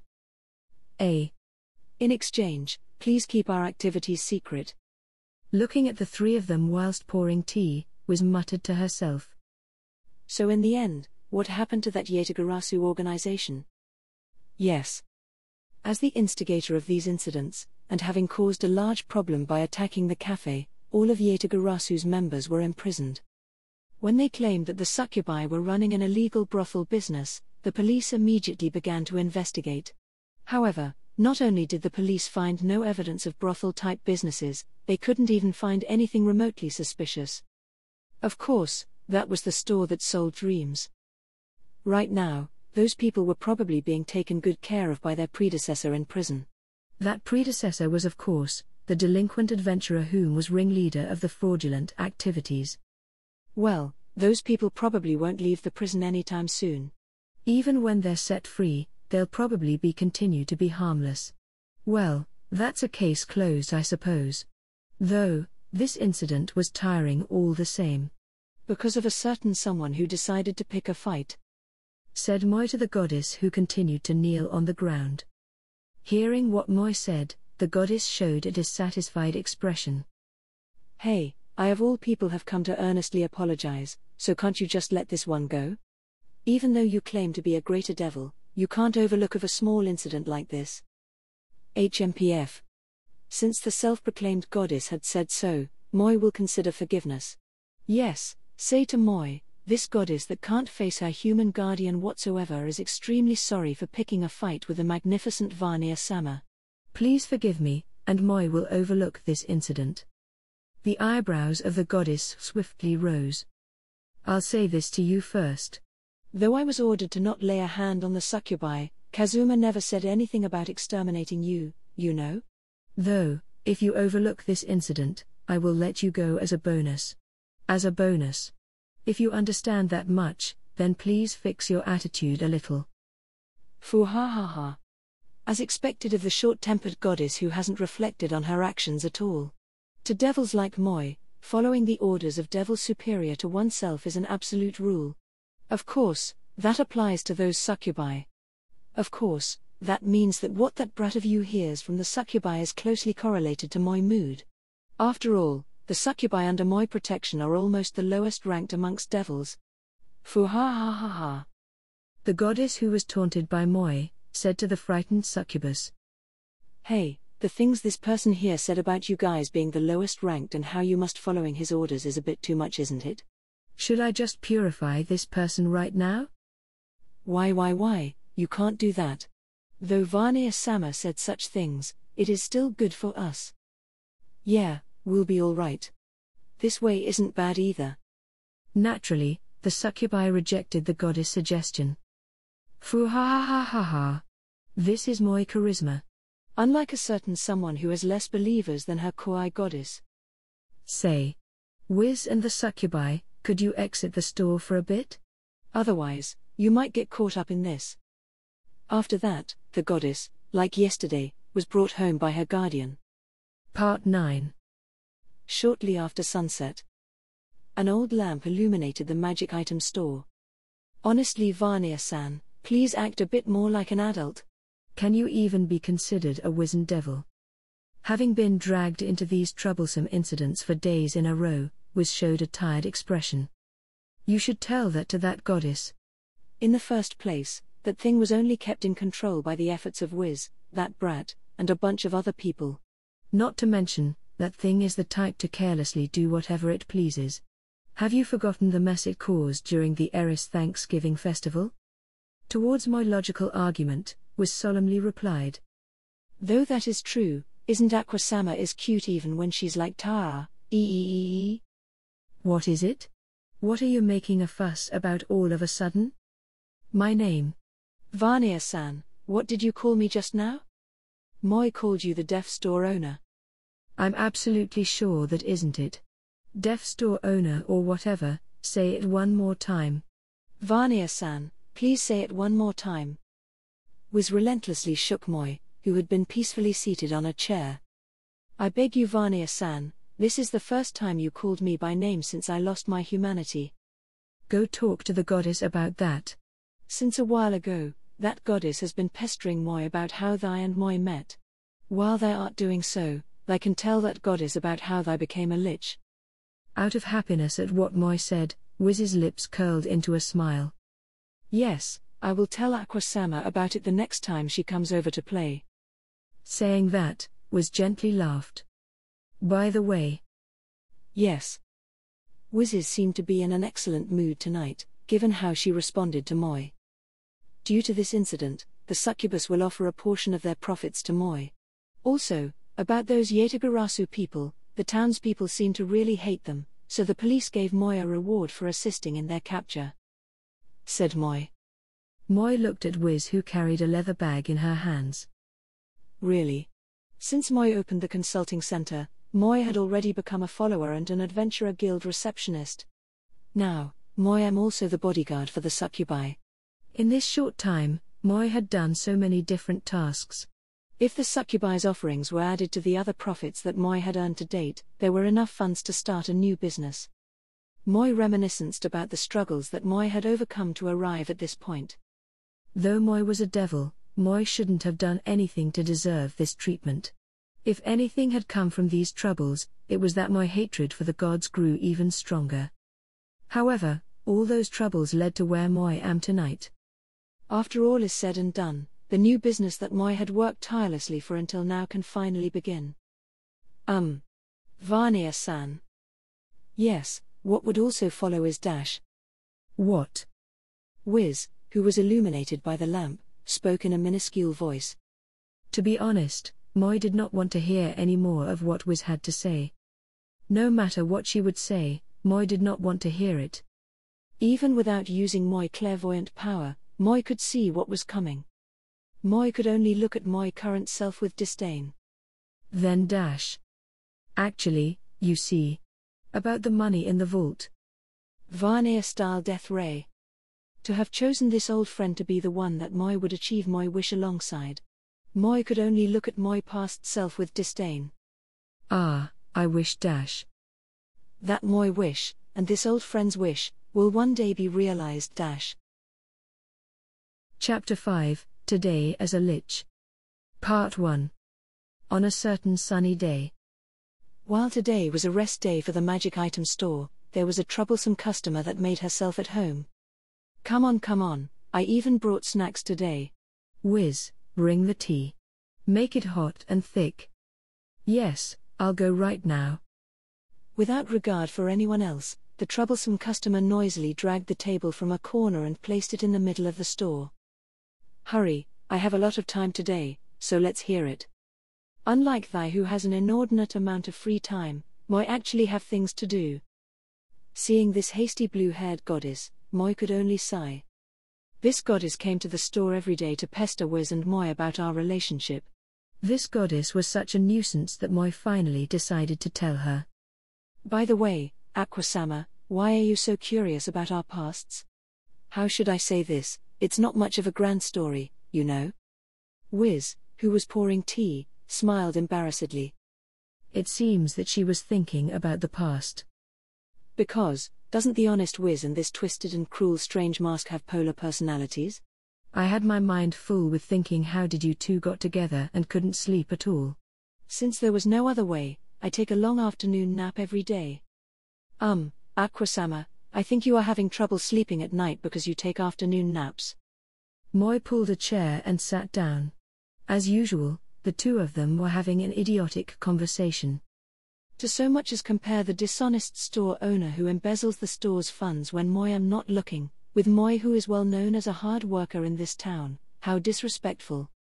As Moi spoke, Wiz averted her gaze. The blue-haired goddess glanced at Wiz and delightfully sipped her tea. In the first place, Wiz, I don't know how you became the dirty existence that is a lich. Since you usually treat me to tea and snacks, I will hear your reasons first. If the reason for becoming a lich is justified, I will go with you to ask Eris for forgiveness when you are summoned by the heavens. In this rare moment, something decent came out of the tea-drinking goddess' mouth. That aside, the skill needed to become a lich is forbidden in this era, and it isn't simple to learn either. So I'm curious as to how you learned the spell in the first place. Moi taught that to her. God blow dash. The rabid dog goddess suddenly threw her first at Moi. To avoid being hit, Moi quickly turned my body to sand. Ah. Converting your body to sand is unfair, you know? What the heck did you teach Wiz? Eat one blow from me for doing it. Please calm down, Aquasama. Though it's true that Varnir-san was the one that taught me the spell to become a lich. Seeing Moi unwilling to return to Moi's normal state, the violent goddess splashed the tea in her cup at Moi. Aquasama, if you do that you'll not only make Varnir-san wet, you'll also burn him. Once I pour the tea on him, I can forcibly purify him. I think I'll throw away this person's mask, so go and bring the trash bag. It looked like this unreasonable goddess had thought of a good idea, so I returned to my body to normal. Just calm down, you short-tempered goddess. If you exterminate Moi, then you won't be able to hear Wiz's interesting story, you know? Are you fine with Wiz will not telling her inconvenient and embarrassing story? What are you saying, Vanya-san? I don't. I really don't have any embarrassing and inconvenient stories to tell. Anyway, after she's done with her story, you'll eat my holy fist. Then, the goddess picked up the overturned table and proceeded to pester Wiz for tea. Wiz handily poured the tea, and happily looked towards Moi. Well then, Vanya-san, is it all right if I tell the story? And so, with a nostalgic tone, she began to tell her story. Part 2. Shouts echoed through the dungeons. Damn it, they're coming again. Rosary, use purification magic. The sword master Brad swung his sword at the ogre zombies. Turn undead. Turn undead. We won't be able to break through like this. Everyone, let's pull out already. Screaming with a tearful face, the archpriest Rosary repeatedly cast her spells. Don't be an idiot, the treasure chest is right in front of us. While Brad and Rosary were arguing, I completed my chant, and released my flame magic. Inferno. In an instant, the dungeon was illuminated and the temperature rose several degrees. At the same time, the ogre zombies that surrounded us were wrapped in scorching flames and collapsed. Overcome with relief when the monsters were wiped out, the two of them fell on their backs. Brad chugged the water in his knapsack and took a large breath. With a wide grin, he said, "Ha, Tilda. You saved us. As I thought, you're really reliable in these kinds of moments, aren't you, Wiz?" I thought I was going to die. Eris-sama, thank you for allowing us to get through this unharmed. This was recently discovered dungeon near the capital. When we heard that one of the Demon King's generals had hidden themselves here, our party of 3 rushed here, but... You two continue to rest here. While you are resting, I will use my magic to check for traps on the treasure chest. I looked towards the treasure chest that sat deep in the room that was cleared of ogre zombies. For some reason, a treasure chest was placed here in this dungeon. This was either bait to lure adventurers, or it was a chest that the monsters of the dungeon would use to keep their treasures. Though there were different ways that this chest could have come about, there was no doubt that, for us adventurers, this was a great source of income. Trap search. Enemy search. My hand which I raised towards the treasure chest showed no reaction. It's safe, it's not a trap or a mimic. Ooh, then hurry up and open it. Since this treasure chest was placed so deep in the dungeon, it must have something good. Wait, Brad, let me confirm the contents of the chest. You sit here and rest. I smiled wryly towards the two who argued over the right to open the chest, and stretched my hand towards the chest dash. Before I could open the treasure chest, it opened on its own. Boom. Kia. The treasure chest suddenly opened with a loud noise, and something appeared from within. Caught off guard, I sank towards the ground, overwhelmed with fear. The thing that flew out of the box stood up. Foo ha ha ha ha ha, congratulations. Congratulations on your grand prize, adventurers, for Moi was unexpectedly the one in the treasure chest. Now, ye who hath received my prize, allow to see through ye brilliant futures. Before us, whom were dumbfounded by the sudden situation, stood a masked man. Seeing my expression, the masked man quizzically tilted his head. HMPF, was that too much of a surprise? Moi do not feel the rush of delicious negative emotions. Moi have already waited a month in this treasure chest. Moi have already put this much effort into scaring you, so Moi was hoping for a little bit more of a reaction. Hearing the masked man speak, I immediately rebutted. What are you? Why are you in the treasure chest? More importantly, are you a monster? So why did my enemy search have no response? How disrespectful to call the pure and forthcoming Moi a monster. Moi haven't even introduced myself yet. Oh lady who said it's safe, it's not a trap or a mimic, opened the chest with a triumphant look, and then proceeded to be so paralyzed in fright. Though this was the first time we met, this person's random acts made me want to strike him with powerful magic. Oh, why thank you for your delicious negative emotions. Moi am the Demon King's general known as the Duke of Hell, the great devil Varnir. Duke of Hell? Well, I had thought that he was a mysterious rare monster, but I never thought that he could be such an important figure. Even though we had come to slay the Demon King's general, we never thought that we would encounter an opponent of this level. The figure before us is a Duke-class devil, a great devil that had once fought against the gods with the future of the world at stake. This type of existence shouldn't be the subordinate under the Demon King that only fought against humans, but... You said you are the great devil of the Demon King's generals? No one like that would be sitting in a box waiting to surprise people. Whiz, Rosary, don't be tricked. This guy's just a pervert. Wait, Brad, while it's true that this guy is a pervert, but I recognize him. He looks the same as the picture in the wanted list. When I heard Rosary's words, I hastily stood up and readied my staff. Demon King's General Varnir? You will be defeated here and now. Whiz? Isn't this opponent too much for us to handle? We're fighting? If Wiz is going to fight, then as an archpriest of the Eris cult, I will also. Seeing us get ready to fight, the devil named Varnir shook his head in resignation. Even though Moi said that Moi can see through your wonderful futures, why art thou have to be so barbaric? This is why the Eris cult fanatical believers and combat magician freaks are so. Why combat magician freak, was he talking about me? This was the first time in my life that someone that I just met had said something so rude, so I didn't know how to respond. What do you mean by the Eris cult's fanatical believers? How dare you say such a thing? Duke of Hell, Varnir? Even if I cannot defeat you, I shall seal you on behalf of Eris Sama. Ignoring me, Rosary took out something from her pocket and began to chant her magic. Take this. This is the catalyst that I've been praying to every day since I became a priest. It was the necklace engraved with the symbol of the Eris cult that Rosary always carried with her. She threw the strongest catalyst that had been cultivated for years at Varnir's feet. Sacred shell. Receiving the magic words, the necklace began to release a brilliant light. What's this? Without waiting for the sealing magic to activate, Varnir kicked the necklace at his feet away. Ah! You will be cursed for that. Ignoring Rosary, who tearily retrieved the necklace, Varnir raised his arms to indicate that he would not do anything. Please calm down a little, you adventurers. Why don't we first talk for a bit? Saying that, he sat down cross-legged on the floor. Part 3. After Varnir had finished what he had to say, Brad showed a complex expression. So you mean, you, as a Demon King's general, have been tasked with maintaining the barrier, and you have no intention to harm anyone? We sat in a formation that surrounded Varnir on all sides as we listened to him talk. Though we were troubled by what this strange devil said, we didn't know what to do either. Like I would believe something like that. I mean, this guy a devil, you know? Things like devils are cowardly and fiendish creatures that only think about hurting people, you know? Devils must be destroyed.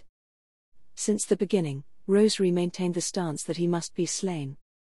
If you want to say that, things like goddesses don't do anything, tell their believers that you will be saved if you believe in me, and advocate things like if you donate, you can go to heaven to get money. Aren't they also existences that hurt people? You enemy of the gods, I will destroy you. Wait, please wait. Your opponent is a Duke class, you know? Think about it a bit more, would ya? He broke your seal so easily, so this guy is probably the real deal. Brad abruptly stopped Rosary, who picked up her mace, and released a deep sigh. I understand your feelings, but we came here at the request of the capital with the task to slay the Demon King's general stationed here. Though I don't mean it in the same way as Rosary, devils are the enemy of mankind. I don't think we can turn a blind eye to this. I looked towards Varnir. It is because this dense girl says such hard-headed things that she doesn't even notice the thoughts and feelings of the people around her. Dense girl? What do you mean by thoughts and feelings? Whiz, now's not the time for that. More importantly, you two, this guy doesn't even want to fight, so just should calm down already. Brad got between Varnir and I, and flusteredly waved his hands. It is as the man who is thinking it is about time to retire from being an adventurer and marry the companion whom I've always loved, and then pass my days peacefully says. Hey, What are you saying? Don't say any more of those weird things. Brad? Why you couldn't be about me? No. Even you. What are you saying? I don't know what they were making such a big commotion about, but I can't let this devil go. Though I despised surprise attacks, I also understood that this was not an opponent that I could deal with gracefully. Then who is it? H, is it Karen who split from us to go chase the other Demon King's general? You can't do that, you know? After all, that girl and Yukinori are in love with one another. Ah, just shut up already. Ignoring the two that continued to make a fuss, I secretly chanted my magic dash. Light of Saber Dash. I violently waved my arm towards Varnir, who continued to amusedly observe the two. The spell I cast was the favored spell of the Crimson Demons. It was a spell which could cut through anything if the caster's magic power was great enough. Varnir, who had been careless, was decisively cut through by the white light. At the same time, the two who had been quarreling quickly picked up their weapons and assumed a battle stance. It seems that the two adventurers that I had been with for a long time had noticed my chanting. Varnir looked down towards his body with an astonished expression. To think that Moi would be defeated by a surprise attack. Well done, adventurers. As he said that, his lips curved into a peaceful smile, and his body collapsed into dust. Sorry. Demon King's General Varnir, even though we only exchanged a few words, I swear I won't forget about you. Though I was relieved that we were able to defeat him, using a surprise attack on someone that had no intention to fight left a bad taste in my mouth. Whiz, that guy was one of the Demon King's generals. As long as that guy remained, the Demon King's fortress barrier would continue to be maintained. You did the right thing, so don't feel bad about it.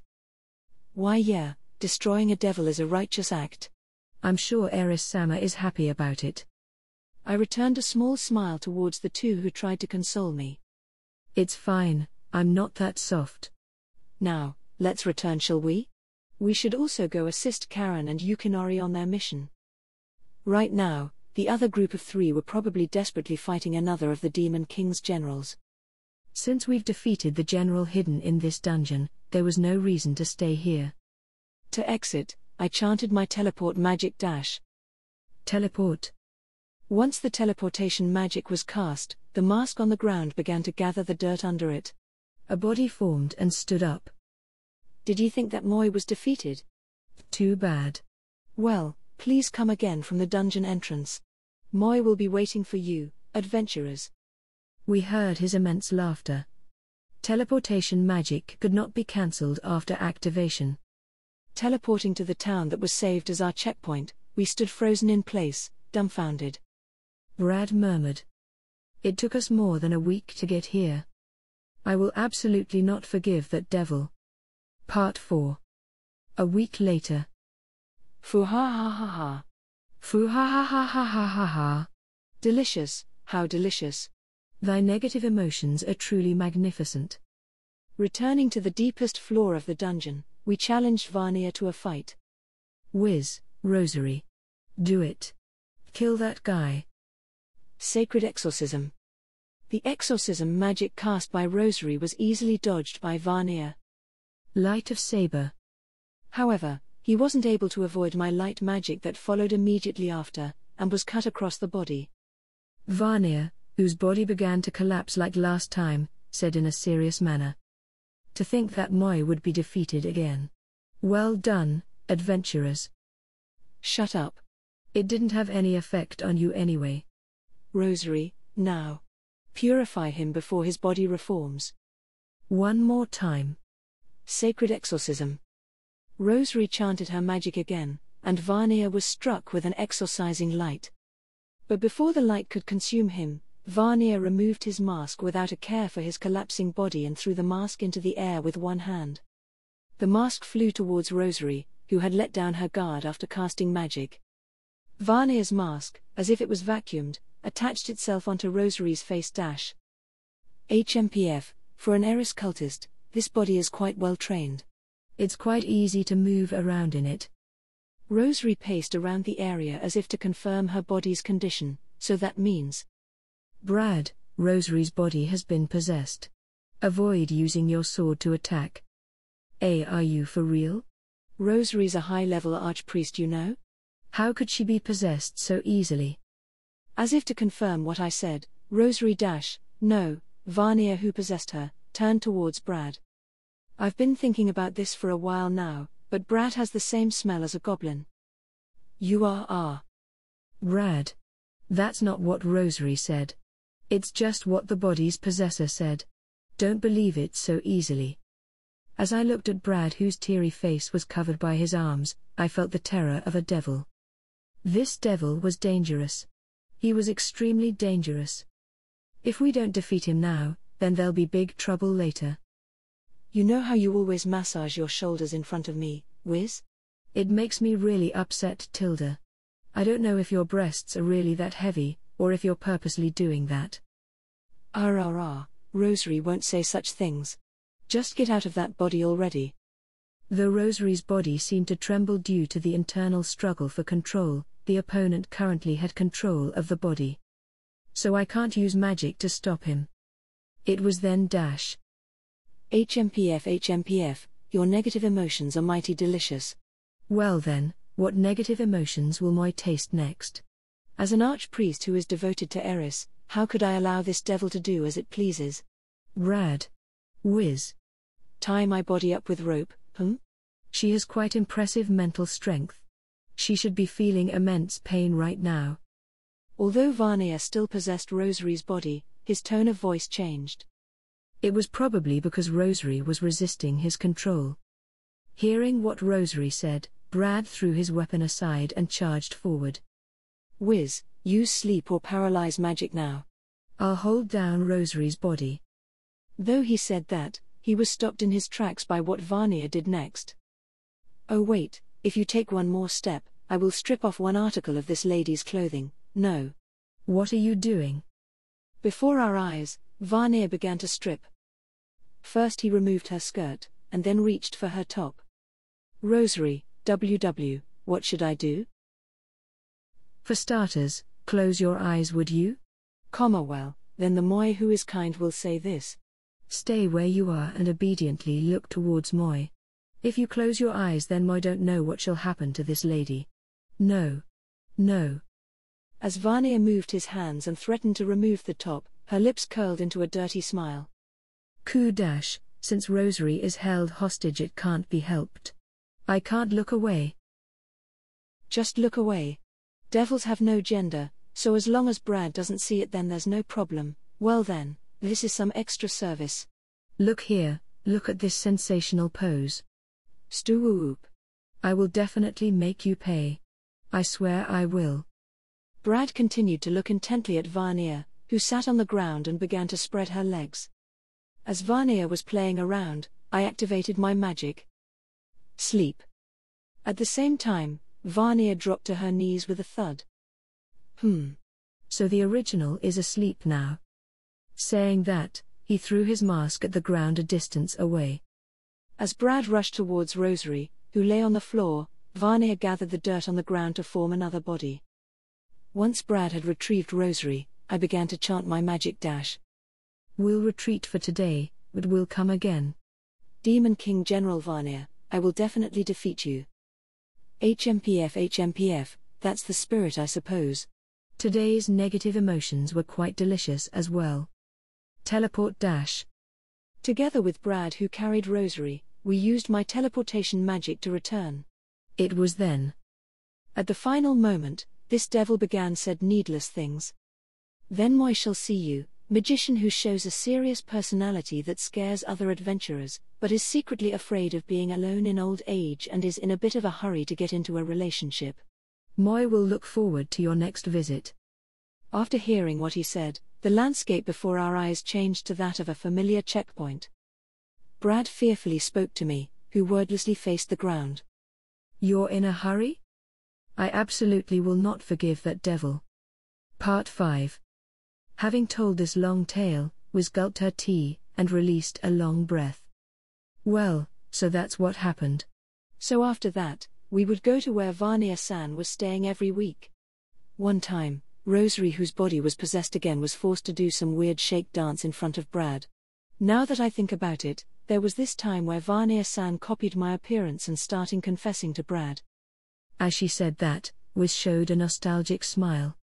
Say Tilda, do you want me to exterminate this devil right now?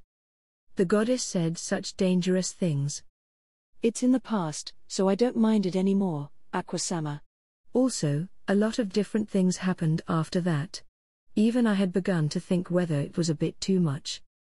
Moi will not apologize for it. Moi merely did such things in the name of proper self-defense. Moi did not physically harm any of you, so you should say that Moi has a kind heart. Every time we retreated with teleport, Rosary and Brad would start sulking, you know? I'm sure that those two still hold a grudge against Varnir-san. Wiz lightly laughed as she spoke. It's because this child is soft-hearted. But Wiz, you were really amazing before, weren't you? When I heard that your personality and speech used to be so forthcoming, I was slightly taken aback. Well, you are like this right now. Like this. The slightly depressed store owner averted her gaze. While she is currently a good-for-nothing store owner whose ability to produce red digits far exceeds that of a NEET, she used to be quite a famous militant. The Demon King's army even knew the name of the party she belonged to, and put a large bounty on her head. Say, is the bounty on Wiz still valid? Aqua-sama? Sadly it is now invalid, otherwise Moi would not just leave her be as she is. I guess that's true. Even Varnir-san. Right now, I'm just a kind-hearted Lich. As Moi looked at the desperate and crying store owner, Moi wondered how Moi could bring back the brilliant store owner from before.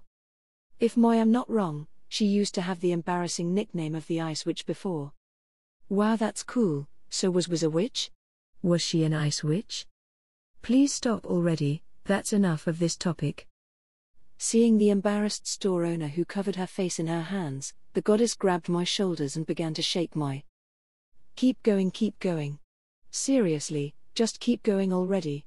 How did they eventually chase you out? Or how did Wiz become a Lich?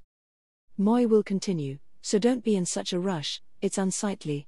Also, why must the kind Moi be chased out? As I flicked away the goddess' hands, Moi began to recall the events of that time. Without fail, this militant store owner would come see Moi every week, and at some point it had become a way to spend my free time. One day, however, this defective store owner made a big mistake. Now that Moi thinks about it, Moi could already see a glimpse of the defective store owner from the Wiz back then. Part 6. Having time to spare, Moi was once again attending the regular event that involved fighting the spirited magician named Wiz. Moi was enjoying today's event as well. Fight me, Varnir. I will defeat you today and send you to join your fallen companions. As usual, Wiz, accompanied by her two companions, pointed at Moi and announced her resolve. Didn't you already say those lines last week? Cursed crystal prison. Reaching the breaking point of her tolerance, Wiz chanted magic without wasting a single breath. Moi removed one of my arms, and threw it towards the incoming magic. When the magic collided with my arm, it was immediately encased in crystal. Moi, what a magnificent object you have created. Not bad, short-tempered magician. If Moi brought this back and sold this, it would surely fetch a high price. Making fun of me again. Though it was true that it would sell for a high price, Wiz looked as though she had been made fun of. Today's negative emotions are truly delicious. Hey Wiz, just leave this guy alone already. This isn't someone who would lose to us. Rosary is right. How should I say this? This devil defies common sense in a lot of ways. No matter how I think about it, I can't imagine this guy being defeated. However, Wiz instead gave her two companions a confident, invincible smile. It's all right. Did you think I would come here without a strategy? Wiz retrieved a magic scroll from her knapsack. The scroll was covered in magical text. It would appear that it was quite a powerful item. Regardless of who the target is, this scroll will forcibly teleport them to the underground prison in the capital. It doesn't matter if you're a devil or a great magician, anyone that is sent down there will not be able to easily escape. Seeing Wiz triumphantly announce the ability of the scroll, her two companions began to clap in unison. I see now. So the reason you went to the capital to see that famous person was to get permission to use the underground prison. As expected of Wiz, with this scroll, you can send him there and lock him up. The two of them were visibly moved. Then, Wiz, scroll in hand, walked towards Moi. When this is activated, all living things in a 1-meter radius will be forcibly teleported. Don't think you can escape. Hearing her triumphant speech, Moi stood in place without showing a hint of resistance. Prepared to open the scroll at any time, she gripped the two ends of the scroll and approached Moi. Take this. Teleport dash. With a large shout, she opened the scroll dash. And disappeared before my eyes. Wiz? Seeing Wiz suddenly disappear, her two companions shouted in surprise. The real body of a devil is always in hell. When we appear in this world, we merely use some method to create a body, and then take possession of it with our spirit. The two listened intently to what Moi said, but showed confused expressions. Basically, by the logic of this world, Moi am not considered a living organism. The worthless magician pointed it out herself, that all living things in a 1-meter radius will be forcibly teleported. Ah. So in the end, all living things in a 1-meter radius were teleported and imprisoned in the underground prison at the capital. Your group's leader is far too interesting. Does she come every time in order to entertain Moi? Will you two fools be able to return to the surface safely? We'll try. The two companions that seemed exhausted went to go fetch their useless magician. Then, a few days after that dash. Varnir. Today I will dash. Today I will finally exterminate you. So you came again, absent-minded magician. A absent-minded magician? Brad, Rosary, prepare the thing that we brought. Wiz stood in front of Moi, as the other two surrounded Moi in some sort of triangular formation. The three of them each brought out some magic item, and threw it on the ground. Then, Moi was enclosed by a triangular barrier. We purchased this prized magic item directly from the Crimson Demon Village. Though this was obtained at an extremely high price, anyone trapped by it cannot escape, and it is also impervious to all attacks. Furthermore, the effect will last for an entire month. It is an amazing item. Hearing what she said, Moi approached the barrier and poked it. Moi see, it would be quite troublesome to destroy this barrier. She must have paid an exorbitant price to obtain this. This way, you cannot attack us, nor can you escape. On the flip side, all we need to do is stay outside the barrier and rest until our mana is replenished. This will be a one-sided hunt. Now Rosary, do it. Perhaps it was because Wiz felt like she would no longer have to put up with Moi actions, her expression was filled with extraordinary triumph. However, say Wiz, didn't you say that it is impervious to all attacks, and that anyone trapped by it cannot escape? Can my magic pass through and hit Varnir?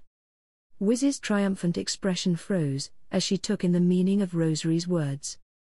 Moi laid down on the ground with a plop. Moi see. In order to protect Moi from vicious adventurers filled with bloodlust, you spent a great fortune and bought this for Moi.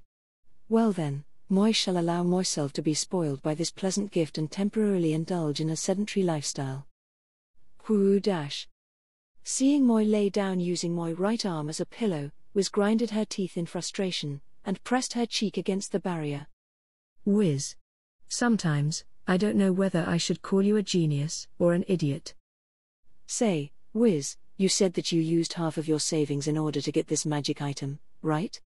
Do you have enough left to pay for your living expenses? Do I need to lend you some?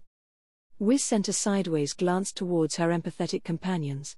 Just then, Moi deliberately shifted myself into Wiz's line of sight and presented to her the entirety of my defenseless visage.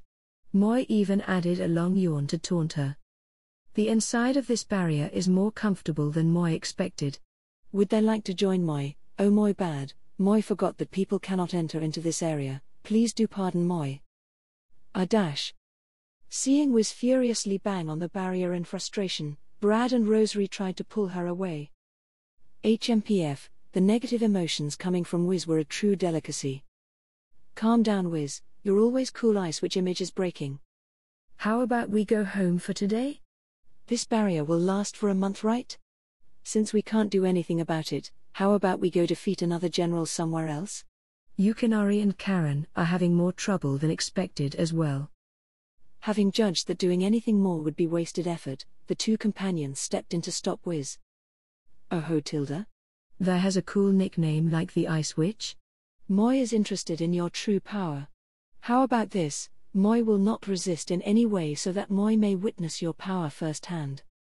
Light of Saber. Wiz, whose mental state had snapped in its entirety, quickly chanted magic and slashed at Moi.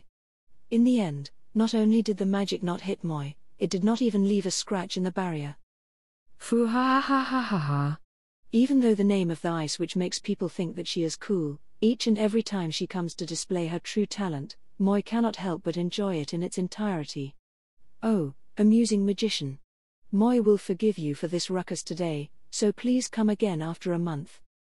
Demon King General Varnier. You'll regret this in 1 month. Wiz, who frustratedly was bit her lip and held back tears, managed to say this line towards Moi, and as usual, she used teleport to return home. About a month after that amusing magician had returned home in tears. Boom. Hiya! As Moi flew out of the treasure chest, the adventurers shrieked in fright. However, once they laid their eyes on Moi, they would stand still in stupor, and then... V. Varnier? It's the Demon King General, Varnier Dash. Kia! Don't leave me behind, wait. Wait Dash. Hurry up and run. You are. Wait for me Dash. HMPF. How should Moi say this, the open and surprise? Varnier Chest's strategy wasn't quite working. Until now, the only ones that did not run away at the sight of Moi was that amusing magician's party. As Moi saw the crying adventurers off, Moi murmured to myself. Now that Moi think about it, it should be almost time for that amusing magician to show up. What will Moi be able to enjoy this time? Rather, how about Moi be the one to do something this time? Yes, if my memory serves right, that amusing magician had spent half her savings last time.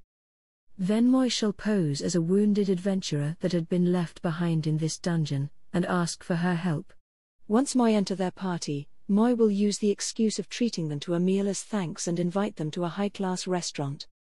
Finally, after Moi gracefully escapes without paying, Moi will appear in front of the magician in debt, and tell her this. The Ice Witch ate without paying the bill? Though Moi am a devil, how about Moi treat you to a meal?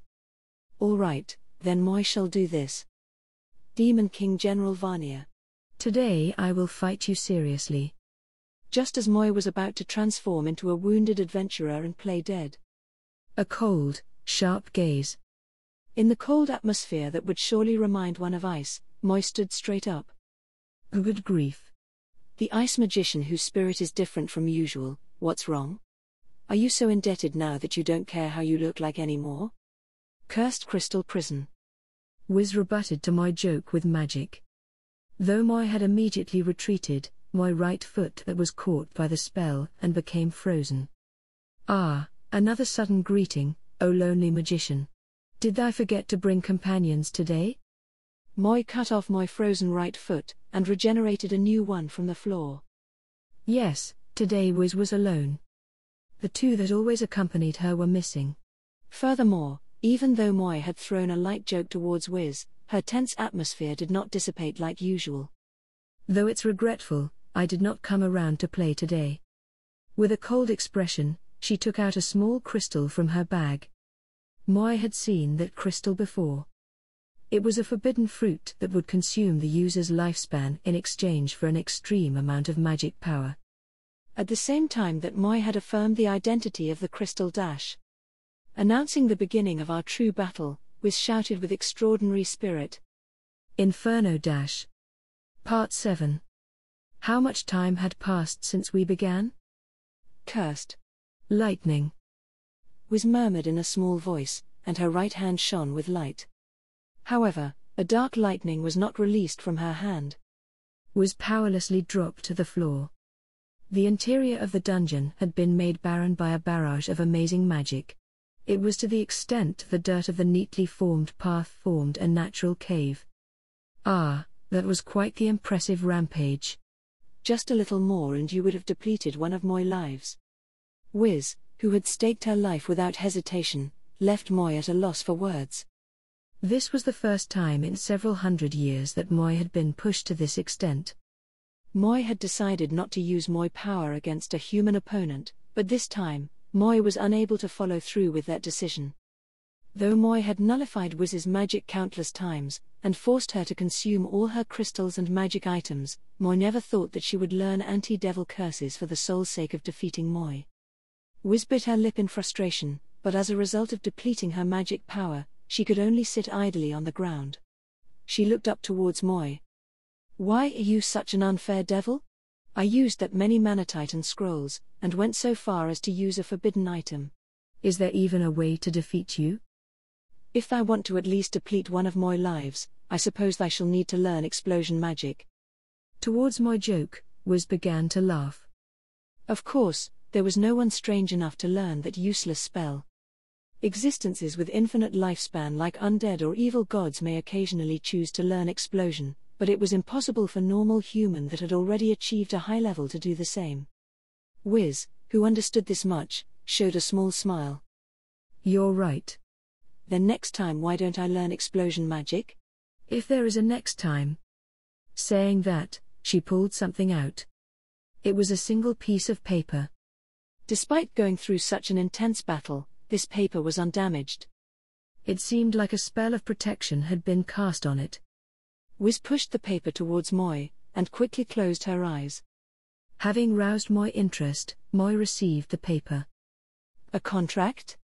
Written on the paper were the terms of the contract with the devil. In exchange for her soul, she wanted the curse that had been placed on her companions removed. What are your intentions? To complete a devil's contract was not simple. First, you would have to gain the approval of the devil, then, you would have to pay the price decided the devil in order to complete the contract. Is my power not enough for this contract? Even though I thought I displayed my true abilities. Basically, she had staked her life in that battle in order to gain Moi recognition towards her power. To be honest, Moi am impressed that a human was able to push Moi this far. However, Moi does not quite understand the contents of this contract. To lift the curse in exchange for thy soul? Wiz straightforwardly answered Moi's inquiry. It was quite an innocent situation. During the month that Moi spent pointlessly in the barrier, Wiz's group accepted another request to hunt another one of the Demon King's generals. Though they managed to heavily wound the general in the fierce battle, everyone in the area was cursed with premonition of death. They were given 1 month to live. Even the greatest archpriests in the capital were unable to lift the curse. In order to spend the rest of their lives meaningfully, her companions decided to live through each and every day, doing things without regret. Then the one person remaining Wiz . For the sake of saving the lives of your companions, you came here alone. I considered pursuing the Demon King General in order to lift the curse, but he had already escaped into the Demon King's castle. Then, is my life not enough? With an expression that showed her fading hopes, Wiz laughed at her own helplessness. Using the forbidden magic item, she had consumed most of her lifespan. She should understand that what she offered was not of equal value to her wish. In other words, she had bet on a lost gamble. Though she was called the Ice Witch, she was actually an awkward and kind magician. To the magician that had given Moi such enjoyment times in the last few months, Moi said Of course, it is not enough. Moi clearly told her the expected reply. Having too expected such an answer, Wiz slightly nodded and smiled weakly. Moi am the Duke of Hell, Moi am Varnir, who is considered to be more powerful than the Demon King himself, the one who holds the first seat amongst the 7 archdevils. A soul that has been consumed by a magic item is not a worthy compensation. Wiz gave a wry smile. However, it is not like there is no other recourse. However, she froze as Moi continued. That is? If you give me such expectations, and then say too bad. There is actually no other way, I will do everything I can to bring you down with me, okay? Though she was able to show such an energetic response, Wiz, who used a forbidden item to the limit, did not have much time remaining. Moi revealed an evil grin. Moi, who does not easily call others by name dash. Thy name is was right? To the first human I have recognized dash. Moi am a devil. As should be expected, it is not righteous, nor is it proper. Even so, if thy still desires to cling to moi, then dash. Part 8. 1 week passed since Wiz and Moi separated. Moi had taught that amusing magician a forbidden technique. If the forbidden technique was successful, then Moi will allow her to realize a certain desire. It was the greatest of Moi's many dreams. It was the grand dream of creating Moi's own dungeon. However, it was not something that Moi could do alone. In order to realize that wish, Moi taught her a powerful technique, but, well, what Moi taught her could only be used by people of considerable power. It was a curse that had been sealed for hundreds of years. Normally, it was not a curse could be successfully activated by someone nearing the end of their lifespan. Even though it was destined for failure, Moi bet on the slim chance of success and light-heartedly taught her, but dash. For some reason, Moi had become bored of the adventurers who delved into the dungeon. After Moi had tasted the delicacy that was the amusing magician's negative emotions, that of others had become tasteless.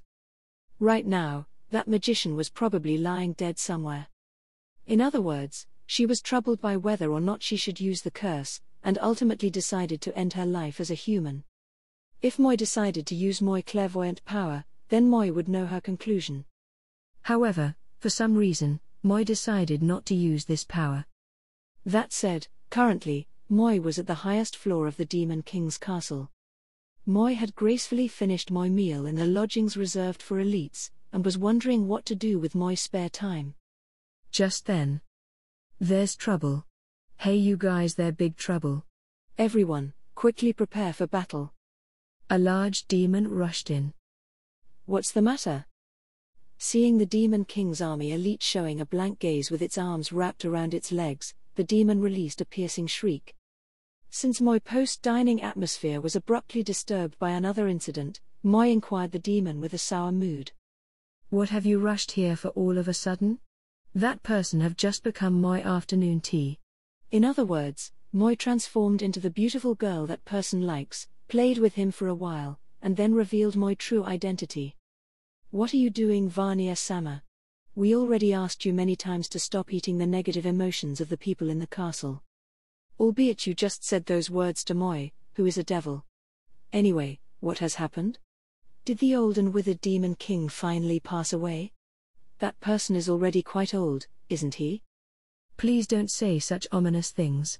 We have an intruder, an intruder. The guards sent to intercept the intruder are being defeated one after another. It was rare for there to be such a tenacious invader. However. Well then, aren't there quite a few generals here at the moment? Since they usually have nothing to do but laze around and eat, this would be a good time to use them. That's what I should be saying to Vanya-sama. This invader had roused my interest, and headed in the direction from where Moi would occasionally hear the sounds of explosions. Then what about the castle's barrier? That's not something that should be easily broken. About that, the invader has a scary amount of magic power. And used Light of Saber to forcibly cut the barrier apart. That barrier was forcefully cut apart by magic? It was something that Moi did not think even the Crimson Demons could do. Anyhow, there was something odd about this incident. You said the invader was a magician, right? Is it a single person? Yes, it is a single person. Even though the general with high magic resistance, Hans-sama, left to intercept the invader at the lobby of the first floor, he was frozen and has become unable to fight. After that, Sylvia-sama, who also has high magic resistance, went to intercept the invader, but the invader was able to defeat the deadly poison slime Hans with powerful magic. With some anticipation, Moi hurried my steps. The result? About that, Sylvia-sama was unaffected by the magic, but then for some reason the invader charged forward. When Sylvia-sama's body was touched, she suddenly collapsed and has become unable to fight, just like Hans-sama. There was no mistaking it. If Moi am not wrong, then the headless middle-aged man is currently resting on the floor below. The invader's target destination is most likely there, so follow Moi. By the headless middle-aged man, you undoubtedly mean Beldia-sama, right? Ah, Varnir-sama, it is dangerous. We cannot allow any more generals to be defeated, so I will go first. The pale-faced ogre moved in front of Moi, and we began to move downstairs. By the way, is the invader a female? Yes, the opponent is a brown-haired female magician. Varnir-sama, do you know this invader? Moi did not reply to this inquiry, and wordlessly continued to walk downstairs. We arrived at the lower floor. It was then dash. I understand. Please calm down, it was the curse, right? You came all the way here to ask me to lift the premonition of death, right? In recognition of your resolve to come all the way to the depths of the Demon King Castle, I will lift the curse on your companions. That's why, let's just call it a draw for today. Higher dash. From Beldia's lodgings, the sound of Beldia's cries mixed with various magical explosion sounds could be heard. At the same time, from the vicinity of the room, frightful screams could be heard. Beldia-sama has been done in. Who the hell is that person? I know. I know about that person. That person is the party leader of that capable party that had a bounty placed on them. The voices belonged to the Demon King army soldiers that had gathered to defend Beldia. The crying voices were a considerable distance away from Beldia's lodgings, and they appeared to be meekly observing situation from afar. Varnir-sama, this is bad news. For some reason, that magician has an unthinkable amount of magic power. I surrounded her with the other soldiers here, and we were blown away in an instant. Moi continued to walk towards the lodgings without a care for what the ogre said. Why, that is quite a refreshing expression, the oh-so-amusing magician. Can you stop calling me amusing magician? Since I gave up on being human, I'm no longer an adventurer. The figure that exited the burnt lodgings was unmistakably that magician. She probably looked so lively because she learned a new skill, and had continuously used it to absorb magic power and life from the castle soldiers. Moi wholeheartedly resisted the urge to smile. Then it would be correct to say that this is the first time we've met? Wiz's usual tense atmosphere was nowhere to be seen. As if possessed by the devil, she showed a rather fresh expression. With a small murmur, she said, I suppose so. And then dash. Nice to meet you, Varnir-san. I am the beginner Lich, Wiz. Due to the warm smile on her face, her newfound self didn't seem strange in the slightest. I have come to fulfill our promise. Epilogue.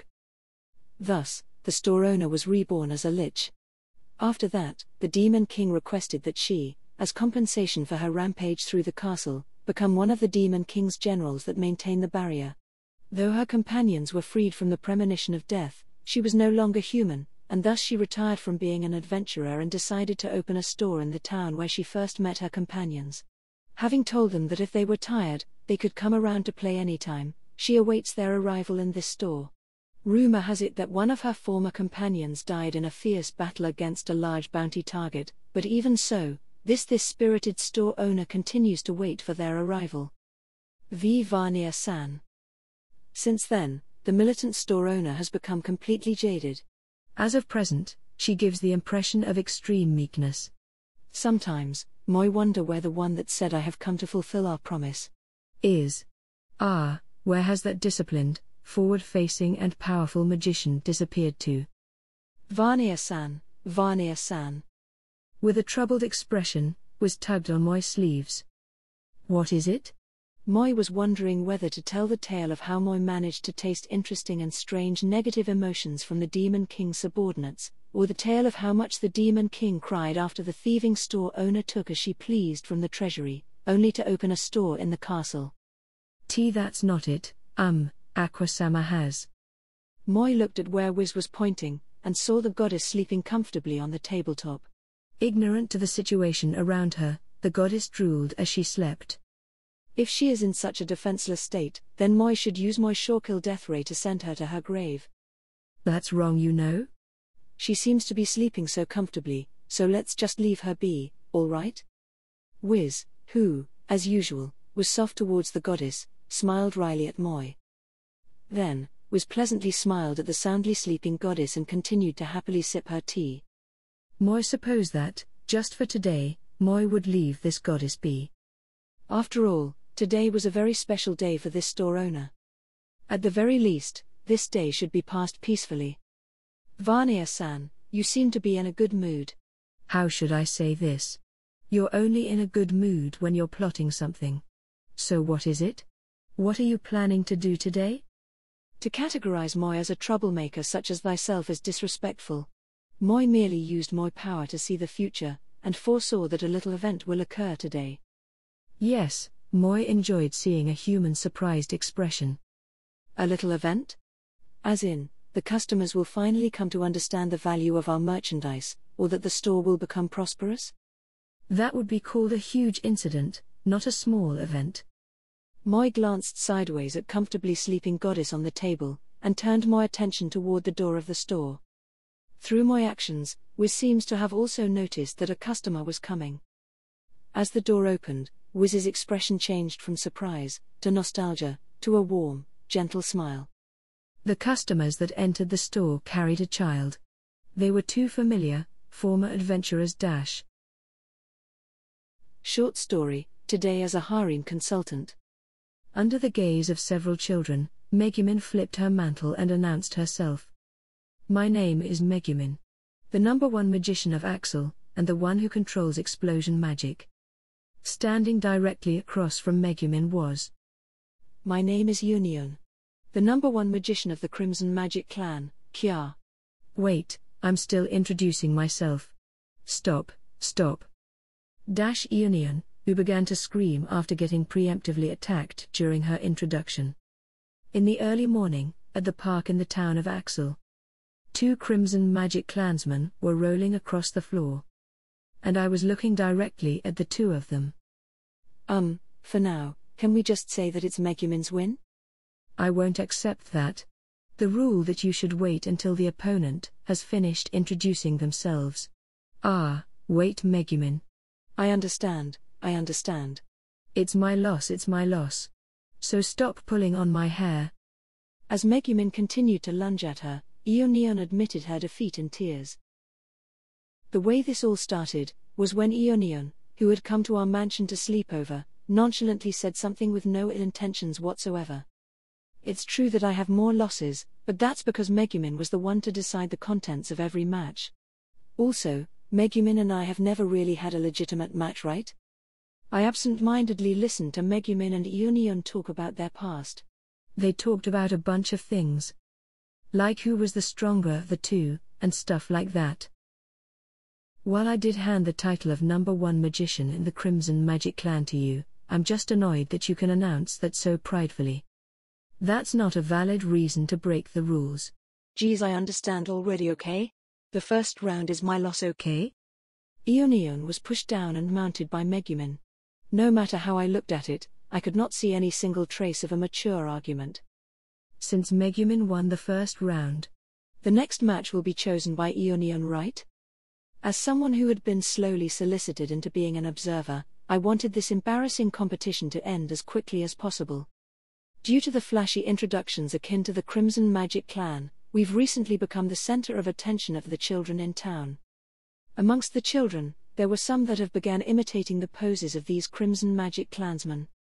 Under the collective gaze of these children, tears could be faintly seen in Ionion's eyes, and she had shamefully swept the dirt of her clothes, and picked up her purse that had fallen during her quarrel with Megumin. Then the next match will be this board game. It was a game that I was familiar with, the chess-like game that Megumin was good at. My, how unsightly. Ionion, since you don't have any friends, you decided to spend the past year training in this game? I'm sure your skill in this game is comparable to a grandmaster already.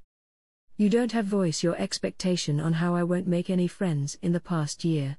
Anyway, are you trying to refuse this challenge knowing that you'll lose?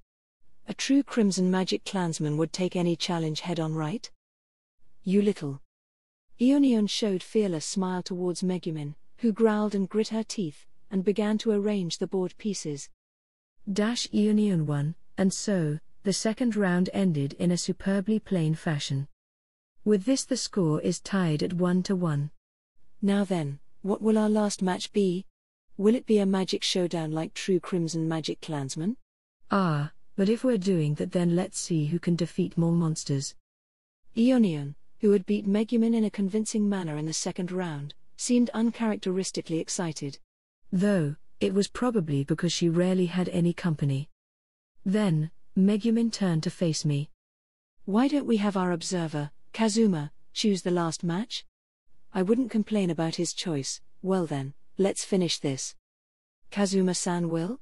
Well, I'm fine with that. Even though they said that, I wanted to hurry up and go home already. Well, since this is troublesome, let's just settle this with rock paper. What do you take the holy showdown between Crimson Magic clansmen for? Please choose a little more seriously. Even though I had made the correct decision, I was berated by the two of them. Geez, these people. Why don't I just say that we'll have a sexy showdown where whoever can successfully seduce me first wins? As I was deciding whether I should say something that borderlined on sexual harassment, a group of 2 police officers who appeared to be on patrol arrived at the park. The children said something to the police officers, and the police officers quickly turned to look in our direction. I can't but feel an ill premonition. All right then, let's decide the topic of this match. The officers probably had an ill premonition as well, and never removed their gazes from Megumin and Ionion. What kind of match are we having? By the way, I was thinking that I wouldn't mind staying in jail for today. Actually, I wouldn't mind having this match some other day, and... Noticing the two getting cold feet, the police officers quickly closed the distance and asked, "You guys, can I have a moment? I got a report from the neighbors that said that the people who were teaching the children weird games were here. The winner of the match will be whoever can stay here longer. I'm going home first, so I'll take this challenge head on. Cool." As expected of Ionion, to think that you would defeat me so easily. Hey, I didn't say that I accepted this, so I haven't won yet. So why is Megumin running away with such regret? Patrol-san, please don't misunderstand. I wasn't doing anything bad, so. Ionion 1. Consulting with this masked devil. Today as a harem consultant. As Moi continued to operate as usual at the corner of the Adventurers Guild, Moi noticed a familiar man. "Yo Varnir, I want you to tell my fortune." "Go away." The man's name is Satu Kazuma. As the devil whom sees through all, the only person whose thoughts Moi could not fathom were those of this man. "Hey, I'm a customer, you know? In business, the customer is God, right? So treat me like one." Since you asked Moi to treat you like a god, that means that you would like to have a taste of Moi Varnir-style death ray, yes? Once Moi said that, the person from an alternate world cautiously retreated several steps from Moi. "Though thou art a good business partner, the same cannot be said of your other aspects." "Why is it that thou must come bother Moi every time you have a problem?" "The only ones that are capable of making Moi, who art a devil, feel so foul are limited to that goddess and you, brat. Oi, don't compare the benevolent Kazuma with that troublesome person. Hey, I'm begging you, isn't this already a fair deal? I mean, it's not like I can't pay up, so why am I the only one not allowed?" "It is because you always come to Moi to discuss some idiotic things. The last time you came here, you wanted to consult on even though I live together with so many young girls, why is it that no one has ever snuck into my bed? Why is it that there are no opportunities to peep on them changing? Is this some kind of curse?" Amongst other foolish topics. "I don't really think that these topics are stupid. I guess that it's because this isn't Japan, but an alternate world, huh?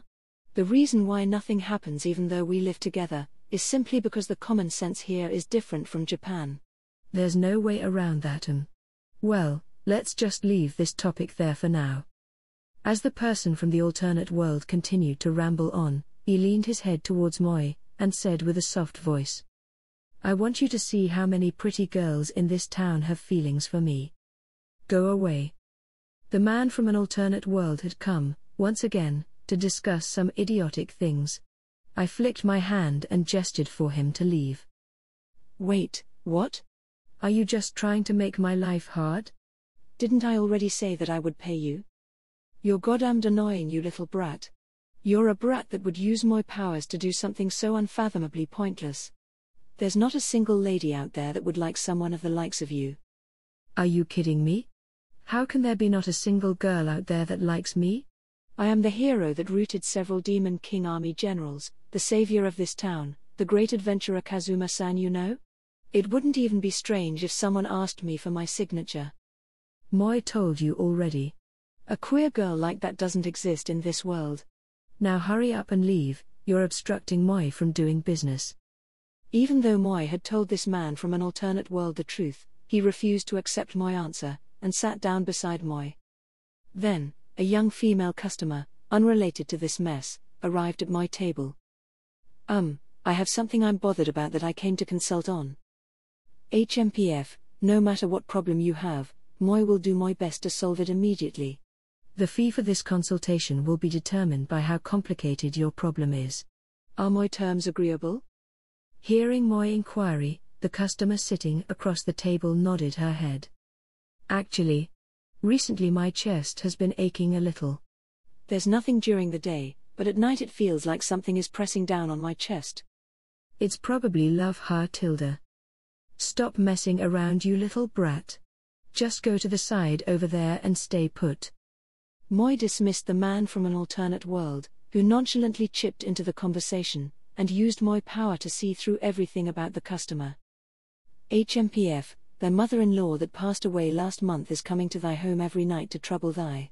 When thou art fast asleep, she will jump around on thy chest.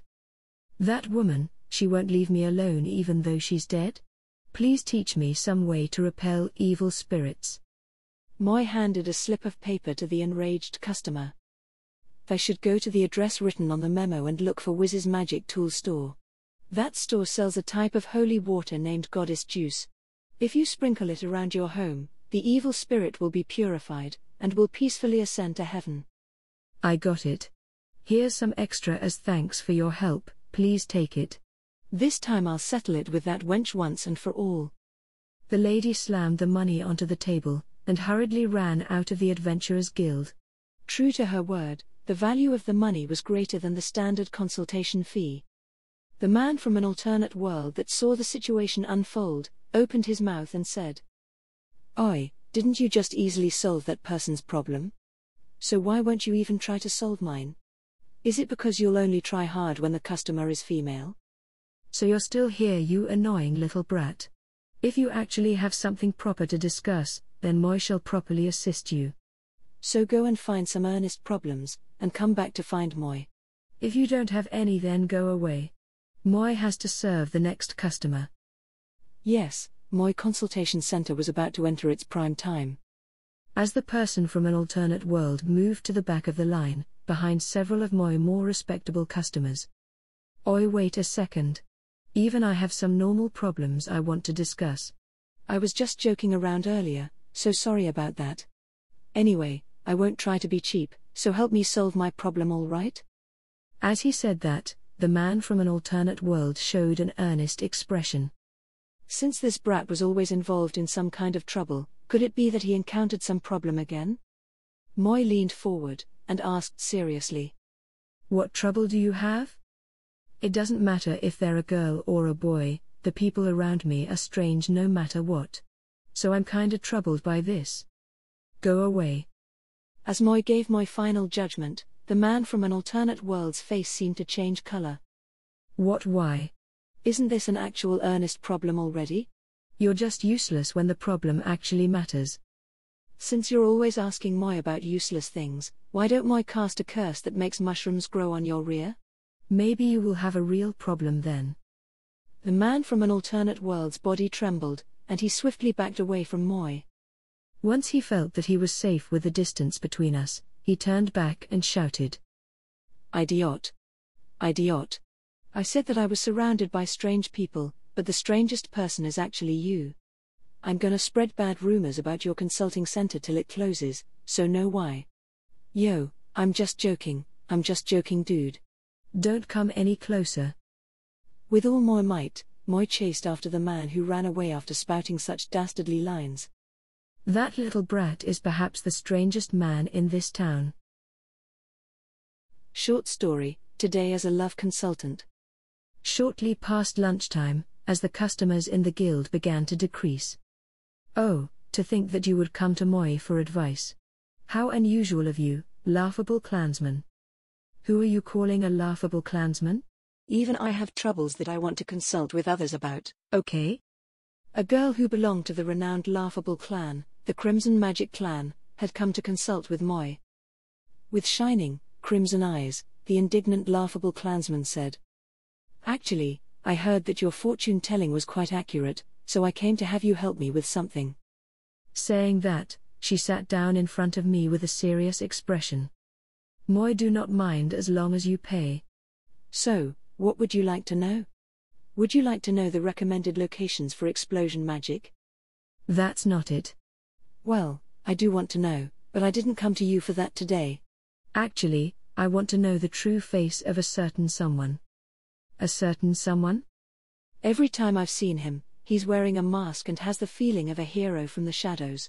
"He's really cool, but how should I say this? "Since the first time I've seen him, I get the feeling that he isn't a stranger, so it's been bothering me for a while. No matter what, I'd like to know his true face." "So you wanted to know my true face, him? Well, Moi have already shown the housewives nearby, and you pleaded to Moi so passionately, so Moi suppose that it won't hurt to show you my true face under the mask." "Why would I want to know your true face? That's not it." "What I want to know is the true face of a certain thieving group." "Certain thieving group? Are you talking about the skillful, wanted thief that wears the same mask as Moi? If that's the case, then Moi have already been requested to do so by the guild's employees in the past, but for some reason, Moi is unable to grasp their true face." "How disappointing." "You act so cocky and confident, but when it comes down to it, you're just plain useless. To think that Moi would be called useless by you, who can only be used once a day." Even Moi did not foresee such a development. "Oi, don't say it like the only thing I can do is explosion magic." "But what a shame." "If possible, I would like to see that masked thief again, and I also want to get that cool SK." Saying that, the laughable clansman froze. "Right. "That mask. For a while now, I've wanted that cool mask." "I can buy that from Wiz's store, right?" "It's commendable that you have such an interest in my mask, however, Varnier masks have already been sold out long ago. To preserve the value of exclusivity, Moi have decided to not restock for the time being." "What are you saying?" "Don't be so stingy, just give me one." "Weren't you boasting just a moment ago?" "Don't be an eyesore, come on." "Why, you little brat, don't take Moi away, are you trying to kidnap a devil?" "It will be restocked one day, so be patient and wait." The laughable clansman grabbed onto my mask and tried to pry it off. As I drove her away like a dog, the laughable clansman suddenly clapped her hands and had a eureka moment. "That's right, the mask. That masked thief was wearing a mask made by you." "If that's the case, then isn't that thief one of your customers?" HMPF. Amongst those that bought my mask, all of them were slightly strange. Moi don't think that there were any skillful thieves amongst them. From what Moi had heard, that thief had penetrated the tight security of the royal palace, instantly defeated various knights as well as a rather famous adventurer, and finally stole away a treasure. It's a shame, but Moi does not remember handing my mask to such a powerful adventurer. The thief most likely got that mask from someone else. Since they had chosen a tasteful name such as the Masked Thieving Group, Moi also hoped to have a chat with them one day. "When the time comes, remember to call me as well." "All right then, I'll be going, I still have to do my routine work for today." Saying that, the laughable clansman stood up. Then, Moi absent-mindedly said, "Is there not something else that you desire to ask, Moi? Surely, there must be something else that you are truly bothered about, yes?" As I led the laughable clansman on, she turned around, and said, "Right. You still haven't told me the recommended spots to cast explosion magic." Saying that, the laughable clansman reseated herself, but Moi was not talking about that. "Such trifling matters are unimportant. More important than this, dost thou not want me to foretell the future of the man that resides in thy heart?" Exclamation mark. Hearing what Moi said, the laughable clansman visibly shook. "That man's future is not yet decided. Oh, to think that there was such a thing. Moi never thought that that man was so incredibly popular. Moi couldn't tell by looking. What is it?" Even if you try to bait me by saying that, I wouldn't fall for it. But, it's fine if I listen in for a little bit, I guess. Just a little bit, okay? You must pay to hear what comes next.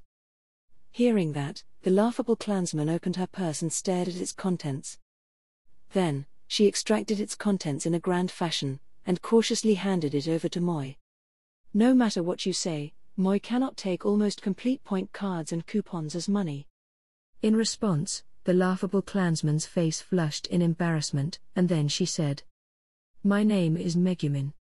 As the #1 magician of Axel and the one who forges her own destiny, I tread a thorny path. There is no way that I have a man in my heart, nor would I consult you on such girly feelings." Saying that, she dashed out of the guild. The abashed feelings of a young girl, that would cause anyone to reflexively smile, were truly delicious negative emotions.